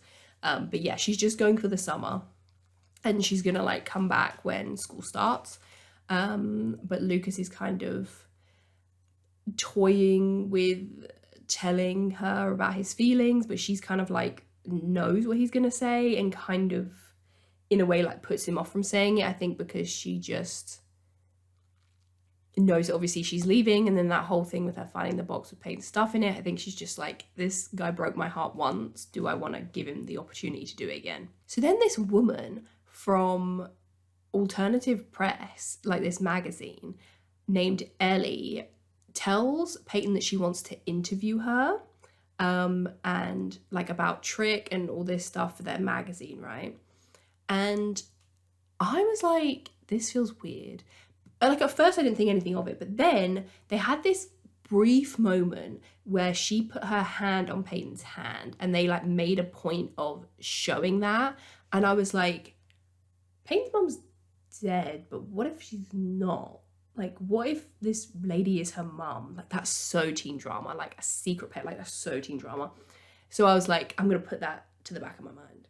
I was like, I don't know how this would work, but I feel like maybe this lady is her mother. So Andy ends up showing Lucas the video of Dan like in the safe. So Lucas goes in and is able to like get into the safe and like steal whatever was inside. So Whitey sees Deb, I can't remember where, maybe like Karen's Cafe or something, and tells her about the High Flyers opportunity that Nathan has. And Deb goes back to Nathan and is like, this is a huge opportunity. And she basically finds out that Dan had lied to Nathan and she's fuming. And she says to him, like, look, I want us to be a family, as in us two, without Dan. We need to get away from him. And they decide they're going to do that together. Karen decides that she is going to go to New Zealand. Like, he's gotten on his flight, and like, so she can't like contact him or anything. And she's like, you know what? I miss him and I'm going to go to New Zealand and be with him. Or like, at least like visit or something. Or like, I don't know. Basically, she's going to New Zealand. I think I've said it before. I don't know if I said it in this video actually. But this show's soundtrack, banger after banger after banger. Like, Be Yourself, Audio Slave. So Peyton then tries to speak to Alternative Press and she's like, you know, this lady came and did this article, like, when's it going to be out or something? I can't remember what she asked. And they're like, no lady called Ellie works here. I have no idea what you're talking about. So Lucas goes and gives Deb this ledger thing, this thing that he found in the safe. So she's like, right, this is it. This is my smoking gun. This is how I'm going to get away from Dan. And she takes it to him and threatens him with it. And Dan, the evil that he is, he's obviously one step ahead of everyone. And he plays the Uno reverse card, the biggest Uno reverse card I think I've ever seen in my entire life, and says, well, if I go to jail, you're going to jail too. And she's like, what the fuck are you talking about? And he's like, I put the company in your name. So all this dodgy business that's been going down, yeah. Accomplice. And she's like, oh shit. Also, she's got pills hidden, so that's clearly not over yet. Even though she just told Nathan that she was going to be better for him. I mean, obviously, yeah, it's not going to happen overnight. I don't know. I think we could potentially see a Deb overdose, maybe. Like, I feel like with that, they're kind of like linking. They're just kind of like reminding you that that's still there and that's still like a problem. Also, Dan threatens Whitey, and it's like, what are you doing? This man literally just had a major like brain tumor removed, I'm pretty sure. Has that already happened yet? I think so. And he's just living his best life. Like, he's just trying to be a nice guy. And Dan threatens him as well and tells him, like, you're not going to coach with his team again. Like, blah, blah, blah, blah, blah. Like, how does this man have so much power also, by the way? Like, he seems to just, like, run Tree Hill, but for no reason. Like, he's nobody. He's actually nobody. Like, when you, like, actually look at it, he isn't anyone in this town. And yeah, somehow he rules the whole thing. Also, we're getting very much Pretty Little Liars vibes because Peyton starts receiving these weird, like, what's it called, like IM messages or something? Like, these, like, online messages and emails and things. Like threat. I don't know, they're not really, like, threatening, but they're basically just kind of, like, weirdly stalking. Like, I think one said, like, I'm watching you or something like that, or maybe that's the username, I can't remember, but she keeps getting messages from these people because she's not doing her she starts doing her like webcam thing again, like where she just like films herself, and yeah, that kind of prompts this new stalker person to like anonymously on the internet to start messaging her. So I'm really interested to see where that goes, like in season 3. Then Dan, again, because what did I tell you? He is a million steps ahead of everyone. He tells Lucas this whole thing was a test. The money in the ceiling, the ledger, all of it was fake. All of it was an elaborate ruse. I'm not even joking. I'm not even joking. All of it he made up to test Lucas's loyalty. And Lucas failed. It was a test, not for me, it was for you, and you failed. Like, full on Chloe Burrows style, that was Dan just then. He's like, Lucas, I was testing you and you messed it up. Not a test for me, it's for you, and you failed. And he's like, you know what was real though, was the college fund that I was building for you, but now that you've betrayed my trust, you don't even get the college fund anymore. It was crazy brutal. It was so good though. And then to just like dig the knife in even further, Dan says he's going to stop paying for Lucas's heart medication. Like, how evil can you get? Like, it's one thing to like, I don't even know, but like to hate your own son so badly that you won't pay for his heart medication? I don't know if I've ever seen someone this evil in a TV show. Like, Bart Bass was evil. Like, he was really evil. He was like low-key a murderer. But I feel like the way that Dan does it is so much more like calculated and sinister. Nathan, because, oh, that was it. I forgot to mention this. Apologies. But Nathan asked Lucas to stop going after Dan. I forgot to put that in. I can't remember which episode it was. It was a couple episodes back when he, you know, moved back in. He said, look, stop going after Dan, and Lucas said that he would, and obviously we know that was a lie. So when Nathan finds out that Lucas lied and was still going after Dan and also went to go and visit Haley in New York and didn't tell him, he's absolutely fuming, and he says that they're done. They're not brothers and they're not friends anymore. It's like, come on, we're just getting to a good place. Lucas comes back home as Brooke is about to leave, and he kisses Brooke and he tells her that he wants to be with her. He says, she asks about like Peyton's like keepsake box, and he says, you know, I only kept that stuff to remind me how much I'm like, how badly I messed things up. Like, I don't know, it was weird. It was weird. I felt like it was like a weird kind of like justification thing. I don't know. I wasn't really buying it, but you know, I was happy that they were having their moments, so I was letting it slide. And she just says goodbye and she leaves. I want to be with you, Brooke. If I ever get a second chance, I I'd never let you go again. So then Ellie, the lady from the magazine, she, well, sort of, not really, she shows up to Peyton's house and she says, my name's actually Elizabeth and I'm your mother. I tell you, I should actually write these shows because I saw that coming from a mile away. I was like, I knew it. But she wasn't the one sending the emails. So that's still up in the air for next season about who was sending the emails. Then, oh my God. Oh my God. I thought that the season 1 finale was good, but the season 2 finale was crazy. It was actually crazy. Like these final minutes. So at the dealership, so Dan's sitting there, he's at his desk. He thinks he's won. He's like, I've done it. He's like, I've stopped giving my son his heart medication. I've like forced Deb to stay with me. I've sent Keith packing. Like he's like, I've deported Andy. Like he's like thinks he's king of the hill right now, right?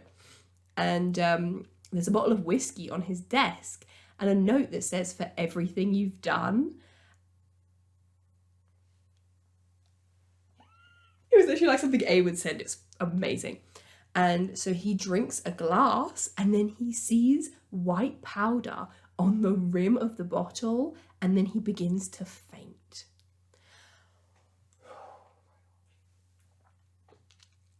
Then also like, oh my gosh, no, hold on. Okay, so anyway, he begins to faint. As he's about to pass out, like his vision's blurry, he sees a figure in the door dressed in black. It's literally A. And they set the dealership on fire. So Dan is there, he's been poisoned, he's losing consciousness, and they set the building on fire. Amazing. Chef's kiss. Brilliant TV. Actually brilliant TV. Why is One Tree Hill not getting the same resurgence? I feel like Gossip Girl gets its, its resurgence every year, every couple of years. Same with Pretty Little Liars. Where is One Tree Hill's resurgence? Because this show is so good. This show is so, so good. Honestly, I was just like, I couldn't believe it. I could not believe what I was watching. I was like, we're gonna end every season with Dan Scott almost dying. Like, is that how we're gonna end every season? Because honestly, I wouldn't even be mad about it. They're saying Dan Scott alive. So I think Nathan and Deb were gonna leave the house. I don't think anyone knows that the dealership's on fire. I think they were just leaving, like to leave, like to move out maybe or something. And Haley shows up. And I was like, what is she possibly going to say to Nathan? Like, what is she possibly going to say to him? I don't know what she's going to say to him. What could she, like, literally, what could she say? But I'm like, okay. If she's going to try and rekindle things with him, I am here for it. Like, I'll call her out. I'll hold her accountable, but I am here for it. Still. It's Haley. Oh my God, it's oh, please get back together. I can't take it. I need Nathan and Haley back together. Ash, can't. No, I just have one more bag in the car. Is a damn body? Wait, no, I'm getting way too ahead of myself. Lucas at the very end like finds Peyton on the beach and says like, oh, it's just us like for the summer. But I think it's just in a friend's way. Because obviously now she doesn't have Jake and he doesn't have Brooke, but I'm hoping that's not anything. I hope they're just like teasing that, but that's not really what's gonna happen. Not Lucas and Peyton, Jesus Christ. And then yeah, obviously like Dan's like burning inside this dealership. So good. Oh, I forgot how good this season finale was. I can't wait to start watching season 3. It's been like it's been like 6 or 7 months since I watched an episode of One Tree Hill. Because I don't watch them. Like I purposefully, as soon as I finish a season, don't watch it so I can make the video so like my thoughts and feelings don't get all skewed between the seasons. So now I can actually watch season 3 and I'm so excited. Also, they did a little callback to Hoes Before Bros, like I think when Peyton and Brooke were saying goodbye to each other, which I really liked. Like I said, Brooke and Peyton, their friendship's one of my favourite things about the show. I also, I need Nayli to heal in season 3. Oh, I think I'm tapping out, like truly. So we're gonna go with final thoughts for season 2. Then I'm gonna talk about season 3 predictions and then my character rankings at the end. So for me, the Felix story arc was just predictable. Like, oh, he's an asshole, but he actually cares and like gets the girl, and like, I don't know, I just feel like even though he did end up being nicer to Brooke, it wasn't an excuse for his like behavior to everyone else. And obviously he did end up being the one that spray painted Peyton's locker, and I don't know, he just felt like a bit of a waste of a storyline for me personally. But I did really love Anna. And I wish that she had stayed for longer. Yeah, the Haley Chris thing just came out of nowhere, like, and also we don't even see her be like, him be nice to her really. They just had this like special musical connection. Like they didn't really build anything to make me invested in them or think like, oh, maybe she is better suited for him. Like it was just super weird. I think this season overall there were more like meh episodes, like episodes I wasn't too fussed about, whereas I kind of liked every episode in season 1. But I think this season had bigger shock moments. So when those big episodes did come, it was like good. But there were like a few lulls, I think, in this season, which I didn't really get with the first season. But I do think season 2 was more dramatic than season 1. So I don't know if I could really compare them just yet. I think if I rank the seasons, I need to see more first. Also, even though in the first season, I gave 0 shits about basketball. Like before this show, I don't care about basketball. And outside the show, I don't care about basketball. But I actually missed it this season. None of them playing or going to the games or anything. That was actually, I didn't realise something that I really liked about season 1, so I did miss that in season 2. Like I mentioned in my season 1 video, I was hoping to get more diversity and representation, which we did get with Anna and Felix, you know, obviously in terms of like race, but also then in terms of Anna being bisexual. We did see more of Skills as well, which I said, you know, like I said, I really liked, but he did kind of fade more into the background as the season went on. So I hope we see more of him in season 3. I think it's definitely an improvement on season 1, like I said, in terms of diversity, representation, but, and like, especially for it being 2004 as well, like you do have to kind of take that into account. But I do still think there's definitely room for improvement, but I was still impressed, you know, with the way that bisexuality was represented. I did like that. So far, my top 3 couples are Peyton at number 1, Nathan and Haley, and Lucas and Brooke. Those are my 3 babies. Yeah, there were some really like high points that I did really like in this season, but there were also moments that brought it down for me. So I think if I was gonna like rate it out of 10, I'd maybe give it like a 7. I don't know, like a 7 or an 8, because the moments that I really loved, I really loved, but then there were quite a few moments that I also just wasn't fussed about, whereas I think season 1 piqued my interest and I liked it more consistently across the board. Like I think I would give season 1 maybe even like a 9, and then yeah, this maybe an 8 or a 7.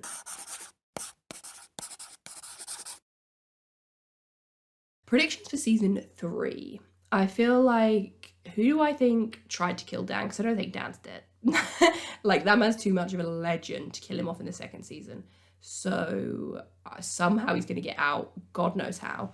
But obviously top suspects, we've got Keith, Lucas, Karen, Nathan, Deb, and maybe even Whitey, because literally in that last episode, he threatened and just burned bridges with everyone. I think, I don't know, I get the feeling that Lucas is more just done with him than like still wanting revenge. I don't know, maybe, but it just felt kind of like now that the whole college fund thing and he realized that Dan conned him, I feel like he's just, to me it felt more like just a step back moment. Nathan, I love Nathan and I just don't think he has it in him to do something that evil. I would really place my bets on Keith. Like if I was a betting woman, my bets would be on Keith, I think. Like I feel like the whiskey, like the act of giving the bottle of whiskey was very Whitey. But I don't know if Whitey would do that. I feel like if I had to pick a top 3 suspects, it would be Keith, Whitey, and Deb. Because this would be Deb's way of getting rid of Dan without having to go down the like tax evasion, like prison route, and then getting herself in trouble if she just killed him. And like obviously if the whole dealership burns, all the files, I guess, and stuff of like the tax evasion would also burn, or I don't really know. So I think they're probably like my top 3 choices for who did it. Oh, I don't even think I mentioned this, but basically Karen can't get a hold of Andy.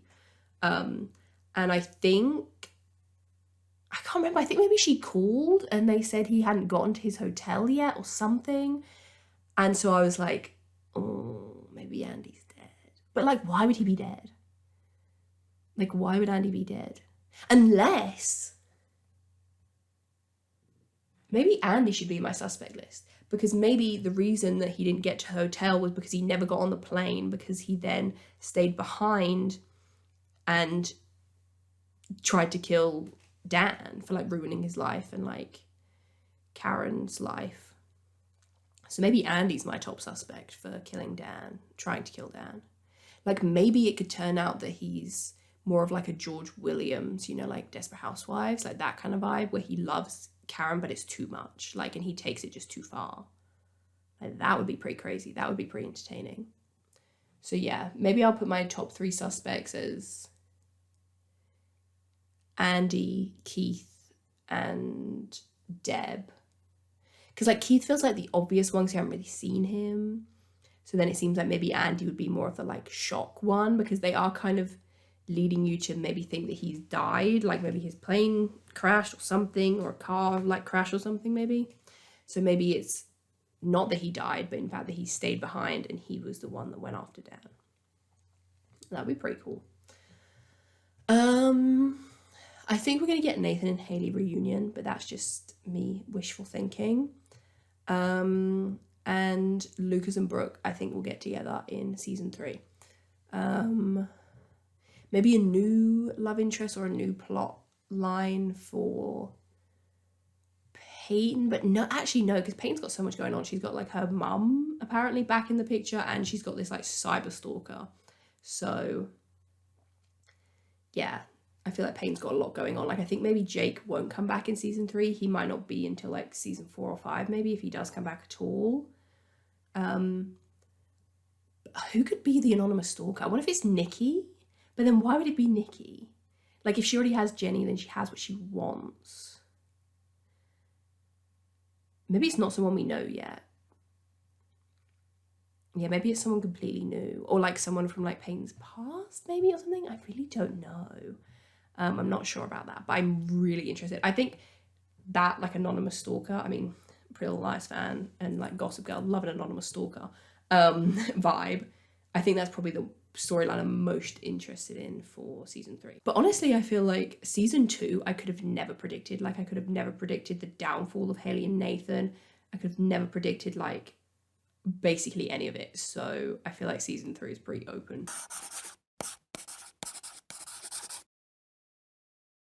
So now we're going to do my character ranking. So we have 10 characters. What was my ranking last time? Let me get that up as well. So my character ranking last time was Dan at number 10, Keith at number 9, Karen at number 8, Deb at number 7, Lucas at 6, Jake at 5, Haley at 4, Nathan at 3, Peyton at 2, and Brooke at number 1. My season 2 predictions, I can't remember because I think I talked more about them in the actual video. The only ones I've written down are Dan and Karen, which I still think could be on the table, maybe, in like some weird, like maybe just a random hookup or something. And then also Jake's return, which did happen, so pretty slay. My character ranking for season 2, at number 10 we have Deb, which she had a serious fall from grace. I think even though she started to improve towards the end of the season, like trying to make amends with Nathan, the initial way that she was so spiteful to Haley was crazy. And I really struggled for her to redeem herself after that. She really did a number in the first half of this season. So yeah, I had to put her at number 10. And then I have Keith at number 9. Honestly, though, I feel like they're kind of interchangeable. Like, I could probably have Keith at number 10. I don't know why. I feel like Keith just kind of was bugging me this season in the same way he did last season. And it's just very much like victim complex with Keith. Do you know what I mean? And like, I don't know. I was just a bit like, I need to see more from Keith. I need to see more grit, you know? I need to see just a bit more character from him. I don't know. Like, he's like sweet with Lucas and stuff, but that's like kind of it. At 8, this is a shocker. Okay, this is a shocker. Haley James. Haley James Scott at number 8. And she was number 4, I think, last time. Or even number 3. And here she is. Here she is at number 8. This whole season for me just absolutely sent her down like that. The whole thing with Chris and then leaving Nathan and taking off her wedding ring and all this, like, the tickle fight. It was just madness. It was pure madness. The only thing that stops me from putting Haley at number 10 is the first few episodes of season 2 where we actually got like sweet scenes with her and Nathan. Otherwise, she would have been number 10. At number 7, I have Karen. Not because I didn't like Karen. I actually really love Karen and I liked her this season as well. Is there anything that... Nothing really bugged me about her, I don't think. I think sometimes I just find her storylines a little bit boring. And like I said, I wasn't super invested in her and Andy in the beginning, so it just puts her more in the middle ground. At number 6, I have Lucas. He's staying strong at number 6. I think I liked him more this season than I did last season. Well, to be fair, the beginning of season 1, I loved Lucas, and then when the whole thing happened with Nikki, and he cheated on Brooke, I went off of him. But this season, I think I did like him more. The whole thing with like Dan, like that was really cool when he would like turn out to be like double agent. But it's weird because he seems like kind of the main character, but I think he's kind of falling to the wayside a little bit. I think that's kind of... Honestly, I'm going to do a whole video about this because it's quite a phenomenon, I feel like, in teen shows for there to be an initial main star and for a secondary character to become more popular and to take over. Serena, Blair, Aria, Spencer, like Rachel, Monica. I feel like there is just like Annie, Naomi. There's just like it just happens. I don't even know how to explain it. I feel like I've got so many examples of it. Like Susan, Brie, like it just happens. And I feel like that's what's happening in this, but it's Lucas, Nathan. Because I was definitely so much more invested in Nathan than I was in Lucas this season, so it kind of puts him down.